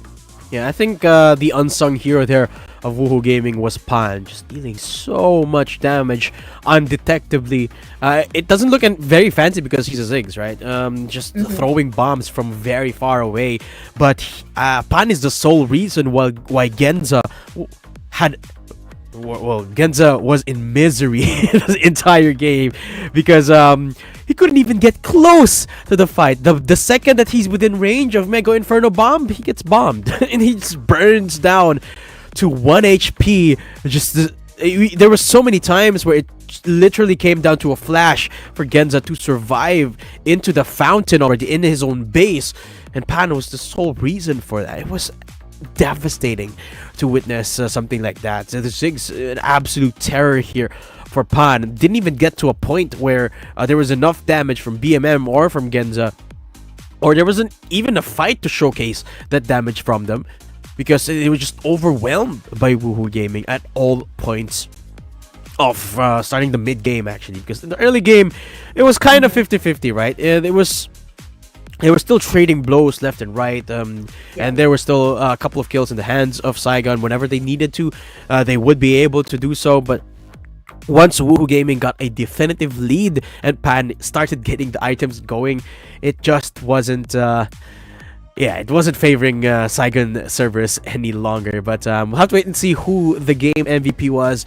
But that performance from Pan, I think, is definitely one for the books. Definitely. So I'm gonna have to clip that and put it in my folder for one of the best pickups, or at least fights, for WRLA. We hope you guys enjoyed that game number 1. Don't worry, this is a best of 3. We still have a lot more to come. But now let's take a look at the post-game stats. Look at that damage from Pan. Almost 32,000. If we're gonna do the math, according to my elementary teacher, 15 times 2 is 30, okay? And Genza has roughly 15k damage, whereas Pan has 32k. A little bit more than twice the damage of what Genza has. That's why, time and time again, Pan was just this crazy Ziggs being able to make things happen. Yeah, absolutely. Out of his mind. 15 minutes for the man. I mean, it wasn't the quickest of games, but the score, 17-6, it's night and day, the performance here. And take a look at this, the head-to-head between the carries, the duo, so to speak, is the numbers apart from the damage, somewhat close, but the damage itself is more than twice here in favor of Pan. But actually, Sun, that is going to be the MVP here of Woohoo Gaming on that Zeri, which still makes a lot of sense. I mean, all of the players here of Woohoo Gaming performed really, really well. Even Wake Up had some amazing moments. August in the early game had some shining moments. San, of course, in those team fights, perfect positioning. That's what I would notice from San every single time on the Zeri. Always perfectly positioned. And in a composition like Saigon Services, where the only thing that can catch Pan off guard is that Camille. Positioning is everything, and that's the reason why he had only had 1 death, because his position was always so good. I don't think there was one Hextech ultimatum that was used on on Pan rather, because he's just so good at the positioning. Exactly. So, it's all of these little things that was able to build up quite a lead for themselves. Again, to those who just tuned in, WHG was the team that got the victory in game number 1. Looks like we're gonna have to jump into a very short break, but when we come back, we're gonna be showing you game number 2. These are tough times in the Dreamscape. The Phantom roams the dark corners, corrupting ideas and stealing dreams, leaving nothing behind but his calling card. Calls himself Thresh, and he doesn't play by the rules. But neither do I. That's why Detective Cinna put me on the case, I think. So, Swirly, what are you planning next?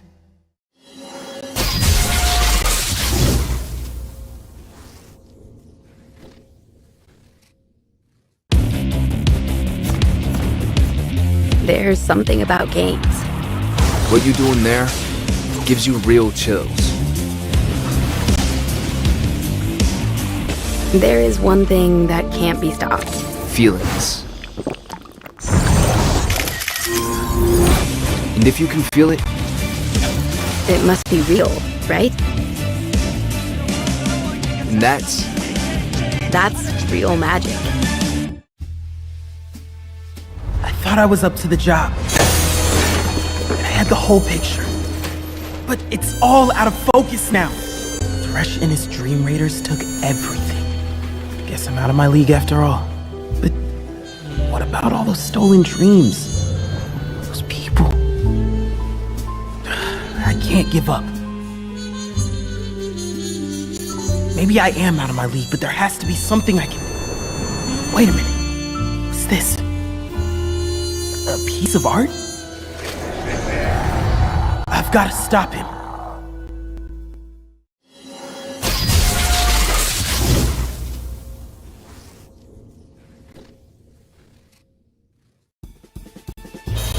I knew Thresh was up to no good.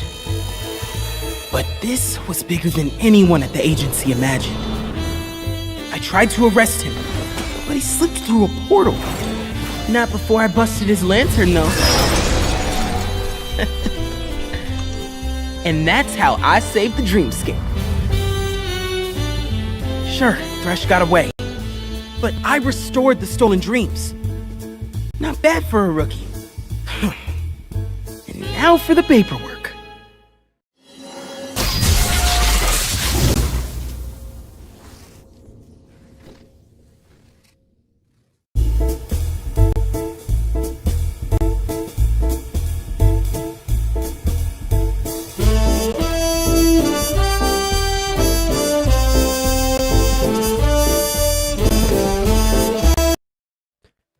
Welcome back, guys. You're still watching Wild Rift League Asia 2023 Season 2. And we're still casters for today. My name's Tatum, and right next to me is the one and only Yuko.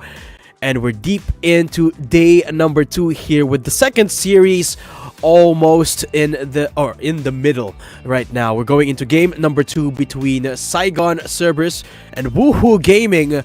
But that was a really strong performance from Woohoo in game number 1, right, Yuko? Exactly. Really making us say woohoo towards the end of that game number 1. But now let's see how things will pan out with the differences. So, you remember their jabs, you remember their bans. What adjustments do you think should they do for game number 2? Well, to be fair, Woohoo Gaming, I don't think they should make any adjustment. If they want to make an adjustment, I guess it's completely up to them. But if it ain't broke, I think they should fix it. However, for Saigon Cerberus, it's really hard to pinpoint because I don't think there was necessarily anything inherently wrong with their composition. It's just a matter of how they executed that didn't work out too well for them. In regards to the bands, it seems like a lot of the same bands actually. And the first pick is going to be that Ornn this time for Woohoo Gaming. So again, a lot of the same from the first game. But the question is, what is the response going to be for Saigon? This time, they get the Zeri. Okay, that's big. That's big for them. Fiora and Camille is up for grabs as well. Gragas is available as well. They hovered Camille, most likely they locked that in, and they did. So, okay, aside from Ornn, maybe they can pick up Fiora. Akali got banned out. And they do pick up that champion. Yeah. The Saigon Cerberus. Remember, in the last game, they prioritized the Camille. This time, they put it in the second spot. Lucian locked up this time for Woohoo Gaming. And it's still going to be the Gragas this time for Saigon Cerberus, which again, I didn't think necessarily was wrong or could have been improved. Gragas is a very powerful pick right now. So I definitely think that is a good pickup for Saigon Cerberus still. But I do think they should ban out the Ziggs. Honestly, because it was such a big headache. I mean, I know the chances of them picking up a Ziggs is relatively lower now, but I think, yeah, there you go. They should not risk giving the Ziggs away. Predictions definitely on point for my co-caster here. They don't want those Mega Inferno bombs. They don't want all of those slows as well as the bouncing bombs all around in the Rift. Especially you don't want that to happen to a Fiora or a Lucian that would want to dash in. The satchel charge is definitely a frustrating thing for them. You would like to use Yasuo. Yasuo is your main pick for the Rift. It looks like WHG banned out Yasuo. And I believe I can see the reason why. Because Yasuo's ultimate could work well with Gragas' explosive casket. That's true. Explosive cast. So they don't want all of those possible combos. They don't want anything to even reach their backlines, which most likely will have Lucian in them. Corki banned on out as well. So what is the roundup going to be here for Woohoo Gaming? Still has a couple of slots to fill up. No support yet. Or actually, they do have the Ornn already. Let's see what they're going to lock up now. Meanwhile, It's gonna be the Lee Sin picked up. Oh, okay. It's the first time we're seeing Lee Sin here today. And it's gonna be in Cerberus' hands this time.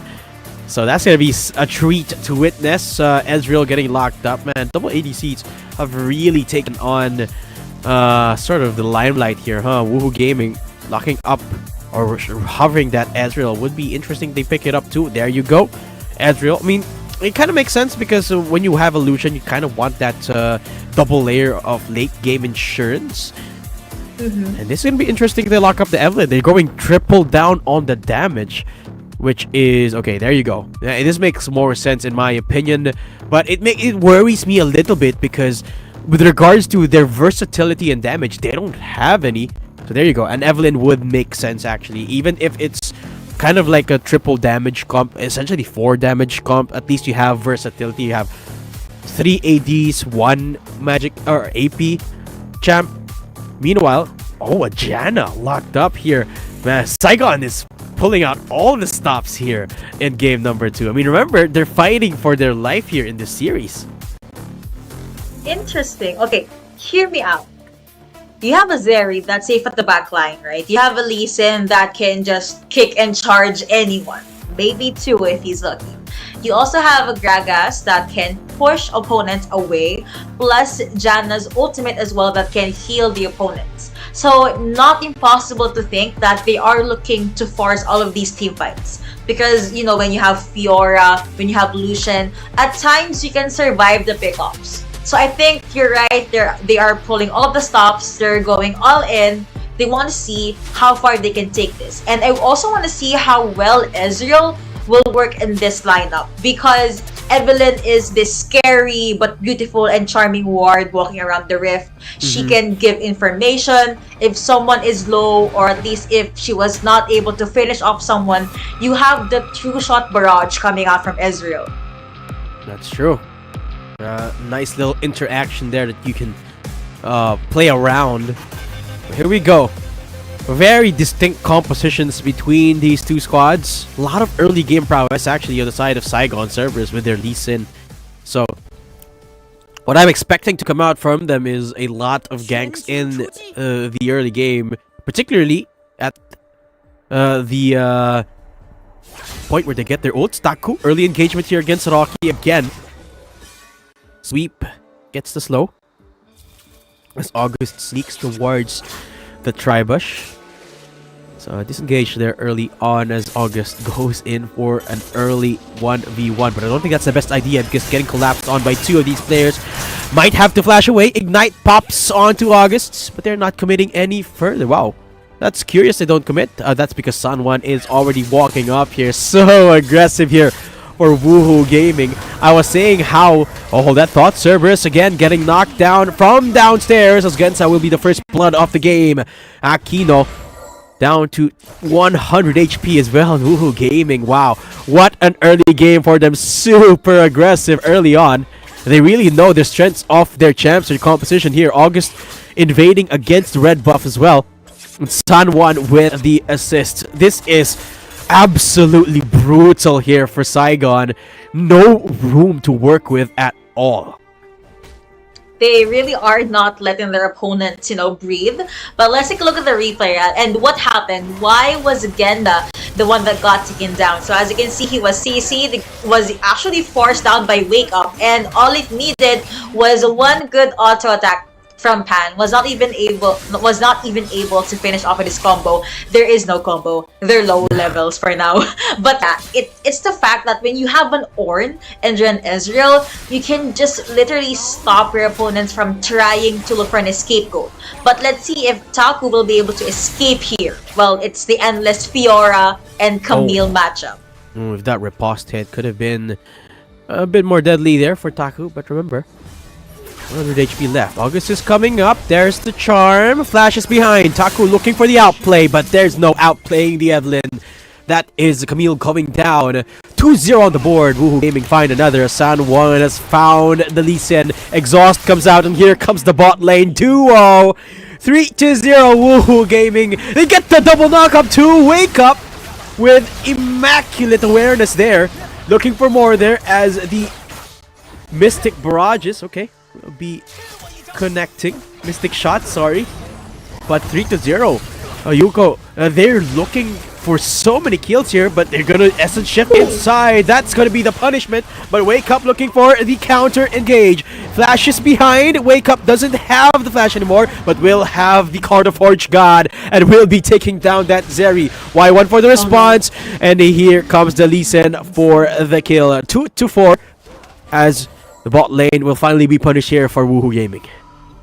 Okay, so I think what happened there was, I know it's a beautiful start for Ezreal, but I believe they overcommitted when they went back to the bot lane.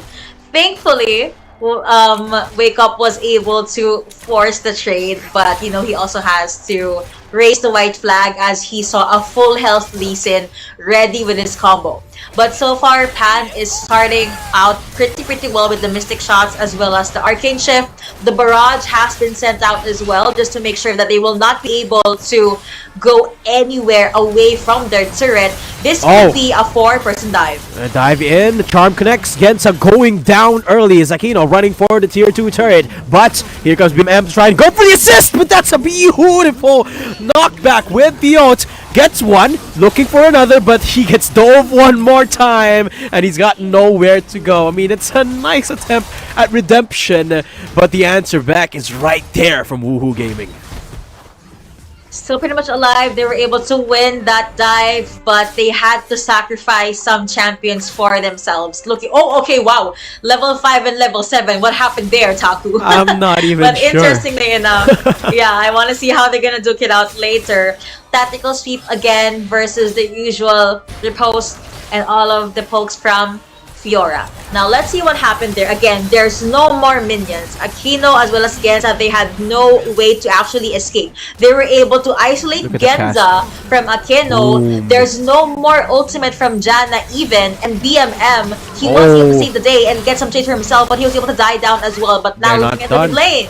Looking for the fight. Aquino won and will be surviving at the cost of the opponent's life. That's 2-0. So Saigon Cerberus finally catch a break. They get 2 frags for themselves. They don't get dove this time by Woohoo Gaming. Again, Woohoo Gaming, they're trying to be aggressive, but here we go. Y1! Oh, doesn't get skill 1 execution there. As the Infernal Drake actually spawning up here. Y1 and Aquino, the only 2 in the Cerberus squad. Beautiful NATO there, gets all 3. Immediately disengages Woohoo Gaming off that encounter as Aquino tries to hold the line between himself and Y1, who's starting up the Drake. I'm not sure if this is the best idea to start up Drake while you're isolated like that. So Cerberus Saigon gonna be backing off for now as the blue buff is becoming the point of attention for the Lee Sin instead. Woohoo Gaming, I think they're becoming too aggressive here, Yuko. A little bit, yeah, but you know, let's try to look at the bright side. At least they are trying to one-up their opponents. I'm just not sure if it's gonna work out. So far, for CES though, they get first dibs on Shelly. Barrage has been sent out, so they have a little bit of vision. But at the very least, August is here alone trying to take down the Drake. Wake up. There you go. The Herald secured, the Drake not done yet. They could contest this, but really willing to give it away. Here comes the Heart of Forge God, but 1-1's that! Y1 with the extraction, but Wake Up still survives! What? Turret doesn't go down either, so that's a botched attempt. I mean, that was beautiful, but Saigon Cerberus, they didn't really get much out of it. It was a full-on commit, but they were not able to get any good trade from that interaction. Alright, so 8 and 5 now on the board. You have a 4k gold lead roughly in favor of WHG. Trisha Barrage being sent out again, but nothing a little bit too aggressive. They just really want to win the minion equilibrium battle. Yeah, I mean, it's surprising to say that Woohoo Gaming is 4.6k ahead because Cerberus is so proactive still, right? And that's the thing, it's because of their composition, because they have a Lee Sin and because they have the Janna as well. They're able to do this because they're supposed to be ahead at this point in the game. But make no mistake, guys, Woohoo Gaming, they're the scaling comp out of these two, and they are the ones that are winning the game already. Look at this 1v2. Rocky is still ahead, despite the fact that it is a 1v2. Now, they had to call upon Genza to try and secure the kill, but Rocky still almost gets the kill. Okay, that is going to be the grand challenge, not popped off, as Rocky flashes off to safety, looks for the riposte, gets exhausted as the teammates are coming through. August tries to bail the teammate, but Rocky is going to survive, gets the execute as well. Rocky with the fancy feet survives that 1v3. Hey, I have to commend August for that. If Evelyn did not jump in and stop their opponent, it's gonna be a bye-bye, but someone does say bye-bye in the mid lane. That is the Zeri. Yeah. Wow. Beautifully done right there. Well, it's starting to feel hopeless here for Saigon Cerberus. I'm sorry to say, but it's drawing to a 10,000 gold lead pretty soon, and as far as scaling goes, they don't really have much prospects. I mean, sure, they got a Zeri, but what else do they have? Is it gonna be enough? Even their Baron laner is so far behind. Let's take a look at this engagement that we didn't see earlier on the top end of the map here. Ooh. The BMM just gets collapsed BMM. on. Yeah. BMM was also exhausted there. It was a lot of resources committed just to make sure that they're gonna secure that kill. And look at that beautiful culling from San Juan with that beautiful footwork under the turret, was able to secure the kill, which was Janna. So that's two more kills going over in their pocket. But now Y1 looks like he is the next juicy target for WHG. Wait, wake up? No, we didn't see anything. Wake up! We didn't see anything there. Okay. As the red buff gets stolen away by Woohoo Gaming as they try and siege down this mid lane. Double knockup connects, and that is the instant redemption here for Wake Up. As the setup is just perfect. Aquino going down. Here comes the Lucian as well. The culling for the execute. And that's the explosive gas. A desperate attempt to save the turret. But look at the damage. And Woohoo Gaming, they're marching down the base. And San Juan goes crazy. 15-5 as the gold lead balloons to 12,000 here for Woohoo. That's a lot of lead, and now they're gonna try to go with a defense, but let's see what's gonna happen to Taku. Yeah, Taku is barely gonna be surviving that, as the first inhibitor turret will be going down. Woohoo Gaming marching their way towards perhaps the mid lane, or are they gonna recall? They're actually gonna recall. Okay, they're not gonna risk anything for the moment. They don't have to, as Sam San barely escapes that, but here you go. Reset for now for Woohoo Gaming. It's time for them to calm down, but looks like CS tried to steal their barrage has been sent out. And here comes the rest of the Woohoo squad. Aquino gets sniped down by Pan. What was that? And here comes Woohoo Gaming again. Flash forward from Rocky into the grand challenge. Y1 is inside the base, and that's a beautiful riposte to try and slow down the slow. And Y1 is running for the base. Taku now for the reinforcement. But look at Woohoo Gaming. They're just one unified unit that Cerberus cannot puncture through. As the base getting marched on by super minions now on one side, the other side getting barraged on by normal minions. The Wake Up is again being a headache in the mid lane. The damage is just so much here from Pan, as this could be the chance for CES to actually turn things around. Look, it's a 4-man stack up in mid. Ooh, Gaming is just not letting up. They're fortified here. I don't think Cerberus can even look for a fight, because all the players of Woohoo Gaming are so strong right now. They keep on rotating. They keep on trying to force these fights, like Wake Up. Oh my gosh, here we go again. Horn of the Forge God gets a double knockup, but even before it gets the knockup, the Janna is down for the count. Second inhib turret. They don't even need no minions to take this down, as Wake Up is the one tanking it down. Baron spawning up, and Woohoo Gaming set their eyes on that objective. You mentioned this. They don't even need any minions. Wake Up was so tanky, was so confident, that he was able to get a few turret hits After that, straight from the mid lane, they go over to the Baron lane side to get the Baron. It's so quick as well. I mean, Woohoo Gaming so much damage output at this point that even the Baron doesn't last 5 seconds, I think. But why one? Because of that Baron play, it has a little bit of room to work with, re-establish a little bit of vision, perhaps try and set up something. But what is he gonna set up? Even if Y1 finds someone, it is going to be Woohoo that starts the fight. Look, Taku's already gone down. That's a Horn of the WHG guy getting the knock-off, and the dunk doesn't help at all. Janna down. Genza barely survives a two-shot barrage, and that's the base getting marched on by Woohoo Gaming. BMM is gone, and that is the series. Woohoo Gaming, quick 2-0, sends Cerberus reeling home. Wow.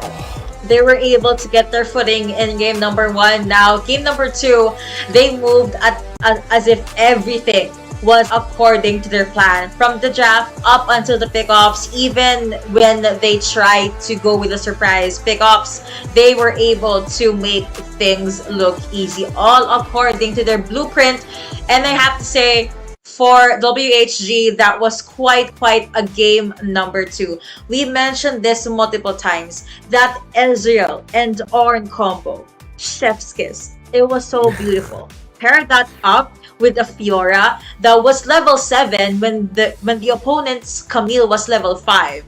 I kind of want to see what happened there, but we couldn't. So I can only imagine, like, maybe he was able to get the minion wave clear earlier, was able to get a few kills in, but yeah, everything just definitely worked for their favor.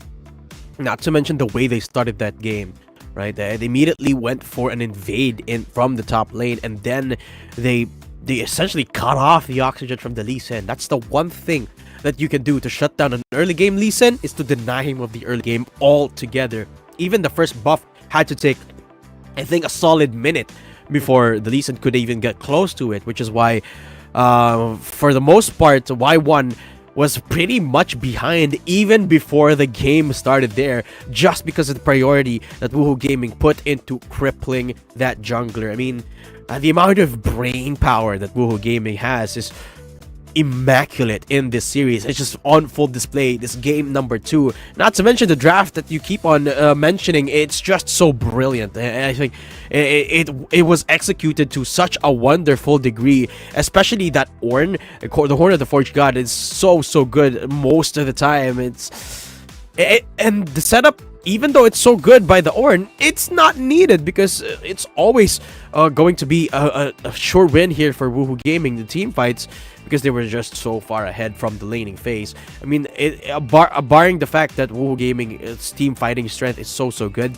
their individual strength is also so good. That's why the laning phase was all telegraphed here from the first minute for Woohoo Gaming, and they're always on the same page. So it was just all things crashing down on Saigon Cerberus. It was brutal. It was brutal from Woohoo Gaming. Definitely brutal. And yeah, this is just them basically being able to get the early game and everything that they want. But to be fair, okay, I like the fact that you were able to see a Zeri. But I think when you're an Ezreal, see, think of it this way.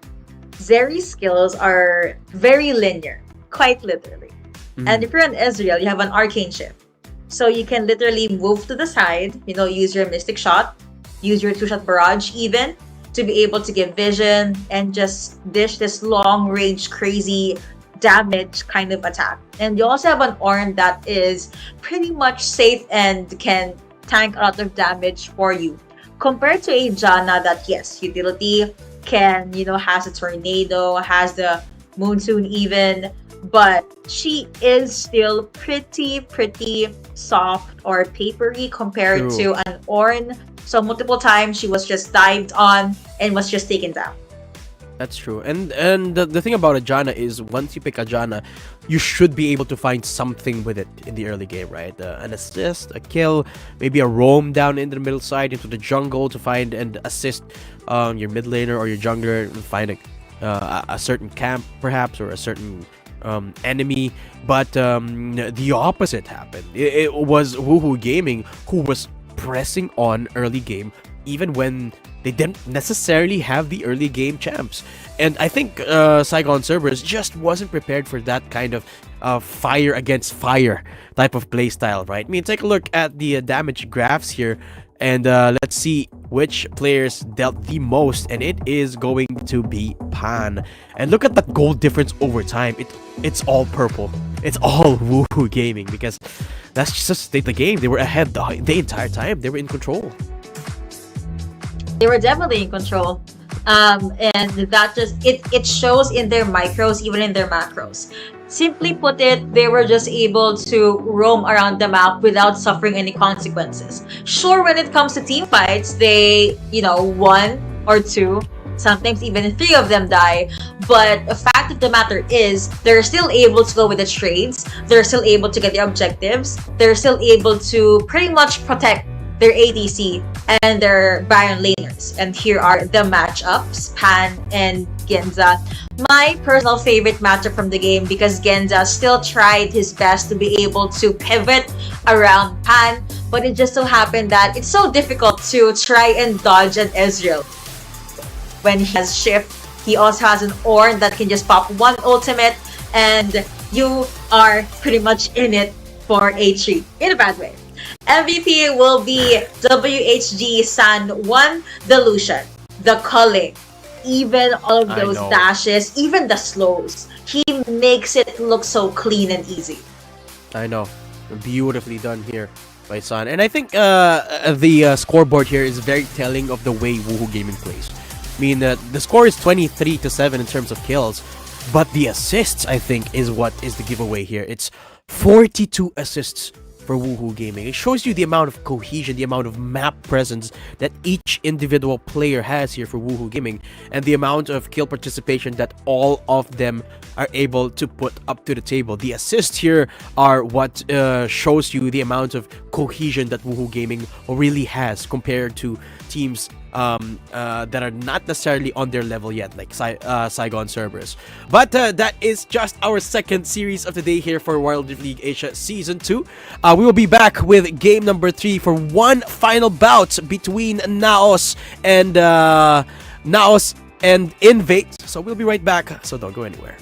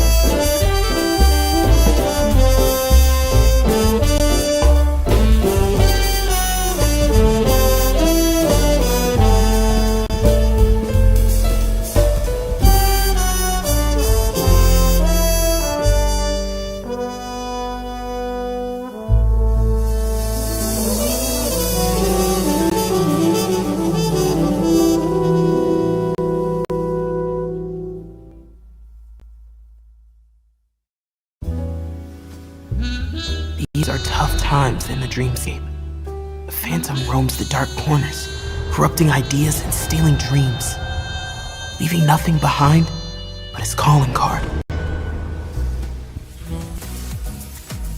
欢迎来到赛后采访，我是麦麦。首先也是恭喜咱们呜呼 Gaming 以压倒性的优势赢下了本局比赛的胜利。我们也是邀请到了 August 选手，请 August 选手跟大家打个招呼吧。大家好，我是 WHG 打野 August。欢迎你。那么今天啊，就是打得非常非常好。那其实爱杯结束之后也快有2个月的时间了，你们这2个月做出了什么样的调整呢？就人员比较调整了一点，然后也没啥了。也没啥了，其他的保密是吗？这个得那个保密啊，得保密。So I asked him after Wild Rift Ionia Invitational Cup. So what adjustment do you make? He said, maybe just roster change, and the other thing is a secret. 那么第二个问题想问呢，就是我们这个赛季用到的是4.4版本。那其实有人说三龙的属性是削弱了的，那你觉得现在赢下比赛的关键是什么呢？三龙虽然削弱了点，但是有龙魂的话，就是也是很强的，胜率也特别高。你拿到三龙之后，所以还是三龙还是赢下比赛的关键，对不对？So I asked him, now this season use 4.4 page, and it's like three dragon buff is like a decrease. And I asked him what is the key to win this game. He said, it's still like the 3 dragon buff is really strong, and this is the key to win this game. 那么最后一个问题就是我注意到现场有粉丝前来为你们应援，那有什么话想要对粉丝说的吗？好好努力吧，争取打个好成绩啊！好好努力，那我也相信你们能够拿下一个好的名次啊。那么最后一个问题就是 I asked him, and I noticed there is some fans to support them, and do you have any words to the fans? He just said we will keep improving, and thank you, we will get a good prize. 那么今天所有的赛后采访就到此结束了，接下来让我们稍事休息，精彩比赛马上回来。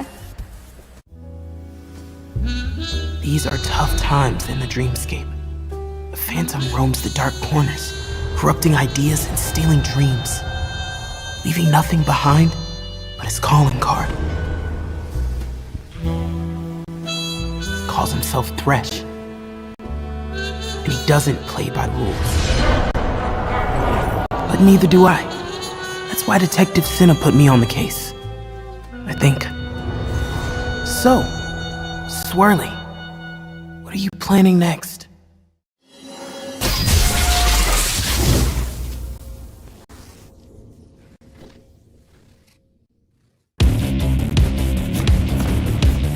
There's something about games. What you doing there gives you real chills. There is one thing that can't be stopped. Feelings. And if you feel it, It must be real, right? and that's That's real magic. I thought I was up to the job. I had the whole picture. But it's all out of focus now. Thresh and his Dream Raiders took everything. Guess I'm out of my league after all. But what about all those stolen dreams? Those people? I can't give up. Maybe I am out of my league, but there has to be something I can... Wait a minute. What's this? A piece of art? I've got to stop him.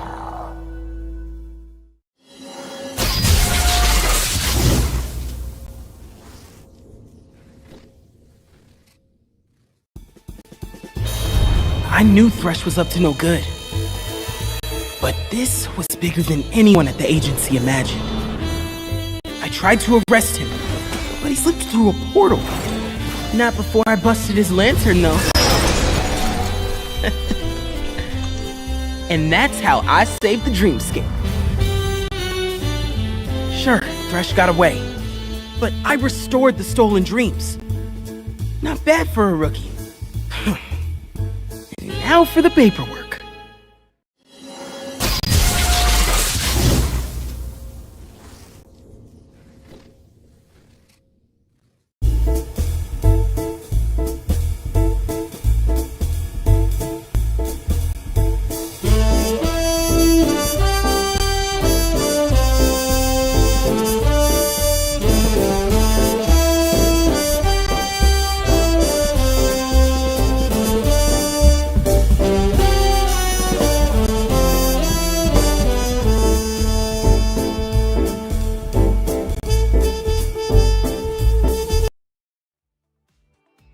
we've seen a lot of amazing 2-0s. There's no 2-1s yet, but let's not try to conclude because we still have our match number 3. We have Invade versus NAOS. Again, hi, Revere Casters. I'm Yuko. Alongside me is Daedum. So, Daedum, we started the series together, but now we are at our final best of 3.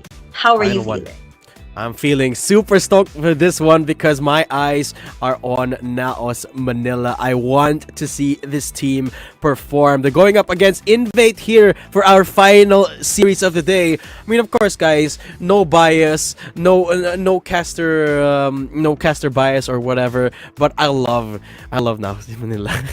I just there's no sugarcoating this. Bangkok, of course, is where Invade is coming from, and NAOS is from Manila, Philippines, which is where. It's no secret where I am from, but I do wish the best for both of these squads, and I do believe that these two are very fairly matched against each other, right? Which is why I think we're going to be seeing a very good series out of these two, Hugo. Definitely. So it's let's see how different or how similar their metas or their preferences are. So Invade is actually from Bangkok, from the Thailand region, and here are the players. So I can't wait to see how they will duke it out again in the Rift. The last series, but definitely not the least. These are still powerhouse teams. These are still team names that have been dominating or have been very present in the Wild Rift Pro scene. Of course, absolutely. Lots of experience between these two teams as well, and I'm really excited to showcase just the renowned strength that they have coming in from season 1 to season 2, right? We talked about this earlier as well, how a lot of teams really undergone through a lot of changes from season 1 to season 2. Now Esports is one of those teams. They kind of moved the roster around a bit. They replaced their support, I believe, another one of their players, and there's been a lot of speculation whether or not their team are finally performing on the same page, on the same level, because that's kind of what kind of problems raise when you introduce new players into your roster, right? Are they going to be on the same page or not? I mean, that's what we're going to find out now. I feel like, a lot of scrims, a lot of matchups, a lot of time will be able to answer to that, since Margot is a relatively new person into their lineup. But I believe since NAOS is from the Manila region, they will just be projecting on the screen. Same goes to Invade, actually. Oh, let's see what they're saying to each other. Minions. Oh! We were planning to just put out 10% strength to end it quickly. But now it seems 10% is more than enough. Wow, okay. Oh, that was spicy. That was spicy words. You know what they said at first? They said, your jungler is good, but the rest is just eh. That is, oh my gosh, Invade. That is some spicy words they've got for NAOS here. Let's see if NAOS has something to say as well. Because these boys, they've been through some stuff too. Their roster, very experienced as well, both in the local scene and internationally. And there you are, they're playing in their, I believe, boot camp. So they won't be playing inside of the stage, unfortunately. There's no walkout for NAOS Esports, but look at the boys, they're in good spirits. Definitely actually, NAOS undeterred. did say something spicy earlier. It was Mitsura NAOS. said that Mitsura only said that they need 10% of their 10%. strength. Because 10% is enough, they can get the victory already. Wow. I love it. I love the energy coming in from the boys here, and can't wait to see if they what kind of prep both teams have put in here for the first game here in Wild Rift League Asia Season 2 2023. Of course, both teams hoping to make a big opening statement here, and these are the boys from Invade looking prime and ready as well. I mean, look, big smiles across the board. Let's see if those smiles are still going to be around during the game, because of course what we've noticed from the past couple of teams, right, once they get to sit on the thrones on the stage, it's just game faces on. it is a different persona that we will see definitely. Yeah. So now here are the cameras from Manila NAOS. That's Calm. And let's see who will be the lineup later on. So yeah, I'm not expecting anything too different from the meta and the champions, even the bans actually that we've been seeing. There's gonna be good priority on Camille, on Fiora, Gragas even. Actually, G2B from, I believe that was from Manila region as well, and it was their support was able to get a steal just from throwing out the cask. So I'm looking into seeing great steals and great support plays from this matchup as well. Let's see. Hopefully, do get a bit of that action. Difference here. Look now, us boys looking very, very concentrated, very in the zone already. Stark contrast to the players from Invade who all smiles, all jokey. It feels like, but that could be a good thing for them. We'll have to wait and see. Could be them already conditioning themselves into thinking into that winner mentality, channeling that inner esports demon is what you're trying to do, I think. I like your choice of words there. I mean, okay, to be fair, we do have those in the rip, so I agree. We're just waiting for the pick and ban phase to start. But again, this is the third and final series of day 2. We hope everyone enjoyed, and don't forget to share the live stream, tag your friends. If you're from Bangkok or Manila, please support these two teams as they fight this best of 3. Like what I've said, the pattern here is we only ever saw a 2-0 today. Will they follow the 2-0 pattern, or will they break it and show us a 2-1? Well, one thing's for sure, it's gonna begin here at the side picking fight. Wow, that is a very long hook shot. Coming in from Bank. Bit of a bait there with the snowball play. Fate goes in, and now full-on fight breaks through here. Yuko, big bubble coming through from Invade. Kong gets taken down. That was a kill going over to Ezreal, which is Bluff X. So now they're gonna have to chill this one out and just get some levels. You were looking for a Rakan, right? There's Rakan. There you go. Yeah, there you go. Invade Rengar on Invade though, it's gonna be pretty hard to find value with that. As we're on that, so Vladimir, first I've seen today, actually. Oh, actually, Calm going so deep to the back line and gets the second kill for them, and NAOS looks to clean up here. You go. They are definitely trying to get that 5 champion kill, but Nami is safe on the turret, and now Bluff X is back to the party. That was a good push from NAOS. But now it's time to actually take a few steps back and either wait for the minions or just get some of their live battles. You know, folks jumping in, Fade in the middle of everything. Nami gets taken down. You have the barrage being sent out by Ezreal, and with that, the people from NAOS is still pretty much alive. But Invade looks like they are getting a few side steps that's gonna connect onto the skills from NAOS, and with that, it is another victory. Well, team fight victory. Going over to NAOS. 2-6 now on the board. Yeah. Slowly building up the XP lead here. Certainly going to be a big factor later on. Big grand entrance. Gets 2. That immediately follows up here with a tidal wave from the other side. Invade looks to clap back. But NAOS down 1. Fate running away. Mitsura under tower. Mirmo looking to pop off with the excited Jinx. But the rocket goes wide from Mirmo. That is gonna hurt. Mirmo gets the damage from the barrage again from Ezreal. Let's see if the Super Mega Death Rocket will be able to avenge the damage that he got in that moment. But for now, Mirmo is very low. Someone that's not low right now is actually Margot as well as Calm. They did try to assert their dominance, but there was no wave, so they decided to get the heal first. But now the sneaky Warwick is there on the side. And they'll be able to put assassination. Fate in front of everything. Calm jumping in again, being able to disengage. Now they have their eyes set on BANGKOK at the back line. The one kill going over to NAOS, immediately pulling them back. They don't care about damage.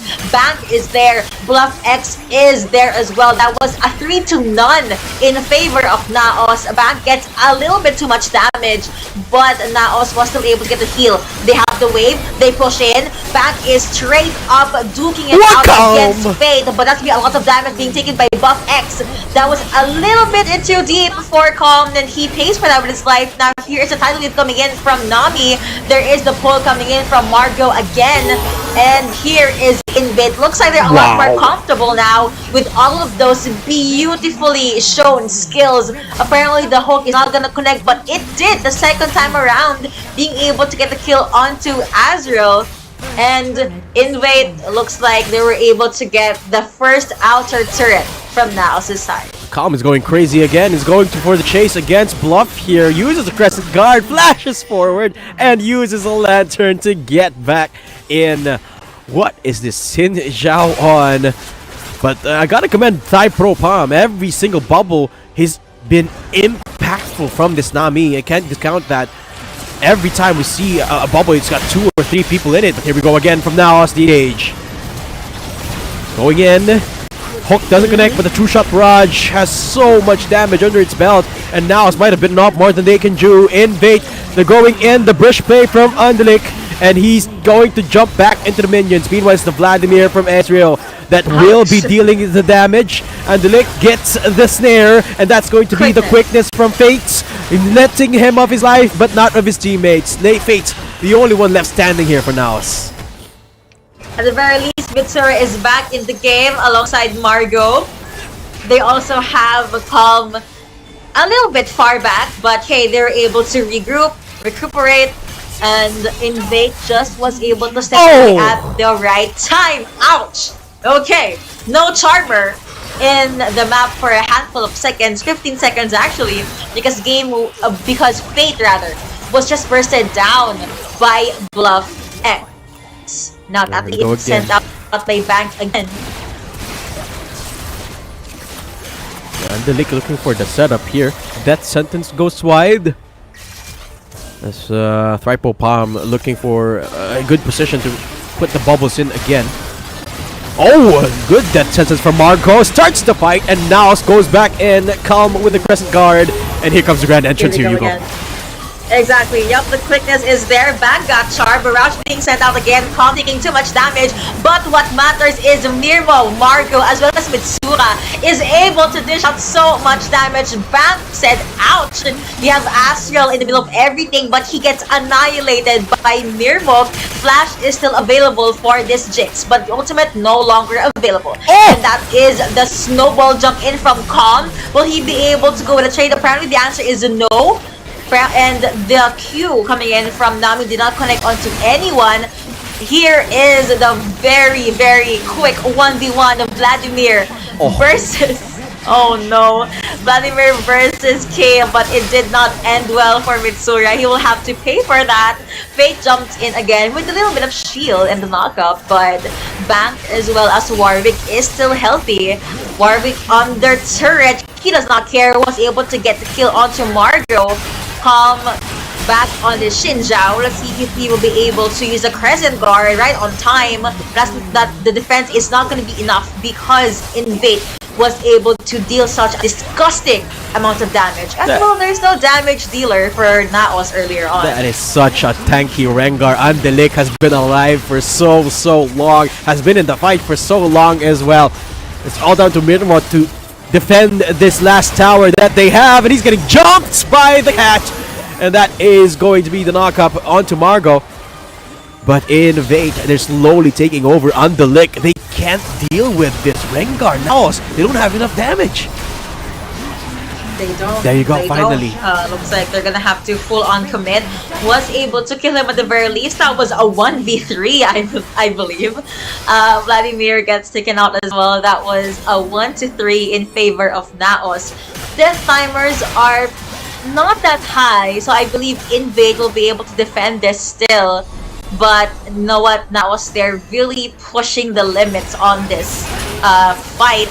snowball in, jump in from Fate, Calm, the Crescent Guard, Tidal Wave with top there as well. Calm gets everything, literally, even the Hextech ultimatum, he pays for that with his life. Mitsura now dangerously low, but they are still committing onto the fight. That is all the damage being taken by NAOS, and that is Q connecting onto one. Margo will not be able to escape that. The box has been taken out as well, and Margo goes 6 feet underground. That was a 5-0 in favor of Invade. Yeah, it's the ace coming through from Invade. This should be the base right after. What an action pack. Look at the scoreboard here, Yuko. It's what? Totaling 53 and counting still, because now are not done. They want to defend the base. And it's Calm, it's Fate, it's survived. Asriel had to flash away as Calm goes on a rampage and now is still alive. This is, remember, just a fight for the sides, and neither team is backing down here, Yuko. Neither team definitely backing out because, hey, they really want to get that victory, and they're chasing down Azrael. That's a lot of CC. Like that's so stressful. I feel like there's no choice because you're being chased by a Rakan. You just have to accept it. You know? No, Calm. Bank is here as well.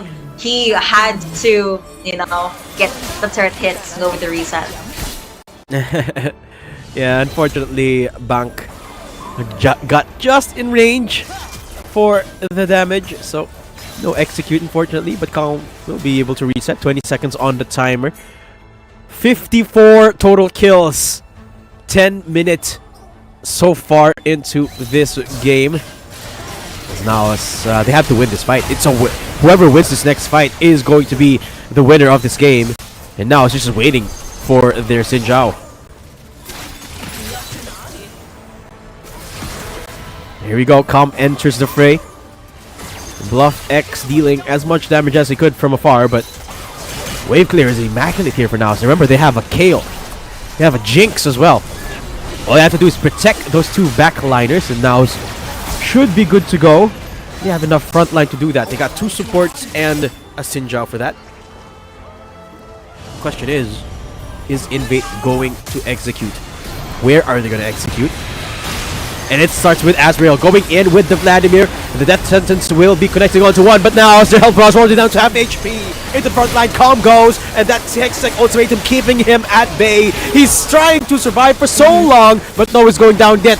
Now Esports, they've regrouped. They're going back in. That is the grand entrance as the quickness already whittled down, but now are marching down the base of Invade. It's down to Thai Pro and Undeli. Can they save this game, Yuko? Yeah, I don't think they can. Well, that's gonna be Unleashed, the only one left with a minion wave, and everyone from NAOS still alive. They don't even care about the Warwick. They only care about the Nexus, and NAOS will be able to win this matchup. They get to pick which side they'll play at. These fight for sides games, Hugo, they're draining me, to be completely honest, because it's just so hype. It's so intense. It feels like the series concluded when in fact it's not even part of the series yet. It's to start the series. Oh my gosh. It's just warm up quite literally. Exactly. It's crazy. Because we see the full team fighting prowess of the teams, and you just saw their the performance on both sides. It was back and forth still. Down to the last turret even. But here we go. Setting up the lobby for our drafting phase, which should begin in just a second, guys. But what a start to this series already. Such action-packed. And I think that was also because NAOS had the more team fighting oriented composition, right? They had 2 carries, 2 supports, and a Xin Zhao to sort of act like a barrier between him and the rest of the squad here. But look at the damage numbers here. 38,000 on Mirmo on that Jinx. And Calm, of course, the playmaker of that game. Not that far off, on 27k. So, impressive numbers here from the NAOS squad.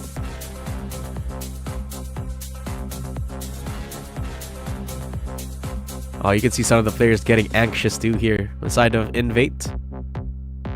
As the lobby getting readied up. I believe we have already set up the lobby here. We're just waiting for it to start. And They're definitely ready. what is this? I hear Yuko. NAOS choose the red side instead of the blue. Interesting. I think they really want to lean towards the counter pick. Wow. Which means, okay, at least this is from what I can imagine, they will most likely let a lot of powerful champions go. Because that's a problem, right? Yes, you're blue side, but let's say there's 3 or 4 S tier champions available. Even if you get 1 S tier, that means the red side could either get the remaining 2 S tier champions, or they can get 1 S tier plus a counter. So again, it's all of these mind games that I can't wait to see, or I'm very excited to see for the matchup. And are you expecting any specific champions here? Do you want to see Azeri again? Yeah, I am expecting to see Azeri again. I think we're going to be seeing Jax again. I'm actually a bit surprised that we don't see more of Jax, because the last time we saw Jax, we saw just how powerful it was. But here we go. Invade versus NAOS here in our last series of the day. And the bans are coming through. It is going to be the Shen ban first. Like, stark contrast to our past couple of games where it's been Zeris and ADCs and all these different things. But now, it's the globals that have taken priority. Hecarim banned on out as well. I wonder what's going to be left out here for either team to capitalize on. Probably going to be a Zeri one more time. Zeri's just so good to miss out on. I mean, you could see in the last game, even against Azaya, Zeri just deals so much more damage on an even playing field. Sig's banned away as well. I think it's either going to be a Zeri or a Baron laner. That's going to be the priority here for both sides. Jace has been taken out as well. Actually, if Fiddlesticks is open, there is a chance that Invade might pick that up. Never mind, they banned out Fiddlesticks. It's like they could hear me, but they can't because there's a delay in the live stream. Anyway, Fiddlesticks already not available for game number 1, and let's wait because MANILA NAOS locks in Akali as their last ban for the first rotation. So, Gragas is open. Zeri, you have Varus open as well. Let's see who will they pick up. There is a hover on Varus, and they lock that in. You know what? I just noticed we have a different UI. Sick. Yes. Okay. So first pick. Yeah. We UI upgrade. Okay. We see you, broadcasts. Here we go. Azrael locking up the Varus. Gragas on NAOS instead. Oh, there you go. There's just Zeri. Definitely don't want to give that over towards the second ban rotation. And this is where I expect to see perhaps a blind Baron laner. And that would be a good one, actually. A Gwen would be a very good blind Baron laner because there's very few things you can put against a Gwen in a losing matchup. Same could be said for a Camille and a Fiora, and maybe even a Jax for that matter. So one of those 4 choices, I'd say, is a pretty good one. But Camille would be the least surprising. There you go.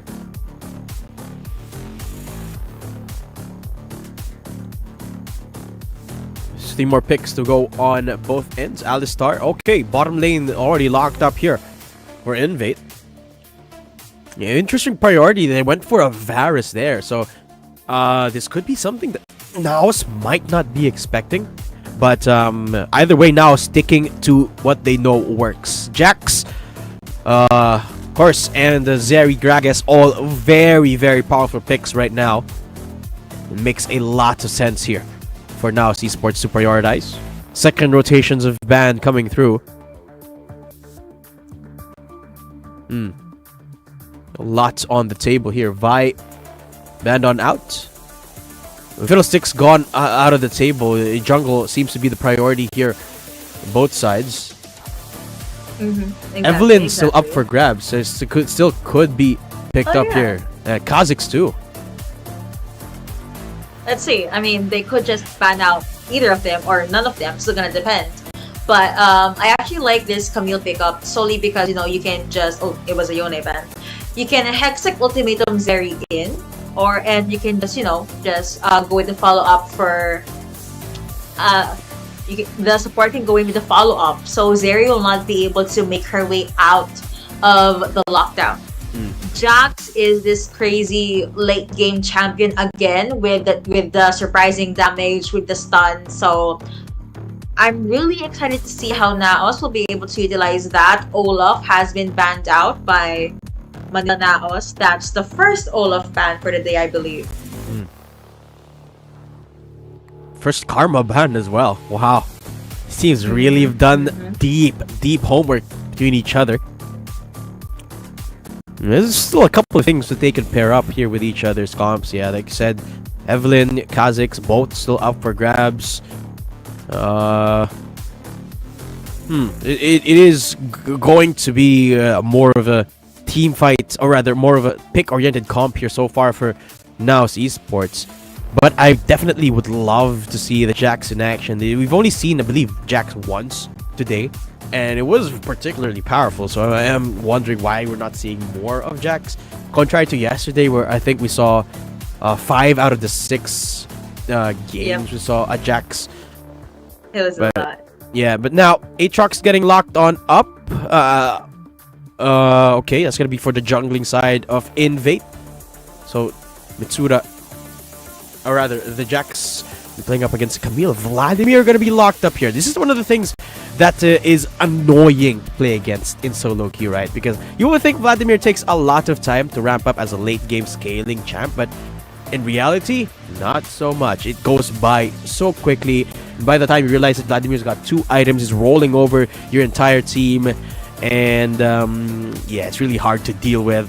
And there you go, both comps locked up. It's a double ADC again, this time for NAOS, putting the Zeri in Mitsura's hands down in the mid lane.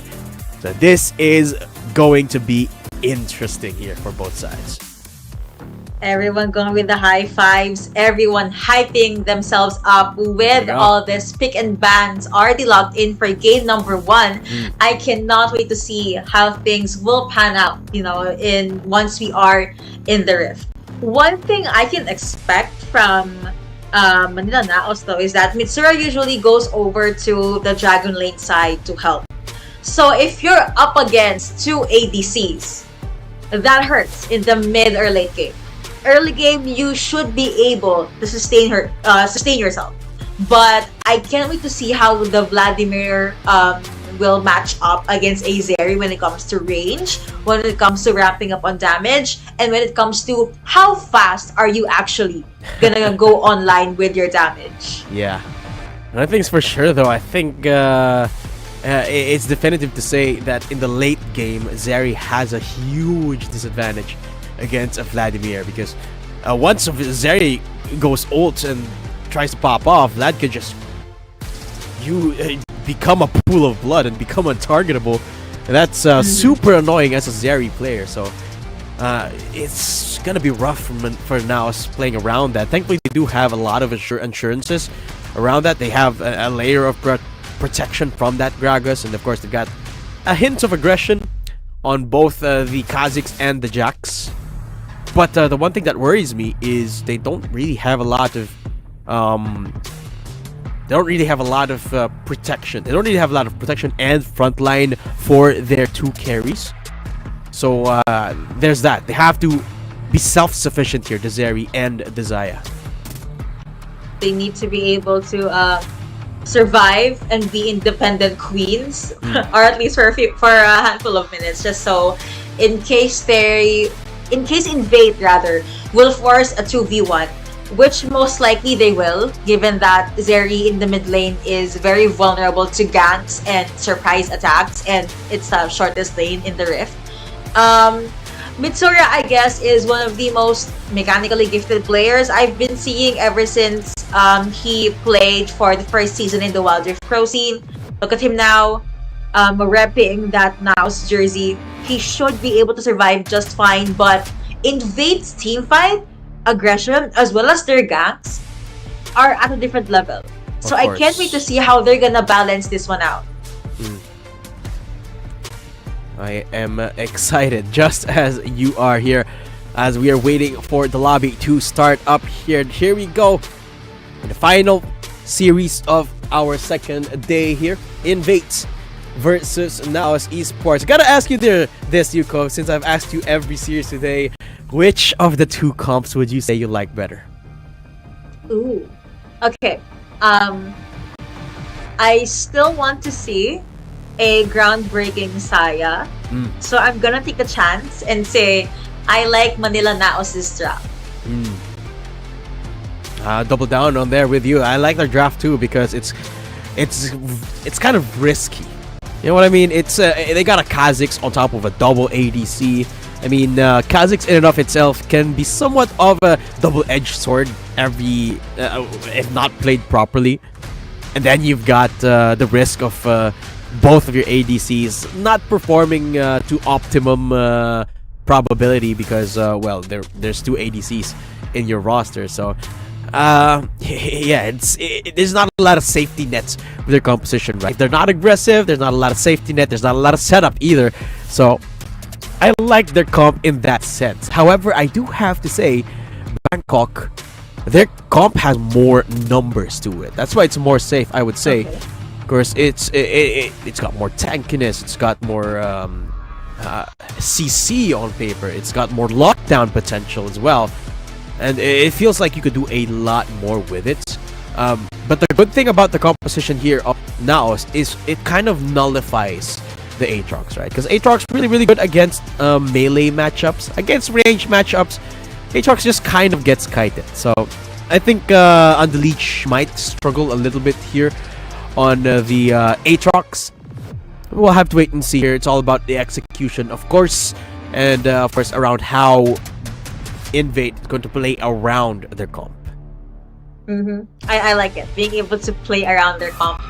We are only going to be seeing that once we do jump into the rift, which will happen in a few seconds. Here is the final look of their champions and their jabs at the stadium. Without further ado, this will be series number 3, game number 1, BANGKOK INV versus MANILA NAOS. Mitsura immediately seeing out Bluff X. See, I told you, early game, they would most likely pressure Mitsura's lane. Yeah, Mitsura actually still chipping down Bluff X. And this is a very hard laning between Vladimir and Azari, because when you lane against a Vladimir, you don't want to go for trades because Vlad is the king of trades. He's just gonna steal your HP away. The key with fighting against a Vlad is with all-ins. And the problem with that is when you're playing Azari, can't necessarily all in because you don't deal enough damage yet in the early game. So it's gonna have to be a stalemate here in the early game, which is what Vladimirs love going for. They love going for stalemates. They love going for lanes that are safe, that doesn't have anything happening to him, that doesn't pose a threat to all ins. And that's deadly here. Meanwhile, bottom side, Bank almost going down. Almost, but you know, it won't reach, sadly, Saya's range, but he is coming back. They see here's the thing. I know Raz's Q is gonna hurt a lot, but Mirmo and Saya has more feathers, quite literally. There's more combos, there's more range, and there's more reach that Mirmo can do. Here comes Squid in the back line, flashing in. They're gonna go all in towards the back. They are under turret. Mitsura is here as well. Try Pro Pam is there. Margot will be able to survive. But here are the other members of INV. Mirmo might try to recall, but he will do so again under turret.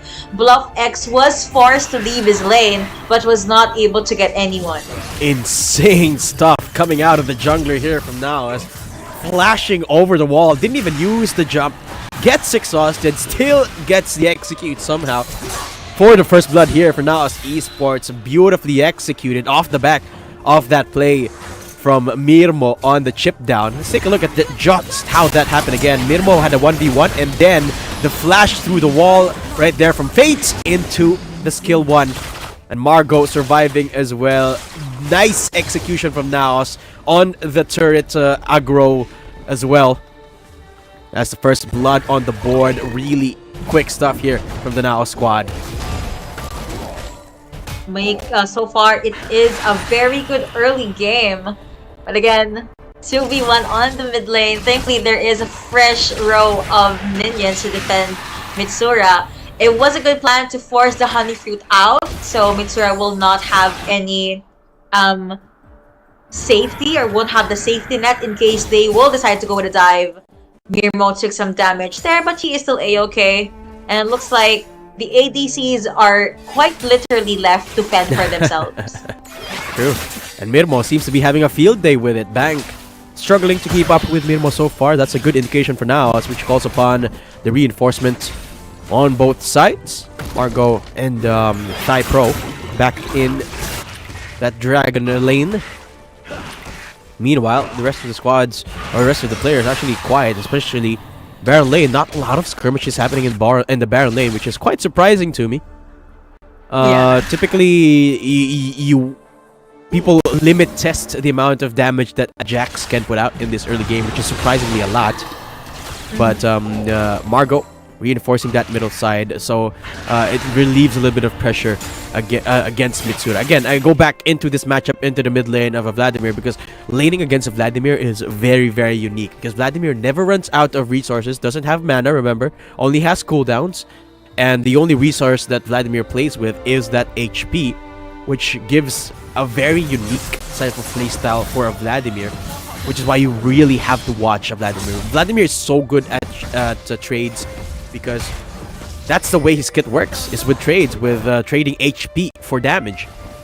And now he's getting caught off here by Margot. Ooh, body slam flanked onto Bluff X, and right on cue, Fate is there, and for some reason Mitsura is there as well. Mitsura. Shows how clean their comms are, but that is gonna be the piercing arm connecting onto Mitsura. You have Margot left at that fight, but he got taken down as well. It was a good attempt. It was a good one for the books, but INV was just able to respond very, very quickly. And again, that was a very good piercing arrow from Varus. Yeah, beautiful snipe down there from Bangkok to actually get the execute, get the shutdown, and get the answer back onto NAOS Esports. So aggressive here. Bluff X getting caught off guard. Uses everything in his arsenal to try and survive. Flashes through the wall, but NAOS, you know that they want to secure that kill either way. Again with the turret aggro shuffle, but not expecting that. Drake actually secured this time as NAOS runs for the hills. Now that is Margot being taken down, so without a complete lineup, NAOS, they decided to let it go. Invade slowly but surely. We see how strong and how intense their lineup is, how much damage they can dish out at such an early amount of time. And I need to tell you this, we haven't seen a good chain of corruption yet from Varus. When we do, which most likely we will, because NAOS always wants to group together, right? It could be a good opening for Varus. That is true. I don't think he's even used it once here, so it's gonna be a big investment once they do that. But now, so of course, willing to give away the trade of objectives. They take the Drake, and Invade will be the ones to take the Rift Herald away. So it is back to the gentleman's agreement for now. Both teams taking a step back and slowing things down a notch as Shelly gets popped towards that middle side. Mirmo trying to chip it down to 1. As things whittle down again one more time. I'm waiting for the time where our top laners get ganked by one of our junglers. Azrael has been doing a pretty good job of keeping Calm at bay for now. Yes. About a couple of minions ahead in terms of XP as Calm looks for a little bit of an engagement. Margot is around the area. Bit of a confidence boost from the teammates as the Counter-Strike comes on. Again, both teams not looking for anything too drastic at the moment. Now, they had a pretty good first minute of the game, but kept in check. Yeah, they're kept in check by Invade now. I have to say, let's pivot back to what you said about the Baron lanes. This is arguably the closest Baron lane matchup I've seen. True, today. It's not because, well, sure, it's because it's a Jax, but there's also the sort of, never mind, here's gonna be the mid lane. Nice to jump in straight from NAOS. Bank was forced to fling himself back under turret. Apparently, there was no quick damage follow-up. At the very least, Naos quite literally was able to push back their threat. Mitsura tried to get some information, some vision onto the left side of the bot lane. Wasn't able to spot anyone, but now it seems like Fate is looking for a good opportunity to jump. But again, Naos, they really value their team fight. They might not force this, especially because Mitsura is away down here near the turret at the bottom lane. Yeah. Take a look at how proactive Margot and Thypropam is, just constantly asserting vision. Margot looking for opportunities with that body slam, and now they're going in for more, Yuko. They are. Let's see, the body slam will connect. Apparently, no. Margot just threw out a barrel, block X, taking quite damage. But hey, that's Vladimir, quite literally a vampire. He just needs blood, and he's a-okay. So he's still alive. But now it looks like Nao saw that as not worth it if they want to force a fight. So they will be letting it go. We are almost at the 9-minute mark. No one, and I mean no one, is being caught out yet again. Yeah, no engagements. Past, I would say 5 minutes or so. But Thai Pro is deep behind enemy lines. Mitsura might be caught in the middle. Oh no, there you go. That's gonna be Thai Pro. Pam, we film everything. Mitsura again taking so much damage. He is being chased down by 2 champions. Margot forced to body slam back in front of Bank. Miro at the back line. Fate is there as well. Looks like the 3 champions from Invade is going all in on Miro. Miro being able to pop out with a Feather Storm. He is a-okay. But still, it was a kill going over to Invade. Yeah, again, another punishment there for Invade. This time, the lack of flanking, or rather the lack of wards in their own jungle. Naos didn't even know that they were pincered inside of their own vision of control because they didn't have vision of that outside of the tri-bush. Thai Pro has been hanging there the longest time, which is why Mitsura got caught off like this. Nice little setup right there from Thai Pro Pam with such patience, waiting for the position to be there for their teammates. And after that, it was just easy rolling. Here comes another fight after the Drake. Hoo-hoo, never mind. That's gonna be a fight after fight. Calm jumping back in. Bars being able to take Fate down. Miro is still pretty much unreachable. Margot in front of everything, being the tanky tank that he is. And now Mitsura chasing down Azrael. Being able to get the kill. Now they're under turret, but so much damage coming up from this Zeri. Sadly was not able to finish off Vladimir, but that's okay. Naos will take that victory. Yeah. So earlier in the replay that you were analyzing, the reason why Invade was confident to push that is because there's no Mirmo, there's no Saya. But now they're complete, and Naos was able to get that victory, and now Calm was able to take down Aatrox and another turret. Yeah, so far so good for Naos. Stable game. I wonder what Invade could do. Yeah, here we go. Let's take a look at that one more time. The Drake secured once again by Naos as the flank is massive from Calm there. Counter-Strike goes back and leaps in the middle of the fight, and Calm somehow survives. Look, the Counter-Strike back into safety as Naos is set up. Look at the double ADC setup. This is where Naos' composition shine. When they have the front to back, you know that Mirmo and Margot, and rather, Mirmo and Margot are gonna have that set up for success, and then they're just gonna go ham with the fight, especially when you have the Jack set up like that coming in from behind. I have to say this, okay? We have triple M from Naos. Yeah. Because Naos is letter N. But the Margot, Mirmo, and Mitsura trio. Mirmo and Mitsura, they're safe. They're literally so safe in the backlines. Margot being Gragas, you know, he's tanky. He has a lot of ways to jump in and out of sticky situations.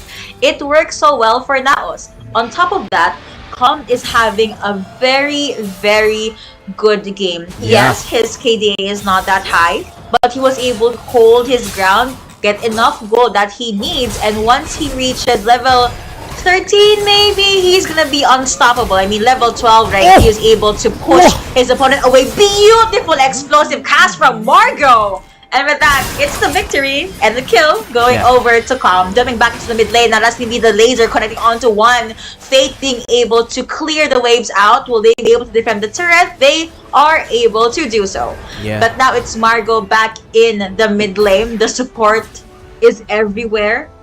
He is omnipresent, basically. But let's see if they're going to try to force a fight. Yeah, we'll see indeed. And I want to circle back to your point. The reason, hold that. Seems like they're looking for something here. Fate might be caught off, but no. Okay. The reason why Calm is having a good game is because Azrael gave him a neutral lane on that 1v1 in the Baron lane, and that's the last thing you want as a Jax. Typically, when you're playing against a Jax, you want to cripple Jax's early game. But as we remember, in the early game, almost nothing happened in that early game for the Baron lane, which is why Calm is now reaping the rewards. And now another fight breaking through. Fate caught off in a bad position. They're breaking free much like High School Musical, but someone that's not breaking free is Calm because instead he is the one taking so much damage. He is forced to go back, and now Margot and Mirmo again very close to each other, being able to force Invade away. They saw Mitsura from the mid lane. It's not really the best idea to allow Zeri access from your backline. So I think it's a good call for Invade to just let this one go. For NAOS' side, they don't have Calm. There's no Jax. There's no solid stun. There's no solid frontliner. I mean, there's Margot, but you know, 1 is not equal to 2. They decided to let it go as well. They need to just stick with their cooldowns, wait for another engage from Calm. Speaking of Calm, he's right there.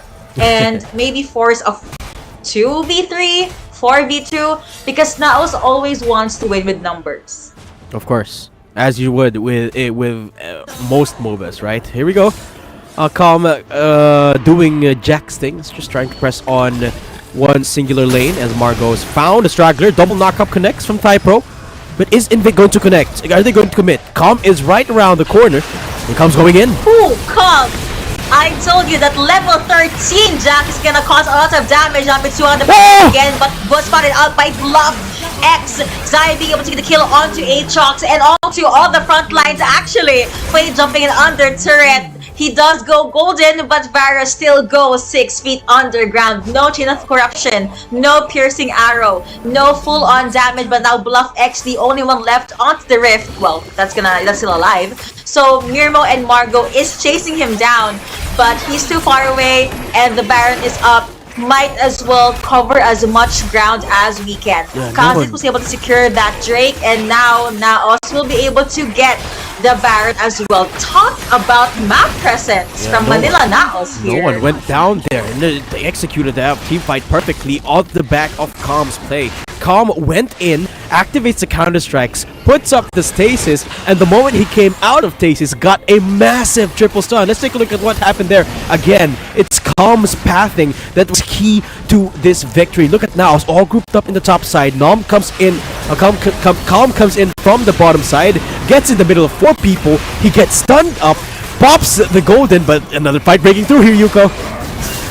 They don't care about our analysis, they only want to fight. That's even jumping again for Fate at the front line. He does become golden, he's gonna be safe and a-okay. But NAOS deliberately knocking onto the base of Invade. Azrael taking quite the damage. A fresh wave of Baron buff minions is present in Invade's mid lane. You have Piercing Arrow to clear that out, but again, here is Aatrox. Mitsura at the back line trying to be sneaky, but there is no target that was secured. At the very least, they will be able to push from the mid and maybe put some damage on the Baron lane turret as well. The amount of damage that Mirmo dishes out right now is scary, but there goes the Lexic Ultimatum on the top lane. Ooh, Hexic Ultimatum, yes, but there's also the Kha'Zix from Fate. Wow!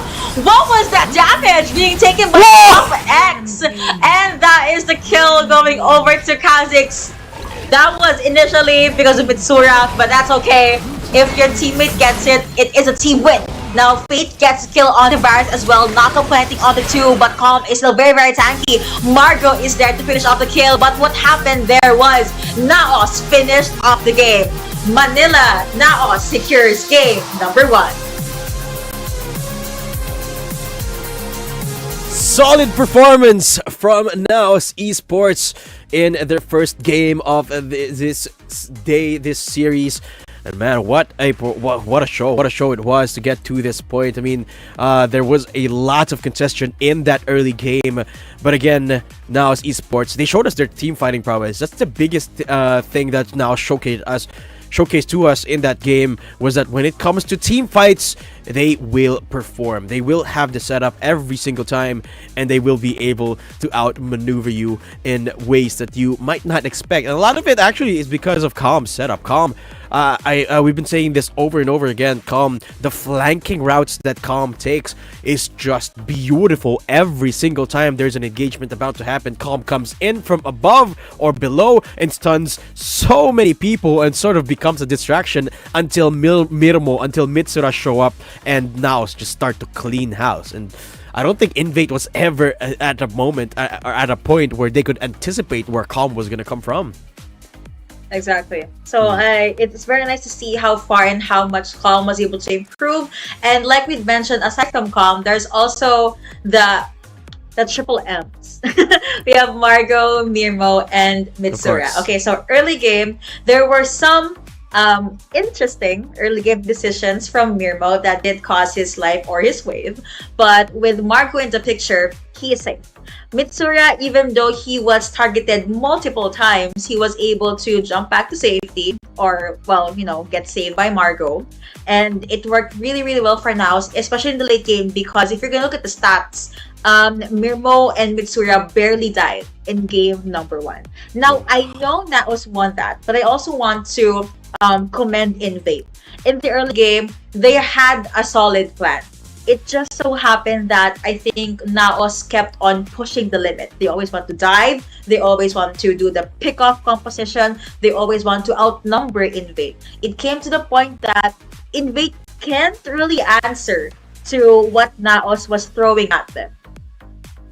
That's true, and I think that's part of their persona now, right? Unrelenting pressure. It's eventually, I think, part of the part of what gave it away for Invade is because they just couldn't stand it anymore. They just gave away the amount of pressure that they had. And take a look at the damage graphs here. Look who's leading. It's not Mitsura. It's not Mirmo. It's the Jax. It's Calm with almost 25,000 points of damage here, and that's on top of dealing so much damage on turrets as well. You know that he's got a turret damage because he's a Jax. He's like split pushing. And wow, what a performance here from NAOS Esports. We'll take a closer look at the mirror matchups here. Calm between Asriel, and look at that. This was all after the laning phase, by the way. In the laning phase, yes, Calm was just literally his namesake. Calm, just waiting for it to be over. And then afterwards, he was just popped off. And speaking of Calm, not only was he the one that dished out the most damage, he also apparently was the richest one. So if you're gonna check the stats earlier, there were 3 photos of Calm. And because of that, he will be the MVP for our game number 1. 53% kill participation, wow, with 27% of the damage. Standing strong at a 4-0-4. He was definitely calm during the laning phase, but when it came to it, he became crazy. The kind of crazy that NAOS wanted. Yeah. Kind of the opposite of Calm now, right? But that's just the first series of our, the first game of our series here, folks, between Invade and NAOS. There is still a chance for Invade to come back because it is a best of 3. My name is Adam Casting here with Yuko for WRL Asia 2023 Season 2. We'll be right back with game number 2, so don't go anywhere.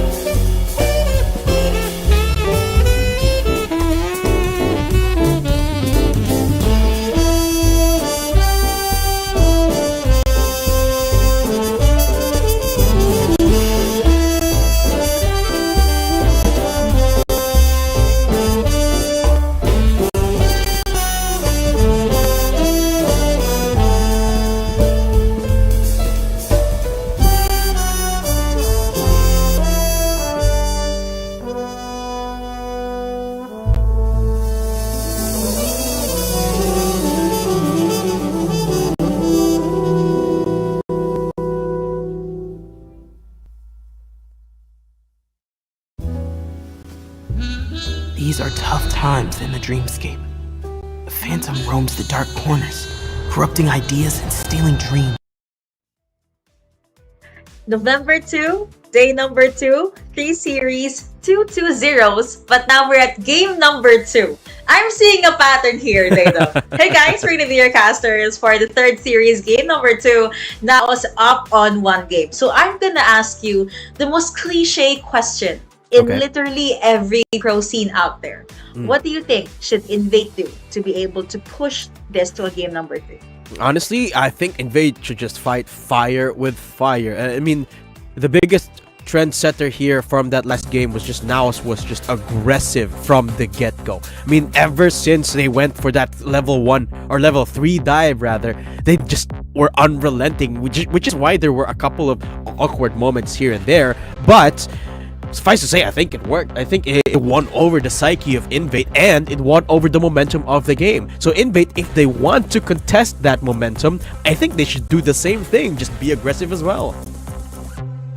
Fight fire with fire. Yes. I like that. We're gonna be seeing a lot of early game skirmishes, or just at least pickoffs. And I do agree with what you said. See, there's nothing really wrong with the draft that Invade showed us in game number 1.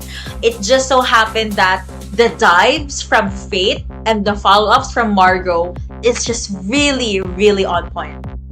Yeah, absolutely.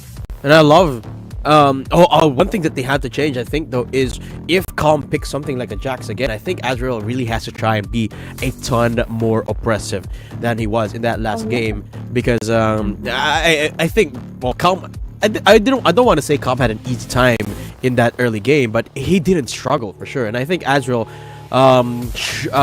could put a little bit more pressure on the Jax, if ever Jax is going to be picked up again here by Calm, because by the end of the game, Calm just had free reign that entire team fighting phase of the game. So perhaps a change is due on the top laner, or perhaps they could just play the same stuff and pressure the Jax a little bit more. But that is the one thing that I would change here for Invade. However, for now, I think they should just do the same thing. I mean, I had a couple of roaming doubts about the double ADC, but they've proven me wrong. Mitsura and Mimo definitely can hold their own against Invade here. So I think the double ADC works to their advantage. Now let's take a look at the drafting phase here of the two sides. Bans coming through, and it's a lot of the same bans. Fiddlesticks, Ziggs, and Shen as well. So it seems like Invade really has got it sorted out. So I don't think they're going to be changing anything here in the comp unless they fancy banning away the Jax. Yeah, okay. They apparently won't. However, they could pick up Jax if they can use that champion. And I do agree, NAOS' motto right now is why fix what's not broke.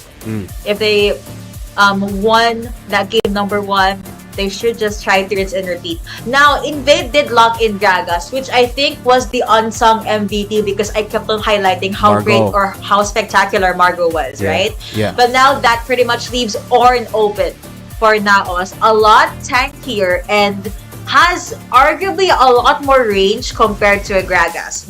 And of course, Zeri is open. Zeri is almost always first or second pick worthy. Of course. Invade. It could. They have the liberty of picking the Baron later now, but instead they're going to go for a Xayah instead. That's very interesting that they prioritize the Xayah instead of a Baron laner. So that leaves them. They could still go for a Baron laner here unless they fancy a jungler, perhaps. We'll have to wait and see. I think a Jax would be ideal here, or a Camille, but running the risk of there you go, the blind pick Gwen runs the risk of a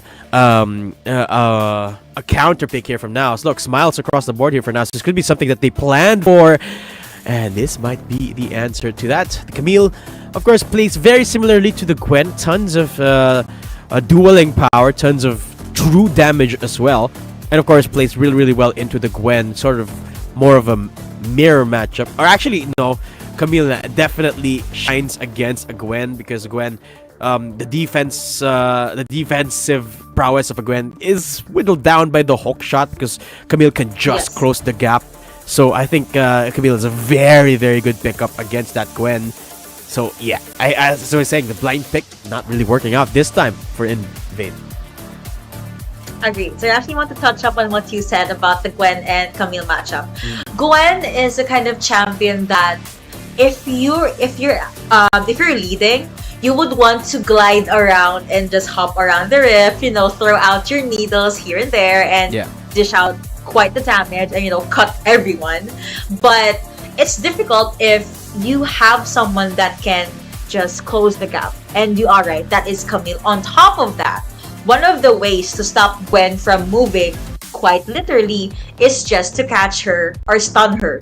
Camille has those in her kit. So Calm really just needs to get in with his timing. But now let's move on to the second phase of the banning. Vi and Olaf will still be banned out by NAOS. Yone still will be banned out by Invade. Nothing too different, honestly, from game number 1. Yeah. Certainly not. The only difference is that Gragas moved over towards Invade. Honestly, NAOS could still go for the Xayah route this time. Kazakh still available as well. Evelyn up for grabs.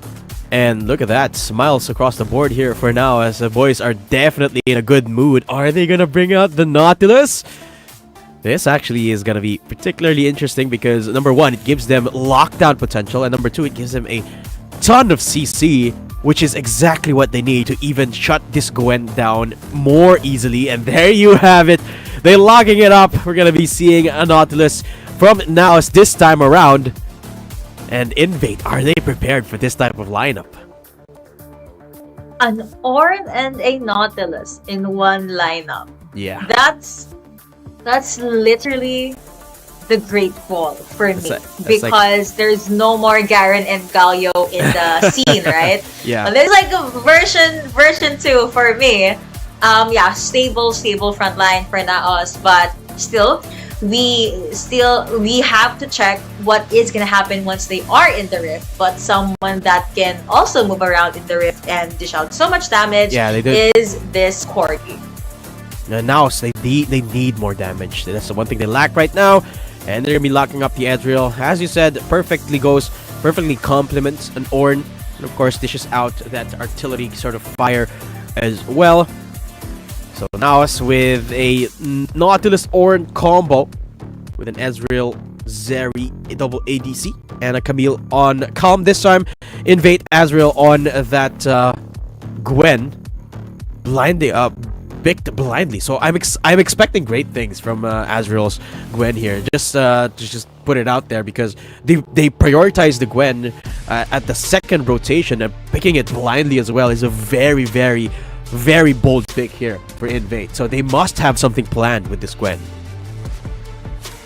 And I can't wait to see what that plan is. Again, we might see a lot of good dances, of in and out, and a lot of combos from Gwen. Most likely, she will be followed up by Corki. One thing's for sure, this will be a full-on dive and team fight game. And this is something that you were expecting, right? You'd want Invade to fight fire with fire.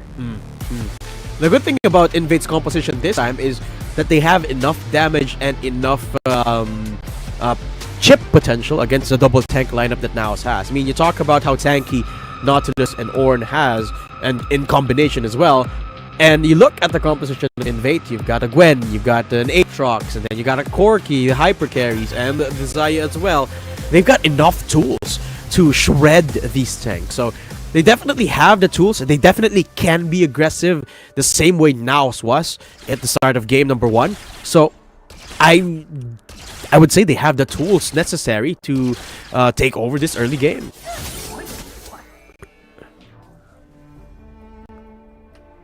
And now we begin in the Wild Rift.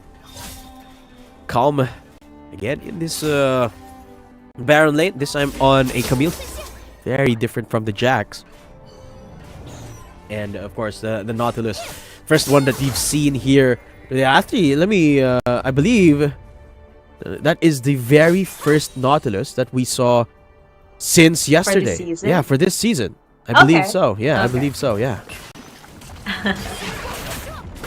I mean, again, it's just mostly for being able to catch your opponents off guard. And yeah, another thing I realized though, since there's a lot of lockdowns, a lot of catching potential for NAOS, this is arguably a beautiful setup for Ezreal. True. Like, imagine all the arcane shift and everything. See, in the previous game, NAOS Calm picked Jax and earned 139 golds per minute. Wow. In the last game. That's insane. Per minute. That's it's like he insane. just gets the coins or the gold from his pocket. Imagine this. You know? It's like he can buy a Vampiric Scepter every minute of that last game. He can buy 15. I like that. You can buy 15 Vampiric Scepters. That's insane. Well, that's the power of Jax and being able to, you know, just hold your lane, which is what we've been seeing again in game number 1. But now for game number 2, it is a little different. It is a different story, rather. Margot did engage, but there's no barrage yet, and there's no substantial amount of poke or damage yet for Mirmo. So I guess this is just them testing the waters. Mitsura decides to join the party as well. Another knock up, arcane shift in. You have the mystic shot there as well. That's gonna be the exhaust. But I think it was a little bit too late. Now Margot was forced to use flash. At least no one died. Yeah. Now it's again with the counter aggression in the early game, anticipated this time by INV. But they might not be anticipating Fate coming through here in the Tribush. Okay. They're going to be respecting it, seeing as they don't have vision in their own bush. But Ornn is just so good right now in the meta, because apart from the fact that he's so tanky, has so much CC, he can also pick up items right where he stands. There's just so many nice to haves here for Ornn that it's just hard to give him away for anything else unless you have a cohesive plan with another champion. But Ornn right now is definitely one of the must-haves in the meta. Meanwhile, topside Calm is this was exactly what I was talking about. Keep Calm more at bay here in the 1v1. Azrael doing just that, just chipping away at the turret. I mean, we're not at the point yet where realistically Calm can contest the Gwen damage, so Azrael, it's a really good job for Azrael to press on with the aggression right now. Yep, try to, you know, assert your dominance earlier on, make sure Calm is not able to control the wave. Here is a possible 2v1 under turret. There is a dive, but the wave is coming in from Calm as well. Azrael at least was able to get quite the damage onto the turret, but looking now at the Dragon Lane, Thrive, Pam looks like was able to get a lot of damage. That is the great assist coming in from Margot again, and blood has been drawn by NAOS Esports. And with that, they get another one just for consolation. Mirmo, you monster. And this is one of the things that you're supposed to expect when you have two tanks on the enemy roster is tower dives. Tower dives from NAOS Esports, who did the same thing in that last game, but this time it should be easier because they have two tanks. And let's take a look at that one more time. Look, all it took was one of the skills here for Margot, and it was just a dead Gragas. Bank almost survives too, but look at that Mirmo play. Beautifully executed. And there was just nothing BluffX could do there. Yeah, there's really not much. And see, logically speaking, you'd expect that if you're under turret, you're safe, right? That changes when you have someone that can jump in and out, like so. See, that's a lot of poke, quite literally, a lot of damage being shelled out by Mirmo. Not yet substantial since it's only like 5 minutes into game number 2, but it shows the aggression as well as the confidence that was shown was also able to force BluffX to use the package. True. Just so he can jump his way into safety with the space that NAOS was able to dish out. It looks like they can, or Fate can, secure Shelly or this Rift Herald. Now that's going to be nice ultimatum connecting onto Azrael. I don't think that is a fight you'd want, good sir. That's going to be the jump in and flash in from Calm, and he secures the kill. But looking down at the Dragon Lane side, there's fight after fight. Atox does go down, and Mark going to look everything. Saya forced with the Feather Storm. Pam decides to go away as well. However, that is Mitsura being able to secure the kill with the Zeri. NAOS are going in and they're taking everything from Invade. They take the Rift Herald, they take the kills, and they take the Drake. They're not giving any breathing room at all for Invade. in this game number 2. And it's even worse than the first game because look, there's no trades at all, no kills, no turrets, no nothing for Invade. And it is a 6,000 gold lead. Guess what, Yuko? 6 minutes into the game! 6 minutes! Oh. 1K per minute, basically. 1K per minute! 1 Vampiric Scepter per minute! Okay, so online there's this thing called girl math, right? And Girl then there's math, boy yeah. math. I'm familiar. I call this Wild Rift math. Wild Rift okay? math. 1 NAOS math. Vampiric Scepter per Wild minute. Rift. That's for NAOS. I agree. Oh my gosh. Just unrelenting. Here we go. More. Hex ultimately being popular as well, but Gwen decides to fight, but instead pay for that with her life. Now here is Mirmo, almost always present. The calls are just immaculate, and that is the barrage finishing off that Aatrox, and Zeri was also able to finish off that Corki. Cross map kills coming and actually brought to us here by NAOS. Mitsura sees the next target. Mirmo is there. If they want to fight, they can. That will be the exhaust connecting onto Mirmo, but that is quite the mystic shot. Even the body slam coming in from the side of Invade is not enough to stop the speed and the prowess from Mitsura. Yuko, I thought Halloween was over, but this feels like a horror movie because Invade has got nowhere to run. It feels like everywhere they go, NAOS is there waiting in the corner, waiting in the shadows, waiting to strike straight at the jugular. And Invade has got no room to work with. Again, here we go! Hurt them and target where it hurts.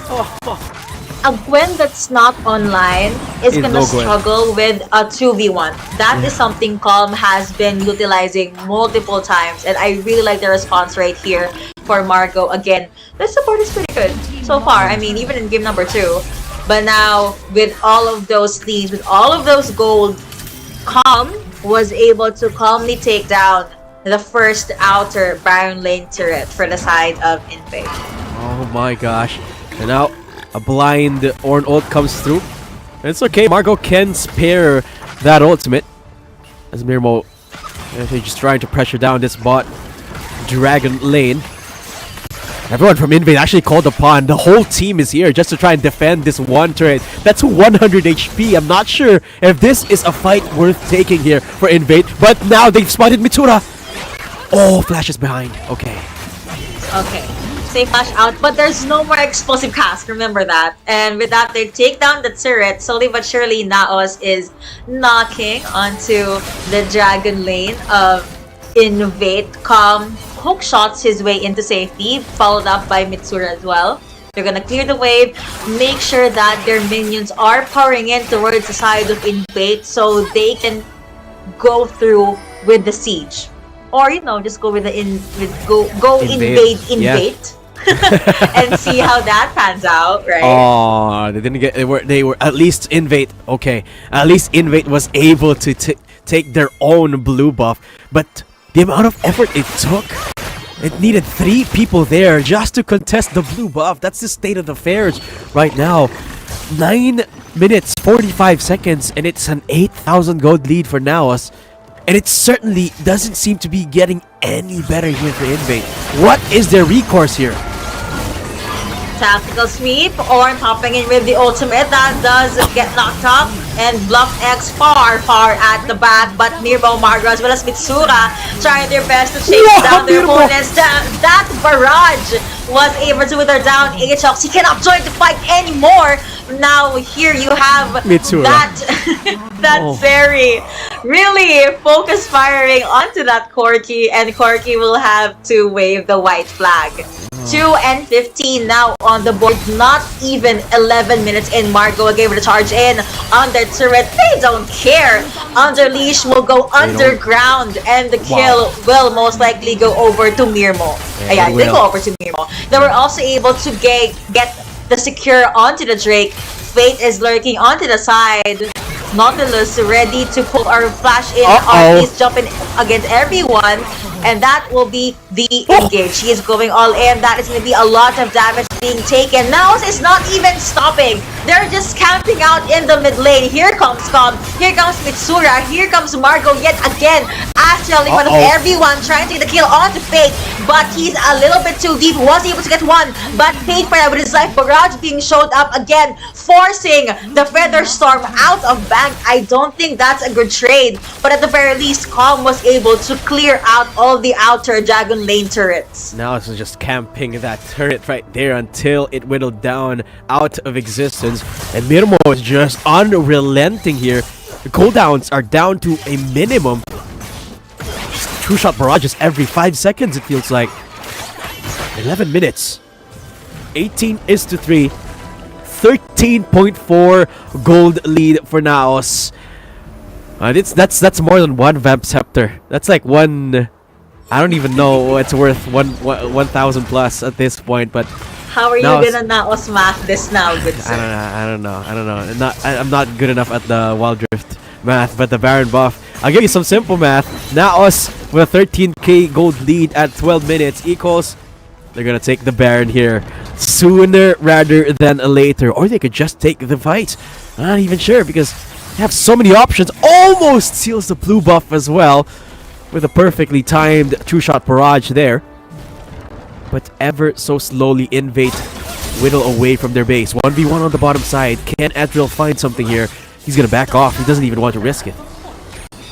They have to back away because NAOS is quite literally on the hunt. But see, this is the thing when you have the lead, right? You have the option to either bait a fight or get the objective. Yeah. Right now, I think NAOS is gauging both, but okay, that's a very, very quick Baron take. I don't think INV will be able to fight that, and they're even at the perfect opportunity, perfect spot for NAOS to fight. There goes Orn again, and everyone just gets annihilated, gets melted down by this Ezreal, by Mirmo. Even Saya's Feather Storm was not enough to carry or fly her into safety. That it is a victory going over to NAOS. They don't need the wave. They can actually just keep on poking. Well, it's not hitting, but poking the turret. Wave coming in, fresh with Baron buff. Here comes Azriel as well, but he gets jumped on by Fate. And with all of the timers, NAOS, they are ready. They have their eyes set on the Nexus. They take it and even secure game number 2 and the 3rd series.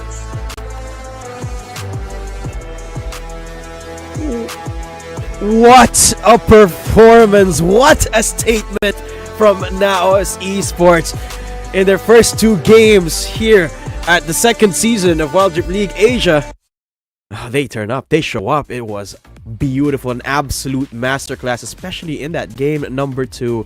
Didn't even give a single second of room to breathe there for Invade, and it was just amazing to witness. I was so happy to have witnessed that. Even happier to have casted that Yuko. My heart is still racing. I don't know what to say. Breathe, calm down. That's my only advice because Calm was very, very good in those 2 games. But yeah, so I'm seeing another trend here. Game 1, whoever wins it, it looks like they just keep on dominating game number 2. It's all about being able to predict what your opponents will do and just really get as much checked on your checklist, get as much win conditions as you can. We saw that from the first series up until the last, and arguably I love the draft that NAOS showed us in game number 2. I know that Invade tried to answer it by showing a different tried to show a different kind of lineup, right, for the second game. Guys, excuse my co-caster here. She's kind of frozen. Oh, hello, Hugo. You're back. Hello. I'm back. There. Okay, please continue what you were saying. All right. So, like what I said, I really like the game number 2 draft for NAOS. See, the fight was so intense. My internet could not take it. I know. It was shook as well. My voice is crackling because my vocal cords can't handle it anymore. I'm dying. Yeah, even though Invade tried to get Gragas, tried to get Saya, I have to say the adjustment, the Nautilus as well as the Ezreal, Ezreal has a high win rate, if not 100% win rate today, I believe, because he was a very good champion, in the ADC, very mobile, perfect for fast hands, or at least for ADCs or players that want to be able to cover as much ground as they can. And I've said this multiple times, but Margot still a very, very good foundation. He is arguably the reason why Calm was able to go ham or go crazy in game number 2, and he's also the reason why multiple times Mirmo was untouchable. Yeah, the positioning from NAOS has just been so good, right? Especially from their two star carries, as I'd like to put them. Such immaculate jobs there, and I want to commend the adjustment from NAOS as well, right? They went from the Gragas comp in the first game into the Ornn comp into that second game, both times finding so much success, but in the second one was when they actually shine. I think the Ornn is definitely a top priority right now in the meta. It's one of the things that you should get if you are able to. And I think the games today definitely showcased that. And I definitely like that you pointed out that in our best of threes today in the first game, it's more of a game of getting a feel of how your opponents play, getting a feel of their comforts and whatnot. Because remember, a lot of these teams didn't necessarily face off in Season 1. For a lot of them, this is their first time facing off against most of them in a tournament format. So that's kind of what explains it, right? First game, you're kind of getting a feel first of what the enemy players are like, what their tendencies are, what they like doing, what they don't like doing, what their comfort champions are. And in game 2, that's when you bring out all the stops. That's when you bring out the comfort picks. That's when you bring out what you practiced. And let's take a closer look at that last game here, that masterclass from NAOS and Mirmo. The top damage dealer here for the squad. And Mitsura actually coming in at a close second there, but Mirmo, wow, 23,000 on that Ezreal. Arguably 3 times the damage that Bank had in game number 2. God. That's probably the reason why. Again, Saya is a very good pick. It just so happened that she was, specifically Saya, because she was not able to, ramp up the damage, get the positioning, get the farm that she needed. I believe she was one of the champions that died early on as well. Look at that, Mirmo, 9, 0, and 8. Damage of almost 24,000. And with that, MVP will be NAOS Mirmo. Kill participation, 74%. Damage, 33%. We highlighted him multiple times in game number 2 because it feels like he was unreachable. Looking at the stats right now, he definitely was unreachable. And that's because of Fate, and that's because of Margot, that's because of the Arcane Shift, that's because of Mitsura. Basically, everything that their teammates do reflects to each other. They're protected. Communication. I cannot highlight this enough. Yeah. You could see it in their team fights. You could see it in how they rotated. Communication was definitely there. So they stuck with it. They didn't change anything. And that's the reason why they closed the series 2-0 with a smile. Yeah. Cohesion. That's the name of the game for NAOS Esports, right? That's why they constantly like diving, because they know that their players are going to be on the same page, right? They did it in game 1. They did it in game 2 as well. It's definitely a testament to the type of play style that this team has, and a big part of that is having your players be on that same page, communicating constantly. And NAOS Esports definitely showed us in that game, in that series, that they are a team that is definitely on the same page. Let's take a recap of what happened here today. We got 3 matchups now concluded. OMG, WHG, and NAOS coming out on top, all 2-0s, all very powerful performances in day number 2. They are sticking to the trend, only ever showing us 2-0s for day 2 this November 2. It's not 2022, but hey, we're having a lot of 2s today. But yeah, Aside from that, you can see how diverse the pool is, okay? We saw Gwen. We saw an Akali even earlier today. You talked about wanting to see a Galio, which I missed, but sadly, I don't think we'll be able to see that. But we were able to see, a Nautilus. Ornn is very much in the meta. But we've seen Yone ban, so it's a lot of things to see and to note on, and even trying our own games. But now let's take a look at the standings for our CN region. This is actually surprising. EDG, JDG, Nova, all on the negatives. These are all very big names. But on the top of the leaderboard, got J-Team, KBG, OMG, which we saw perform today, TT, WHG, of course, and the rest are going to yet to play their first couple of games here. But if you had to pick, if I had to pick from today, I would pick the OMG's first game as my favorite because it was just a testament of like true mental prowess. They were behind for the entire game, and I think they were behind even when they were winning. They were so behind the entire game, and then they won the game. That's crazy mental right there.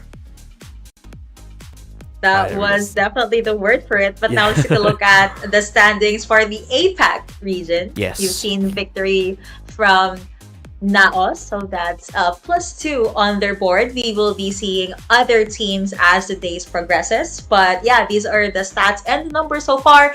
And if I were to choose my favorite game, I will have to go with match 2, game number 2. WHG in game number 2 were just beast, right? They literally did Hi, Murmur. not Congratulations. let Can you do a their short opponents introduction to all the breathe. audiences But here's here? the interview for NAOS Mirror. Hello everyone. 你好。你好，那么第一个问题想要问到的就是，觉得这个赛季跟 A1 赛季相比的话，你们整体队伍的提升有哪些呢？ So what do you think of your progress in A1 season? I think for the first season, it's still a good run for us since we went for top 4. So right now we're aiming for a higher spot. So we're going to do it step by step. Normal 选手也是说到，其实他觉得在各路啊，就是都有提升，选手都练习了很多，并且他们觉得他们的配合啊，在私底下的练习也做了非常多，所以他觉得他们现在的成果是配得上他们的努力的。那么第二个问题想问到的就是，觉得今天能够击败对手，主要是哪些方面做得更好一些呢？ So what do you think of your advantages and the opponents? Right now, we rebuild our roster, so we don't have a clear advantage yet, but we're doing our best to have our synergy fixed and perform well in the next stages. OK， 他说到就是其实对对方的一个首发阵容是非常熟悉的，并且他觉得他们也没有做就是特别多对于他们来说更好的，他觉得他们只是把自己最好的状态拿出来了，并且他也相信在之后的比赛里面他们也会拿出他们最好的一面。那么最后一个问题就是 A1 赛季的时候，其实你们给我们带来了很多的惊喜，比如说寒冰体系。那么这个赛季有准备什么其他的好玩的吗？ So you bring us many surprises like Ash system. So this season, do you prepare any funny system? Not sure yet, but we'll see for the next match. Okay, we are really looking forward to it. 他也是说到，就是他们现在还不确定啊，但是希望大家能够对于他们的一个表现抱有一个期待。那我也是相信他们在之后的比赛能够越做越好，给我们带来不一样的惊喜。那么今天的赛后采访就到此结束了 ，Thank you, Murmo。那么接下来让我们稍事休息，把画面交还给解说席。Hey, this is exactly what I'm talking about here. Interview. Yeah.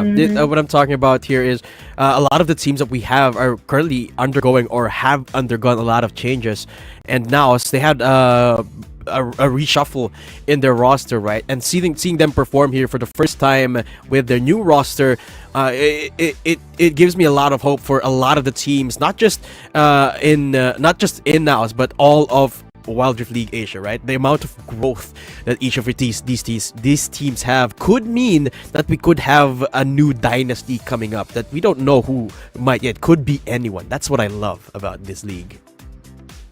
You know what they say? Change is the only permanent thing in the world, Yes. and that especially applies to esports.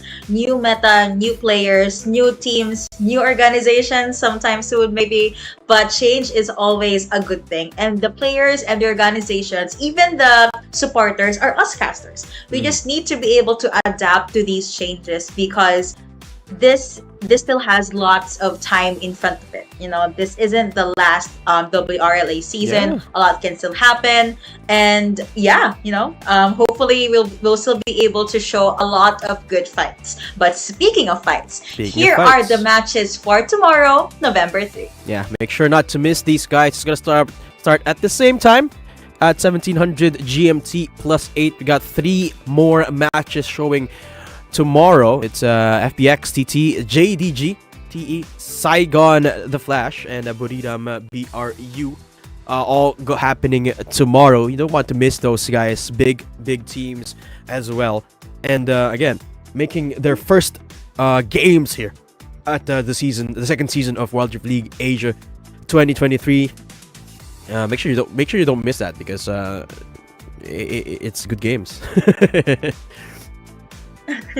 Exactly. So don't forget to mark your calendar, set your alarms, and be prepared because this was just day number 2 and it was very action-packed. It has a lot of good fights, good analysis, good information from our teams. But I think that's going to be it for us today. We have been your casters. I'm Yuko alongside Miss Tatum. You have been watching day 2 of the WRLA, and we will see you tomorrow.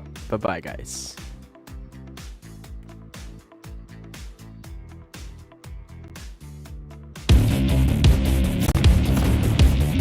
There's something about games. What you doing there gives you real chills.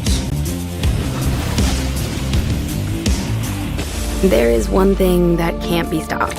Feelings. And if you can feel it, It must be real, right? and that's That's real magic.